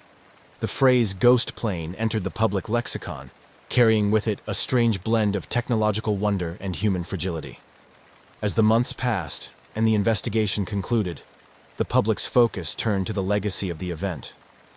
Families of the victims worked with aviation safety groups, pushing for reforms and sharing their stories. They didn't just want answers. They wanted to ensure that future flights wouldn't suffer the same fate. Their advocacy added a human face to the technical changes that would follow. And so, the story of the Learjet 35 that flew itself came to rest not only in a quiet field in South Dakota, but in the minds of millions who followed its journey. It served as a modern parable of how even the most precise machines depend on fragile human systems. A reminder that, in aviation, silence isn't always a sign of calm. It can be the first whisper of something going terribly wrong.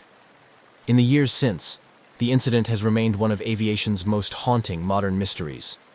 It is taught in flight schools, discussed in safety briefings, and referenced in conversations about the evolution of autopilot systems and cockpit protocols. The aircraft's flight path has been recreated in simulations, studied in classrooms, and depicted in documentaries. But above all, it endures because it touched a nerve, a flight that began like any other, guided by trusted hands and bound for familiar skies, only to drift slowly into the unknown. The final chapter of N-47BA wasn't written by turbulence or storm, nor sabotage or chaos, but by stillness. A quiet cabin, a plane flying itself through clear skies, and a world below, watching, wondering, and learning. On a humid morning in early March 1962, the tarmac at Guam's airport was bustling with activity. Amidst this, a Lockheed L-1049 Super Constellation, a long-range aircraft revered for its capabilities, was being prepared for a significant journey. This aircraft, operated by the Flying Tiger Line, was chartered by the U.S. military to transport troops and their equipment to Clark Air Base in the Philippines. The flight, numbered 739, was one segment of a multi-leg journey that had begun in California and was to ultimately end in Saigon. The Lockheed Constellation, known affectionately as the Connie, was a sight to behold with its distinctive triple-tail design and dolphin-shaped fuselage. On this day, it stood ready, its gleaming exterior reflecting the morning sun, as ground crew busily loaded the last of the cargo. The atmosphere was charged with a sense of purpose and urgency, common to military operations, yet there was an undercurrent of casual camaraderie among the crew and passengers. Flight 739 was carrying 93 U.S. soldiers, 3 South Vietnamese, and 11 civilian crew members. The military personnel were mostly engineers and technical specialists, tasked with setting up communication and logistics bases in Vietnam. The flight crew, seasoned and skilled, were well versed in the demands and responsibilities of such important missions. The captain of the flight, an experienced pilot with years of flying with both commercial and military charters, performed a final walk-around inspection of the aircraft. He checked under the wings, examined the tires, and glanced over the engines, ensuring everything was in order before the long overwater flight. His co-pilot and navigator were already inside the cockpit, going through the pre-flight checklist, their voices a mixture of professional focus and occasional light-hearted remarks. Inside the cabin, the flight attendants briefed the soldiers on safety procedures. Although the mood among the troops was generally relaxed, many of them used to the routines of deployment, the flight attendants noted the attentive seriousness with which the soldiers listened to the emergency instructions. In the cargo hold, the last pieces of equipment were secured, the manifest checked and rechecked, to ensure that all was accounted for. Once boarding was complete, the crew closed the doors, and the captain made his way to the cockpit, signaling to the control tower their readiness to depart. Clearance was given, and the engines roared to life, a powerful, reassuring sound to both passengers and crew. The aircraft taxied to the runway, the early morning light casting long shadows on the ground. As the Super Constellation lined up on the runway, the captain made a final announcement over the intercom, his voice calm and confident. He reviewed the flight plan with the passengers, noting the expected flying time and weather conditions, which were favorable. There was a palpable sense of anticipation as the aircraft's engines revved up, the propellers spinning faster until they were just blurs. With a smooth surge forward, the plane began its takeoff roll, quickly gaining speed. The soldiers watched through the windows as Guam's landscape began to blur, the sensation of liftoff bringing a momentary weightlessness that contrasted with the heavy reality of their mission. As the aircraft climbed into the clear blue sky, it banked gently towards the west, setting course over the vast expanse of the Pacific Ocean. The flight was expected to be routine, with hours of flying over open water. The crew settled into their roles, monitoring the aircraft's systems and maintaining regular communication with air traffic control. Below them, the Pacific stretched out endlessly, its surface a deep blue, occasionally broken by the white caps of waves. As Flight 739 reached cruising altitude, the captain switched on the autopilot, the aircraft humming steadily along its charted path. In the cabin, soldiers dozed or chatted quietly, the drone of the engines a constant backdrop. Everything seemed normal, the flight progressing as countless others had before. Yet, unbeknownst to those on board, this would be the last time Flight 739 would be seen or heard from. In the hours to follow, somewhere over the vast, mysterious depths of the Pacific, the aircraft and all its passengers would vanish without a trace, leaving behind only questions and a lingering sense of unease that would echo through the annals of aviation history. As Flight 739 steadily ascended to its cruising altitude, the vast Pacific Ocean unfolded below, a seemingly endless expanse of blue. The Lockheed L-1049 super constellation, a marvel of its time, was designed for long-range missions just like this, equipped with state-of-the-art navigation systems and powerful engines that hummed rhythmically, reassuringly. Inside the cockpit, the crew engaged in routine monitoring of their instruments, ensuring all systems operated within normal parameters. The flight path from Guam to the Philippines was a well-traveled route, typically uneventful, yet requiring constant vigilance due to its vast overwater stretches. The captain, a seasoned pilot with extensive experience in both commercial and military aviation, occasionally exchanged light-hearted banter with his co-pilot, breaking the monotony of the flight. However, their professionalism never waned. Each gauge and radar sweep was diligently observed, each communication with air traffic control crisp and clear. Inside the cabin, the mood among the passengers, mostly U.S. soldiers accustomed to the rigors of deployment, was one of subdued anticipation. Some tried to catch some sleep, resting against the rumble of the aircraft, while others read books or played cards, making the best of the hours ahead. The flight attendants moved quietly along the aisles, offering refreshments and checking on their charges with practiced smiles and gentle reassurances. Approximately 2 hours into the flight, as Flight 739 approached the midpoint of its journey over the open water, the captain made routine contact with air traffic control. Reporting their position, altitude, and status, everything was confirmed to be on track, with no deviations from the flight plan. The skies were clear, and weather reports indicated smooth sailing ahead. The controller at the other end acknowledged the update with a standard response, wishing them a continued safe journey.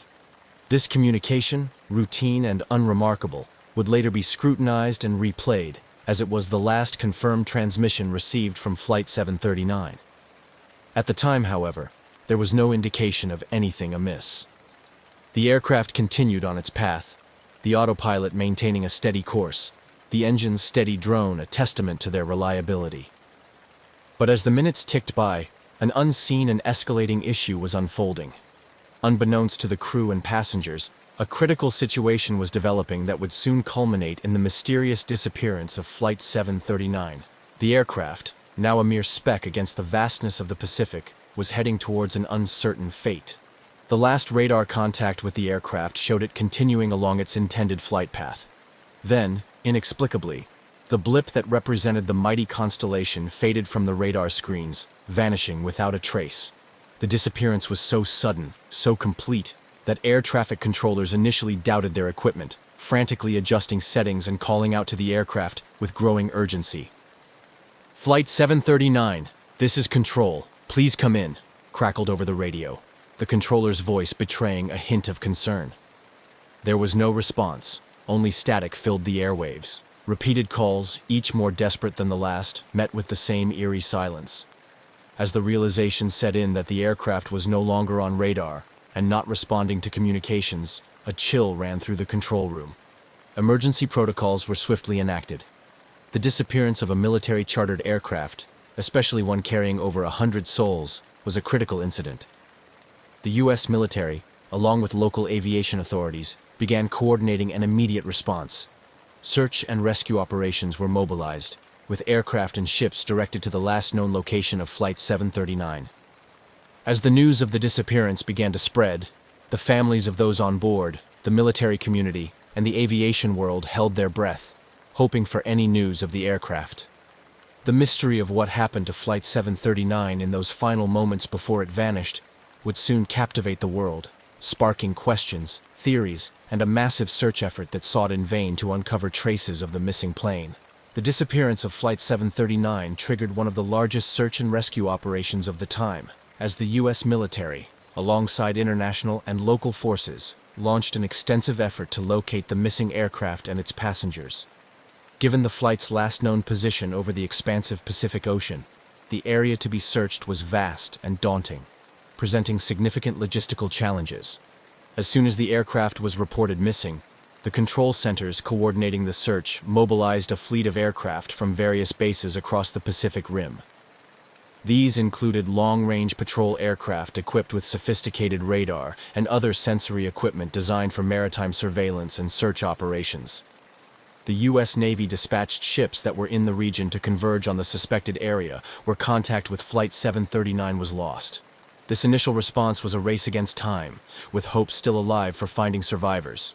Simultaneously, the Air Force's Rescue Coordination Center set up a command hub to oversee the operation, pulling in resources from across the military spectrum. This hub became the focal point for all communication and decision-making, ensuring that efforts were not duplicated and resources were deployed efficiently. Information flowed continuously, with updates on weather conditions, sea currents, and any sightings or debris reported by ships and planes partaking in the search. The search area, primarily defined by the last known radar contact with Flight 739, covered thousands of square miles of ocean. The area was known for its deep waters and challenging weather conditions, which could change swiftly and dramatically, complicating search efforts. The operation used a grid pattern, with each ship and aircraft assigned specific sectors to scour. The systematic approach was designed to cover as much area as possible, but the vastness of the Pacific Ocean and its deceptive tranquility made the task daunting. As days passed, the intensity of the search increased, but no trace of the aircraft or its passengers was found. The lack of debris or any sign of the aircraft was perplexing, leading to growing frustration and anxiety among the search teams and the families waiting for news. The operation continued round the clock, with search teams working in shifts, battling fatigue, and the emotional toll of the fruitless search. Meanwhile, speculation about the fate of Flight 739 began to mount. The absence of a distress signal prior to the disappearance raised questions about sudden catastrophic events, such as an explosion or a rapid descent into the ocean, which might have left little trace. The possibility of a hijacking or a deliberate diversion was considered but seemed less likely without any communication or ransom demands. Experts from various fields were brought in to analyze the flight's last known parameters and environmental data to model potential crash scenarios. These models were used to adjust search patterns, taking into account ocean currents and wind conditions that might have moved debris away from the initial impact site. Satellite imagery was scrutinized for any anomalies that could indicate a crash site, and other nations with satellite capabilities were requested to review their data. As the search extended into weeks, the hope of finding survivors waned, and the mission gradually shifted from rescue to recovery. The focus became finding any wreckage that could provide clues to what happened during the final moments of Flight 739. This was crucial not only for solving the mystery, but also for providing closure to the families and ensuring that any potential safety issues affecting other flights could be addressed. Despite the extensive efforts, the search was eventually scaled back. The decision was heart-wrenching for all involved, particularly for the families of those on board. Memorials were held in various locations, attended by military personnel, family members, and representatives from the Flying Tiger line. The gatherings were somber, with attendees clinging to each other for support, sharing memories of their loved ones, and grappling with the unresolved fate of Flight 739. The official end of the search marked a painful closure of this chapter, leaving a lingering mystery in the annals of aviation history. The disappearance of Flight 739 remained a topic of fascination and speculation, inspiring investigative reports, documentaries, and continued amateur sleuthing. The lack of concrete evidence or wreckage allowed for numerous theories to flourish, from alien abductions to secret military experiments, each adding layers to the enigma of the vanished aircraft. Yet, the most significant impact was undoubtedly on the families and the aviation community, who continued to feel the absence of closure and the haunting presence of those 107 souls lost somewhere over the vast, inscrutable Pacific Ocean. The vanishing of Flying Tiger Line Flight 739 in 1962 continued to haunt the aviation community and the families of the missing. Without any wreckage or clues to provide closure, the mystery seemed destined to remain unsolved. But behind the scenes, various theories were actively being explored, each proposing a different scenario that might explain the sudden disappearance.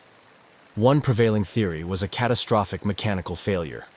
The Lockheed L-1049 Super Constellation was a reliable aircraft, but it was not immune to the intense demands of long-haul flights across vast oceanic expanses. Experts pondered the possibility of a structural failure that could have led to an in-flight breakup. This type of disaster could explain the lack of distress signals if the aircraft was destroyed rapidly and completely above deep waters. Another theory suggested sabotage or an explosion. Given the Cold War context and the military nature of the flight, speculations arose about the involvement of espionage or a targeted attack. Some relatives of the crew and passengers theorized that the plane might have been brought down by a bomb, perhaps planted to intercept the sensitive military cargo purportedly on board. This theory was bolstered by scattered reports from sailors who claimed to have seen a bright light in the sky that could have been an explosion. However, these accounts were never officially confirmed, and no physical evidence supported the explosion theory. Further complicating the mystery were the extensive military communications and radar networks spanning the Pacific, which astonishingly failed to track the aircraft beyond its last known position. The lack of radar evidence puzzled investigators and fueled conspiracy theories.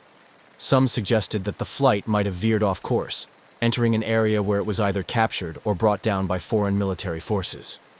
Yet, without traces or credible reports from international or enemy states, this scenario remained speculative.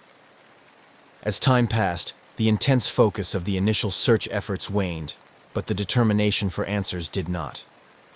The military's initial response had been robust, reflecting the urgency and gravity of losing a plane carrying over 100 service members and civilians. When the official search operations were concluded, many felt a profound sense of incompleteness, driving them to continue seeking answers independently. This ongoing quest for clarity led to a resurgence of interest in the case among amateur sleuths and investigative journalists. Decades after the disappearance, new technologies and changing geopolitical landscapes allowed for fresh examinations of old flight data and military records. Freedom of Information Act requests revealed previously classified documents that shed some light on the military's internal responses and concerns regarding the flight's disappearance. The families of the passengers, united in their need for closure and understanding, formed a network to share information and support each other. Annual gatherings and memorials were organized, where stories about the missing were shared, keeping their memories alive. These meetings often served as a forum for exchanging the latest findings and theories, maintaining pressure on the authorities to keep the investigation open.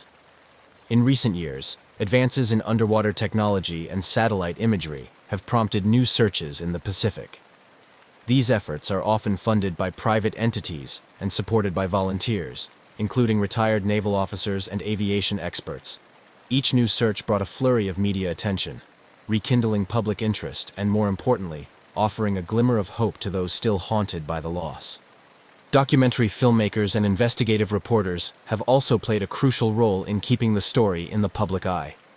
Documentaries have delved deep into the technical aspects of the aircraft's design and operation, interviewed former military personnel who were involved in the initial search and rescue operations, and highlighted the personal stories of those left behind. These films often end with a call to action, urging aviation authorities and the military to revisit the case with new tools and insights. The continuing mystery of Flight 739 not only serves as a poignant reminder of the risks inherent in aviation, but also underscores the limitations of mid-20th century technology in dealing with such disappearances.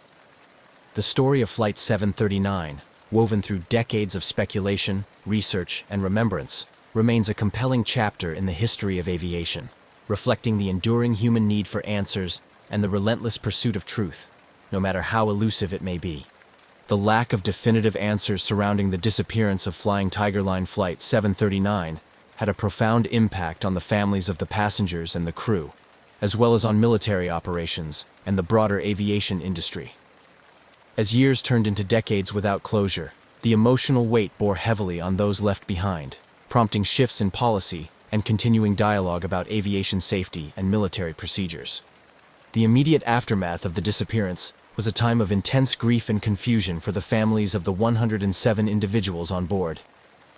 The absence of tangible evidence or a clear explanation compounded their sorrow, leaving many to grapple with unresolved feelings of loss. This grief was accompanied by a growing frustration with the military and government agencies, perceived by some as withholding information or not doing enough to resolve the mystery. This sentiment spurred some family members to become advocates for change in how military-related aviation incidents were handled, particularly regarding transparency and communication with victims' families.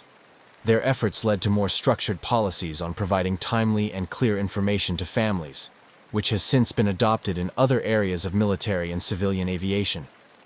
In addition to the emotional and procedural impacts, the disappearance prompted a re-evaluation of flight safety protocols and emergency response strategies. The military, heavily reliant on chartered flights for transporting personnel and equipment, particularly during the Vietnam War, began to implement more rigorous checks on aircraft and operators, including stricter standards for maintenance and crew training. This shift was mirrored in the civilian aviation sector, where the incident underscored the need for robust tracking and communication technologies. It catalyzed advancements in flight monitoring systems, including the development and eventual mandate of more sophisticated transponders and satellite-based tracking systems that could maintain contact with aircraft over vast and remote areas like the Pacific Ocean. The ongoing mystery also influenced public perceptions and policies regarding military secrecy and accountability. The initial secrecy surrounding the flight's mission and cargo fueled conspiracy theories and public speculation, leading to calls for greater transparency in military operations involving civilian contractors and equipment. As the decades passed, the families of those lost on Flight 739 found various ways to honor their memories. Memorials were established, and annual remembrances were organized, allowing relatives, friends, and former military colleagues to gather and share memories of their loved ones. These events also served as platforms for continuing advocacy for improvements in aviation safety and military accountability. The unresolved nature of the disappearance continued to inspire investigative journalists, researchers, and filmmakers, leading to periodic resurgences of interest in the case. Each new article, documentary, or book prompted public discussions and occasionally brought forward new information or theories, though none sufficient to solve the mystery. Most recently, technological advances in underwater exploration and satellite imaging have given new hope to those seeking answers.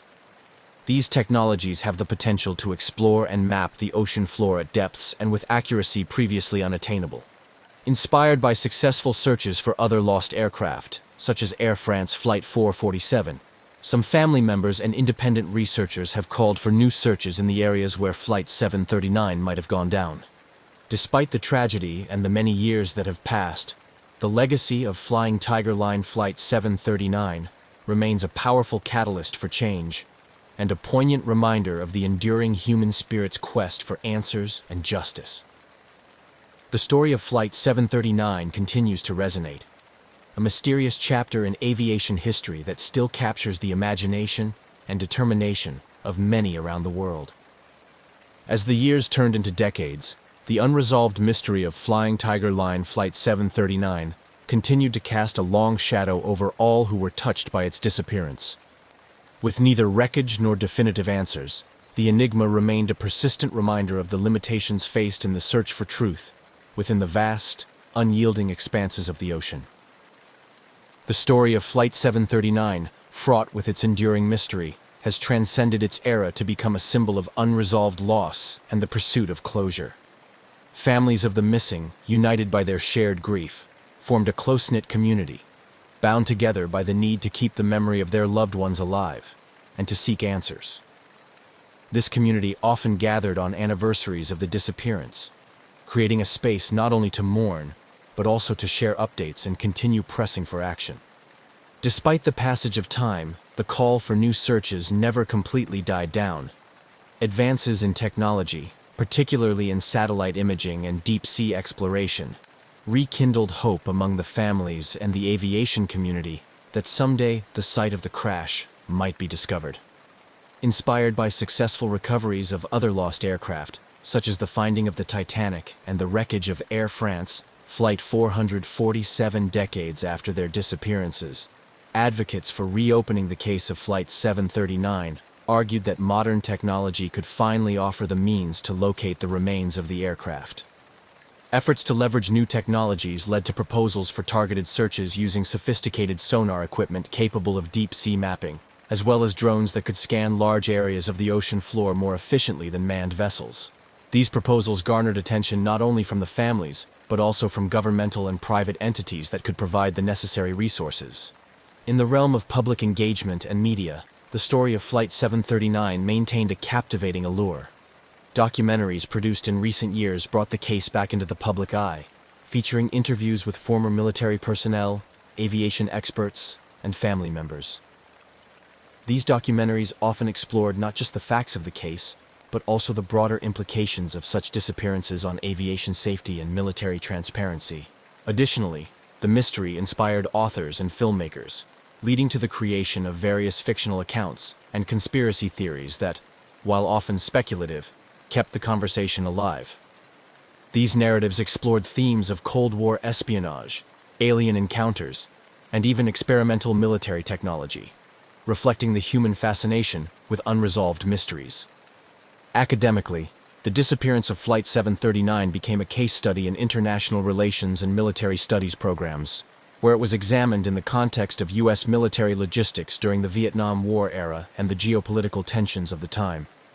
This scholarly interest helped to maintain a degree of academic attention on the case, ensuring that it remained a part of the discourse on aviation history and military operations. Legal and political advocacy also became a significant part of the legacy of Flight 739. Family members and their supporters often lobbied for changes in laws regarding the military's accountability to civilian families and the transparency of information concerning accidents involving military personnel and equipment. These efforts sometimes led to legislative changes and improved policies regarding family briefings and access to records. As the 60th anniversary of the disappearance approached, the U.S. government released several formally classified documents related to the flight. While much of the information had been redacted, the release of these documents represented a small victory for those who had long advocated for greater transparency. For some families, the documents provided new details that, while not solving the mystery, offered insights into the military's handling of the incident. The ongoing quest for answers about Flight 739 also highlighted broader issues related to the recognition of service personnel and civilians involved in covert or classified operations. This led to discussions about the ways in which such individuals are memorialized and honored, culminating in more inclusive memorials that acknowledge their contributions and sacrifices. Today, the legacy of Flying Tiger Line Flight 739 is multifaceted. It is remembered as a poignant story of loss and the relentless pursuit of truth, a narrative that has impacted aviation safety regulations, military accountability, and the technologies used in search and rescue operations. For the families of those who vanished along with the aircraft, it remains a deeply personal story of waiting and hoping for closure. In a broader sense, the mystery serves as a reminder of the vulnerabilities in human endeavors, particularly in the face of vast and indifferent natural forces like the deep ocean. Yet, it also illustrates the human capacity for resilience, the enduring quest for knowledge, and the unyielding desire to find answers, no matter how elusive they may be. The profound impact of Flying Tiger Line Flight 739's disappearance stretched beyond the immediate shock and continued to resonate through the subsequent years, driving changes and fostering developments across multiple facets of society, from aviation technology to family advocacy and public policy. As the narrative of Flight 739 moved forward, it beckoned a broader contemplation on the themes of memory, technological progress, and the pursuit of closure. A pursuit that never seemed to diminish in intensity or necessity. Even decades after the disappearance, the commitment to finding Flight 739 was reinvigorated by technological advancements that offered new hope. The introduction of autonomous underwater vehicles, AUVs, and more sophisticated side-scan sonar technology provided tools capable of exploring the ocean depths with unprecedented detail and efficiency. Proposals for new search initiatives were drafted, with input from oceanographers, former naval officers, and aviation experts, who believed that the aircraft's final resting place could be pinpointed with the right resources and a targeted approach. Family members and advocacy groups, empowered by these technological promises, renewed their calls for action. They organized conferences and engaged with experts in maritime search and recovery to outline feasible search plans. These plans were then presented to governmental and private agencies capable of funding and executing such ambitious undertakings. The dialogue between these families and potential supporters became a testament to the enduring hope that modern technology could finally unravel the mystery that time had not forgotten. The story of Flight 739 also found its way into educational curriculums and cultural reflections, influencing how future generations understood and interacted with the past's unresolved mysteries. Universities and educational institutions developed courses that dealt not only with the technical aspects of aviation, but also with crisis management, historical analysis, and the psychological impact of unresolved tragedies. These academic discussions often used Flight 739 as a case study to explore the complex interplay between technology, human factors, and nature. Culturally, the disappearance influenced artistic expressions across mediums. Playwrights, novelists, and filmmakers drew upon the emotional and mysterious elements of the story to craft works that questioned the nature of truth, the reliability of memory, and the human response to the unknown. These works contributed to a broader societal engagement with the themes of loss and resolution, illustrating how a single event can continue to inspire and provoke thought across generations. On a more practical level, the ongoing discussions around Flight 739 spurred further enhancements in aviation safety standards and search and rescue operations. The incident underscored the need for robust international cooperation in aviation incidents, leading to stronger protocols for sharing information and resources during multinational search operations. The global aviation community took to heart the lessons learned, or rather, the questions raised, by Flight 739's disappearance. Policymakers, influenced by the advocacy of families and communities connected to the flight, worked to refine laws regarding the military's responsibility to keep families informed and involved in the aftermath of accidents involving military personnel on non-combat missions. These policy changes aim to ensure transparency and accountability, preventing any future family from experiencing the same prolonged anguish of not knowing. As the years turned into a full circle of commemorations, various memorials and events were established to honor the memories of those lost on Flight 739. These acts of remembrance served as poignant reminders of the individuals behind the mystery, highlighting their lives and legacies rather than allowing them to be overshadowed by the circumstances of their disappearance. Through these memorials, the families found not only spaces of mourning, but also of celebration of the lives that had touched theirs so deeply. New memorials were dedicated, and annual gatherings were held, not just as rituals of remembrance, but as ongoing affirmations of the community's commitment to finding answers. Each ceremony, each plaque unveiled, and each story shared added layers to the collective memory of the event, ensuring that the narrative of Flight 739 would remain a living, evolving part of the historical and cultural landscape. Through these multifaceted legacies, the story of Flying Tiger Line Flight 739 continues to resonate. It serves as a powerful narrative about the limits of human endeavor against nature's immensity, the relentless pursuit of technological advancement to conquer these limits, and the undying human spirit's need for resolution and understanding. Even as the mystery endures, the quest for closure remains a poignant reminder of the indelible impact of those who were lost, and the unyielding hope of those left behind to tell their story.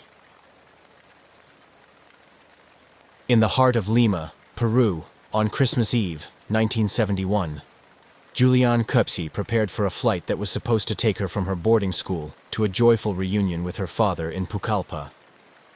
Born to German zoologists who had moved to Peru to study the rich biodiversity of the Amazon rainforest, Julianne had grown up in an environment where the line between the natural world and daily life was often blurred. At 17, she was as familiar with the sounds of the jungle as she was with the pages of her schoolbooks. Julianne's early years had been spent in the rainforest, where her parents, Maria and Hans Wilhelm Köpke, ran the Panguana Ecological Research Station. Under their guidance, she learned not just to endure, but to respect the untamed life of the Amazon. This upbringing instilled in her a deep appreciation for biology, an interest that was both academic and intensely personal. On that fateful day, as Julianne and her mother approached the bustling Jorge Chávez International Airport, the holiday spirit was palpable. Despite the festive atmosphere, a sense of urgency overshadowed their preparations. The airline they chose, LANSA, had a questionable safety record, but it offered the only available route that could reunite the family for Christmas. This decision, made under the pressure of circumstance, would soon prove to be perilously significant. As they boarded LANSA Flight 508, the aircraft, a Lockheed L-188A Electra turboprop, hummed with the chatter of families and solo travelers alike, all eager to reach their destinations. Julianne, seated next to her mother, tried to stave off the nervousness she felt about flying, particularly with LANSA. Her mother, an experienced traveler through the Amazon's unpredictable terrain, reassured her with a confident smile, masking her own apprehensions. The early stages of the flight passed uneventfully as the plane ascended into the clear sky above Lima. Julianne gazed out the window, watching the cityscape give way to the sprawling greenery of the Amazon. But as the plane approached the Andes, the weather took a sudden turn.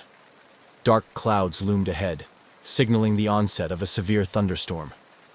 The aircraft began to shake violently as it entered the storm, with lightning flashing ominously close.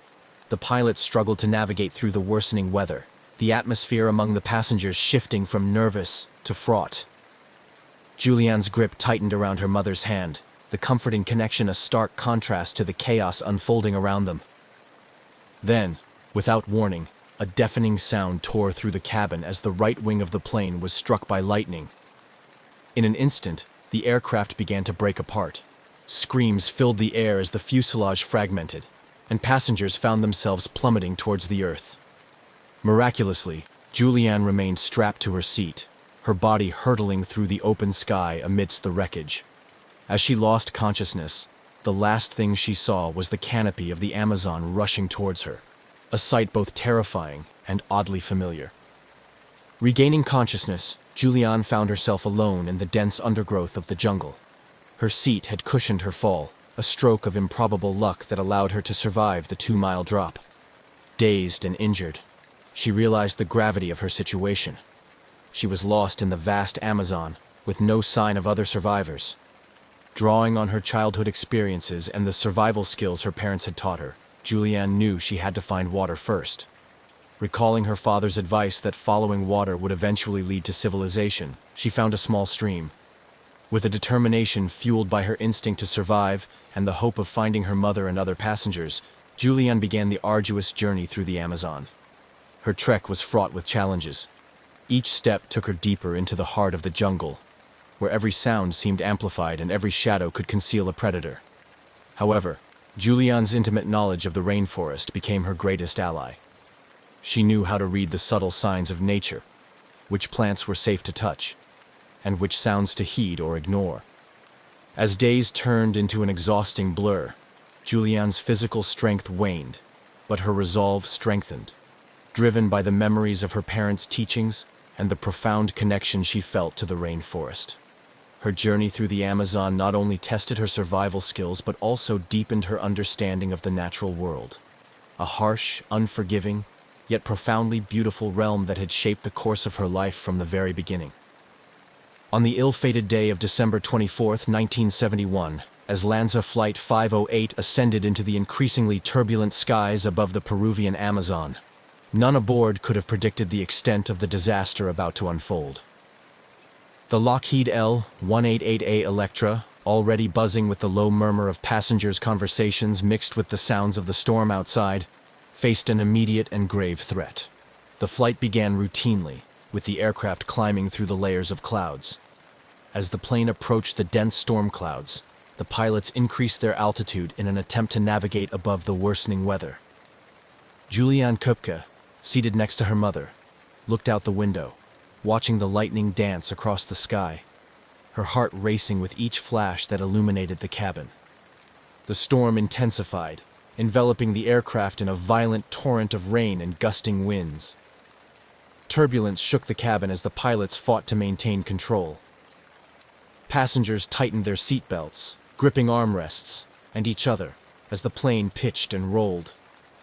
The flight attendants moved quickly down the aisles, reassuring passengers, their voices calm but strained against the roar of the storm and engines. Suddenly, a tremendous bolt of lightning struck directly at the aircraft. The impact was catastrophic, instantly severing the right wing and causing an explosive decompression. The fuselage began to break apart mid-air, the structural integrity of the plane compromised beyond the pilot's control. In moments, the aircraft transformed from a controlled environment into a chaotic maelstrom of wind, debris, and terrified passengers. Julianne, still strapped to her seat, found herself in a surreal situation as the cabin disintegrated around her. The roar of the wind and engines gave way to the sounds of tearing metal and the screams of passengers.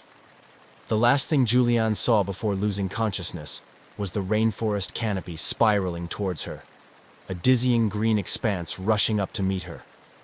The aircraft crashed into the dense jungle, scattering wreckage and debris across a wide area. The violence of the crash was such that survival seemed impossible. Yet, amidst the devastation, Julianne miraculously survived.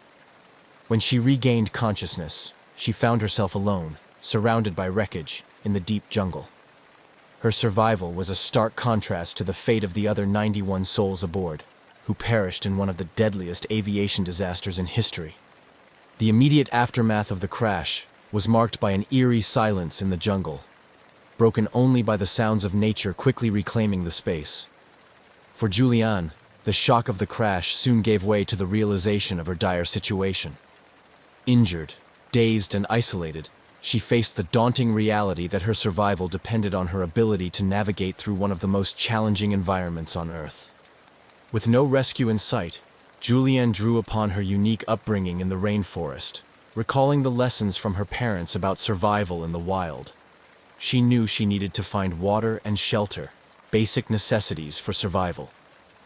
Leveraging her knowledge of the rainforest's flora and fauna, she began to plan her next steps, understanding that her journey to safety was only just beginning. As she prepared to leave the crash site in search of help, Julianne's thoughts were with her mother and the other passengers, hoping against hope that others might have survived. Her journey through the Amazon would test her physical limits and emotional resilience, shaping into an epic tale of survival against all odds. Miraculously surviving the 2-mile plummet to the earth, Julianne Köpke found herself alone amidst the wreckage, still strapped to her row of airplane seats. The initial moments following her awakening were clouded with confusion and pain, but the urgency of her situation quickly dawned on her. She was deep in the Peruvian Amazon, one of the densest and most dangerous jungles in the world, and her survival depended on her immediate actions. As she unbuckled herself from the seat, Julianne assessed her physical condition. Remarkably, her injuries were minor considering the severity of the crash. A broken collarbone, a deep gash on her calf, and an eye swollen shut. The adrenaline coursing through her body temporarily masked the pain, allowing her to focus on her next steps. Her survival instincts, honed from years of living at a research station in the jungle with her biologist parents, began to take over. Knowing that clean water was critical, Julianne recalled her father's advice that finding a stream or river could lead to rescue, as waterways often ran past civilization.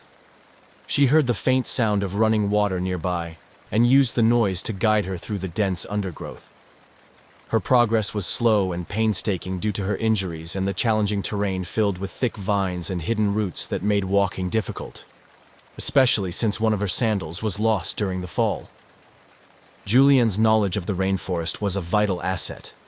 She knew which plants were safe to eat and which to avoid, information that became crucial as her journey extended and food sources became a necessity. Her understanding of the rainforest's ecology helped her avoid poisonous plants and dangerous animals, skills not possessed by the average person lost in such an environment. As she navigated through the jungle, Julianne also had to deal with the psychological toll of her situation. The isolation and uncertainty could be overwhelming, but she kept her focus by setting small, manageable goals each day. Her immediate aim was to find help, but her broader goal was to stay alive long enough to be found or to find rescue. Memories of her family and her life back at the research station provided the mental strength she needed to push forward. Despite the lush greenery around her, the Amazon was not a benign environment. Julianne encountered numerous hazards that posed constant threats to her safety. She had to be vigilant of dangerous wildlife, from venomous snakes slithering through the underbrush to predatory jaguars whose roars pierced the night air. The ever-present insects, particularly mosquitoes, were not only a nuisance, but also a vector for disease, making her vulnerable to illnesses like malaria. The dense canopy often made navigation difficult, obscuring the sky for most of the day. This made it hard for Julianne to keep track of time and direction. Her only tools for navigation were the sun's position when visible and the flow of water in the creeks and rivers she followed. Her strategy was simple but effective. Follow the water downstream, hoping it would lead to a larger river and eventually to people. Despite the overwhelming odds, Julianne's determination and unique survival skills kept her moving forward. Each step took her closer to salvation, but also deeper into the physical and mental challenges of the Amazon.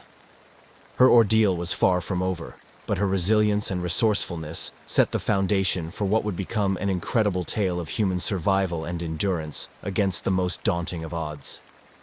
As Julianne Köpke's arduous trek through the Amazon jungle continued, each day brought new challenges and reaffirmed her determination to survive. Alone and injured, she depended entirely on her instincts and knowledge of the rainforest, a testament to the years she had spent in Peru with her parents. Her understanding of the environment, coupled with her resilience, became her most powerful tools for survival. Waking each day to the sounds of the jungle, Julianne set about securing the basic necessities: water, food, and shelter. She knew that waterborne diseases could be as deadly as any predator in the jungle, so she was cautious about where she sourced her water, sticking to small streams where the flow was more likely to be clean. Julianne recalled her father explaining that small streams would eventually lead to larger rivers, which were often used as pathways by local tribes and could lead to her rescue. Finding food was another challenge. Though the jungle was teeming with life, not all of it was safe to consume. Julianne relied on fruits and nuts that she recognized as non-toxic, careful to conserve her energy by not eating anything that could make her ill. She avoided hunting, lacking both the tools and the energy for trapping or killing animals, and instead focused on gathering, which was less energy-intensive and safer. As she navigated through the dense underbrush, Julianne had to constantly be on the alert for dangerous wildlife. She knew the sounds of the jungle well enough to pause when the normal chorus of birds and insects suddenly quieted, a sign that a predator might be near. Snakes, which could be camouflaged in the leaf litter, posed a significant threat, and Julianne used sticks to rustle the foliage ahead of her as she walked, giving any hidden snakes time to slither away. The physical demands of her journey were immense. Her injuries, though not life-threatening, made movement painful and exhausting. Her broken collarbone limited her ability to use one arm fully, complicating even simple tasks like collecting food or clearing a path through thick vegetation. The gash on her leg was a constant concern, as any infection could quickly turn deadly without medical treatment. Despite these hardships, Julianne's spirits were buoyed by moments of beauty and a deep-seated connection to the natural world. The lush canopy, the chorus of birds at dawn, and the clear, starry nights reminded her of the time she spent with her parents in the jungle. These moments of reflection were crucial, providing mental respite from the constant challenges of survival. As days turned into a week, the physical toll on Julianne increased. Fatigue, hunger, and the onset of infections began to wear her down. She knew she had to find help soon. Determined to increase her chances of rescue, Julianne started leaving markers along her path, hoping they would catch the attention of any search parties or local tribespeople. She also began to practice shouting for help during the day, when the noise of her voice could carry far in the quiet moments of the jungle. Her persistence paid off. On the 11th day of her ordeal, Julianne stumbled upon a small hunting camp, deserted but clearly recently used. Here, she found a small shelter and tools, which she used to improve her own condition and prepare for the possibility of spending more time in the jungle. This discovery was a significant morale booster, offering her a temporary safe haven and the means to better sustain herself. Julianne's journey through the Amazon tested her to the limits of human endurance, highlighting her remarkable resilience and adaptability. Her survival was not just a tale of overcoming physical barriers, but also a profound inner journey of strength, hope, and the unyielding desire to live. As she continued her trek, each step was a step closer to safety, driven by her deep will to reunite with her family and to return to the world she had left behind on that fateful Christmas Eve flight. As Julianne Köpke's arduous trek through the Amazon jungle continued, each day brought new challenges and reaffirmed her determination to survive. Alone and injured, she depended entirely on her instincts and knowledge of the rainforest, a testament to the years she had spent in Peru with her parents. Her understanding of the environment, coupled with her resilience, became her most powerful tools for survival. Waking each day to the sounds of the jungle, Julianne set about securing the basic necessities: water, food, and shelter. She knew that waterborne diseases could be as deadly as any predator in the jungle, so she was cautious about where she sourced her water, sticking to small streams where the flow was more likely to be clean. Julianne recalled her father explaining that small streams would eventually lead to larger rivers, which were often used as pathways by local tribes, and could lead to her rescue. Finding food was another challenge. Though the jungle was teeming with life, not all of it was safe to consume. Julianne relied on fruits and nuts that she recognized as non-toxic, careful to conserve her energy by not eating anything that could make her ill. She avoided hunting, lacking both the tools and the energy for trapping or killing animals, and instead focused on gathering, which was less energy-intensive and safer. As she navigated through the dense underbrush, Julianne had to constantly be on the alert for dangerous wildlife. She knew the sounds of the jungle well enough to pause when the normal chorus of birds and insects suddenly quieted, a sign that a predator might be near. Snakes, which could be camouflaged in the leaf litter, posed a significant threat, and Julianne used sticks to rustle the foliage ahead of her as she walked, giving any hidden snakes time to slither away. The physical demands of her journey were immense. Her injuries, though not life-threatening, made movement painful and exhausting. Her broken collarbone limited her ability to use one arm fully, complicating even simple tasks like collecting food or clearing a path through thick vegetation. The gash on her leg was a constant concern, as any infection could quickly turn deadly without medical treatment. Despite these hardships, Julianne's spirits were buoyed by moments of beauty and a deep-seated connection to the natural world. The lush canopy, the chorus of birds at dawn, and the clear, starry nights reminded her of the time she spent with her parents in the jungle. These moments of reflection were crucial, providing mental respite from the constant challenges of survival. As days turned into a week, the physical toll on Julianne increased. Fatigue, hunger, and the onset of infections began to wear her down. She knew she had to find help soon. Determined to increase her chances of rescue, Julianne started leaving markers along her path, hoping they would catch the attention of any search parties or local tribespeople. She also began to practice shouting for help during the day, when the noise of her voice could carry far in the quiet moments of the jungle.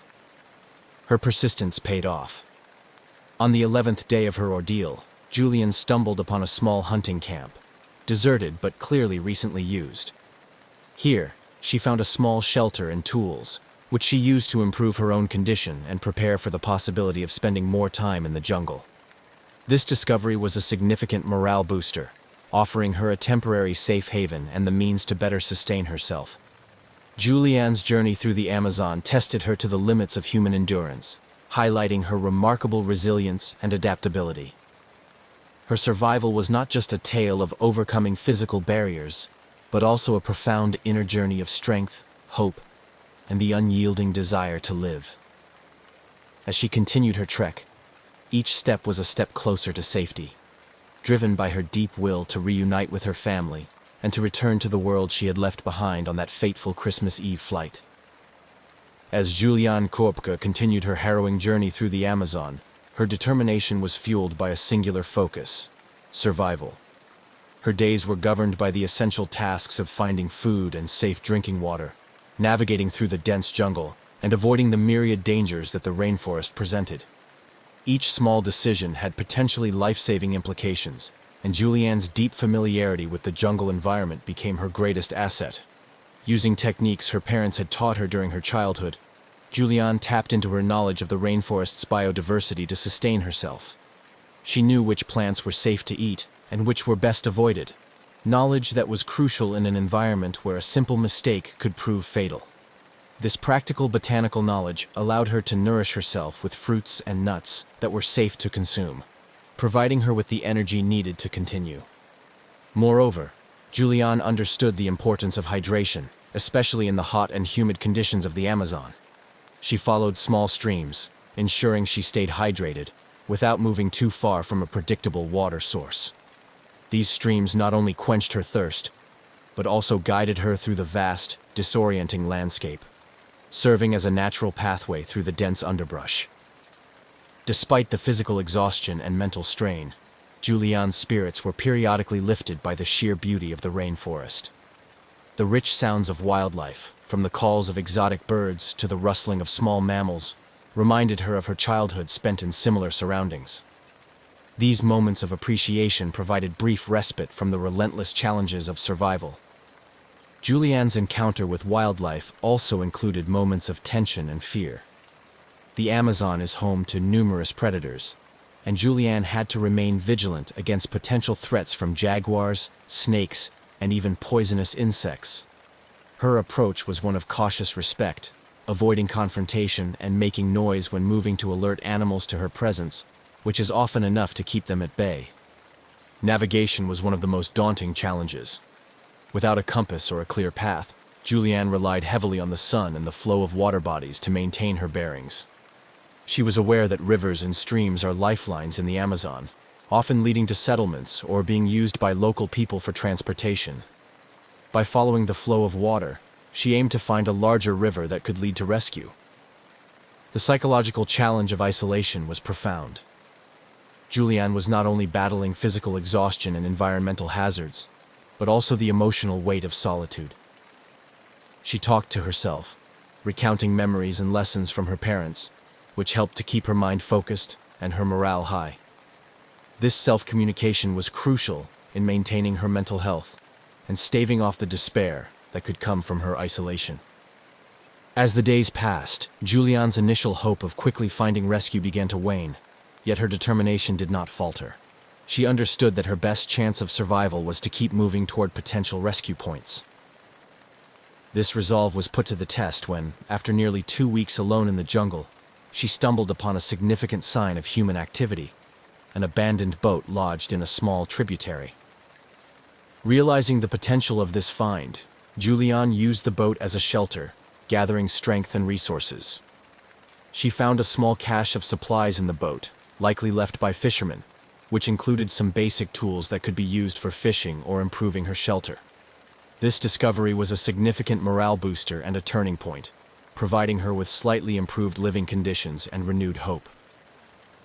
Julianne's profound knowledge of the jungle, her resilience in the face of overwhelming odds, and her ability to utilize every available resource exemplified human survival instinct at its finest. Her ordeal continued to test every aspect of her being, but each challenge overcome brought her one step closer to safety, underscoring the indomitable human spirit's capacity to persevere through seemingly insurmountable challenges. Julianne Koepke's survival skills were crucial in navigating the harsh environment of the Amazon. Armed with a strong background in biology, imparted by her scientist parents, and her intimate familiarity with the rainforest, she employed a variety of survival techniques that greatly enhanced her chances of enduring the formidable conditions she faced alone. One of the first survival strategies Julianne used was her ability to identify and utilize the resources around her effectively. Her knowledge of the rainforest flora played a vital role in this. She could identify edible plants and fruits that provided necessary nutrition and avoided those that were poisonous. Understanding which plants could offer medicinal benefits allowed her to treat her injuries and prevent infections, which could have been debilitating or fatal in her vulnerable state. Moreover, Julianne's understanding of the rainforest ecosystem guided her in using natural landmarks and the behavior of the river systems to navigate through the dense jungle. The direction of water flow in streams and rivers informed her path, helping her move towards larger water bodies that were more likely to be near human settlements or regularly used paths. In terms of dealing with wildlife, Julianne's approach was based on avoidance and precaution. She knew that most animals are more scared of humans than humans are of them, and made sure to create noise while moving to alert any nearby animals of her presence. This tactic likely prevented potential encounters with predators like jaguars or venomous snakes. At night, she sought refuge in places that offered natural protection from nocturnal predators, using her surroundings to create makeshift shelters. Julianne also demonstrated resourcefulness in her use of the materials available to her. For example, she used vines for binding and building shelters, and turned large leaves into collection surfaces for rainwater or dew when clean water sources were scarce. This ability to improvise was a testament to her deep understanding of the environment and her creativity in survival situations. The psychological resilience Julianne exhibited was perhaps as critical as her physical survival skills. The mental challenges of being alone in such a daunting environment were immense. Julianne coped by setting small, achievable goals each day, which gave her a sense of purpose and progress. She also kept a mental diary, recounting her days and reflecting on her experiences, which helped maintain her mental health and stave off feelings of despair and isolation. The culmination of these survival strategies was evident when, after 11 days of relentless pursuit of survival, Julianne heard the sound of an engine in the distance. Realizing the potential for rescue, she mustered the strength to move towards the sound, eventually finding a small shelter used by lumber workers. Her decision to follow the sound, guided by the hope of human presence, ultimately led to her being found and rescued. Upon her rescue, Julianne was transported to a local hospital where she received medical treatment for her injuries and dehydration. Her story of survival quickly captivated the world, becoming a symbol of human resilience and the will to survive against all odds. Reflecting on her ordeal, Julianne often credited her survival to the combination of her scientific knowledge, survival skills, and the emotional fortitude instilled by her parents. Her incredible journey through the Amazon not only highlighted the human capacity for survival, but also underscored the importance of understanding and respecting the natural world. Her experience continues to inspire and educate, serving as a powerful example of the strength and perseverance inherent in the human spirit. Julianne Kupska's miraculous survival after an 11-day ordeal in the Amazon jungle not only marked her as a figure of extraordinary resilience, but also had a profound impact on her life and the wider world. Her harrowing journey through the dense, perilous wilderness and her ultimate rescue captivated global audiences, bringing attention to the human capacity to endure against overwhelming odds.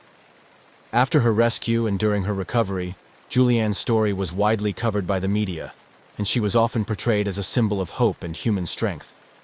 Her experience resonated with many, providing a narrative that highlighted the importance of courage, persistence, and the will to survive.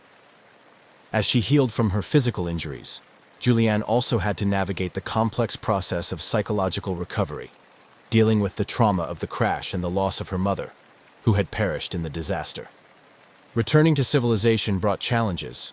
Julianne faced a flurry of media attention and public curiosity, which was sometimes overwhelming. Despite this, she used her newfound platform to raise awareness about the Amazon rainforest, its beauty, its critical importance to the global ecosystem, and the threats it faced. Her unique insights and first-hand experiences provided a compelling perspective on environmental conservation. Julianne's ordeal also reinforced her interest in biology, shaping her academic and professional path. She pursued studies in biology, earning a doctorate, and returning to Peru to conduct research in the Amazon rainforest. Her work focused on the ecology of the region, and she became an advocate for its preservation, leveraging her personal story to highlight the connection between human survival and environmental stewardship. Moreover, Julianne's survival story has been used in survival training and wilderness medicine courses as a case study on human endurance, psychological resilience, and the practical application of survival skills in extreme conditions. Her ability to stay calm, make rational decisions in crisis situations, and utilize her environmental knowledge effectively are often highlighted as key factors that contributed to her survival. In the years following her rescue, Julianne has participated in documentaries and written accounts of her survival, offering insights into her thoughts and actions during those 11 days. Her reflections often focus on the lessons she learned about the value of life, the strength of the human spirit, and the profound connection between humans and nature. Julianne's story has not only inspired countless individuals, but has also contributed to a deeper understanding of the Amazon rainforest's complex ecosystem. Her advocacy and research work have helped promote efforts to protect and preserve the Amazon, highlighting its critical role in global biodiversity and climate regulation. Her legacy is multifaceted, encompassing her contributions to science, her inspirational survival story, and her ongoing environmental advocacy. As Julianne continues to speak about her experiences and the lessons learned, she maintains a focus on the future, advocating for sustainable practices to protect the environment that once saved her life. In reflecting on her journey, Julianne Coepsia's narrative transcends the mere fact of survival. It encapsulates a profound journey of emotional and spiritual growth, a testament to the resilience of the human body and spirit, and a reminder of our inextricable connection to the natural world. Her life, profoundly shaped by those harrowing days in the Amazon, serves as a beacon of enduring strength, hope, and respect for life in all its forms.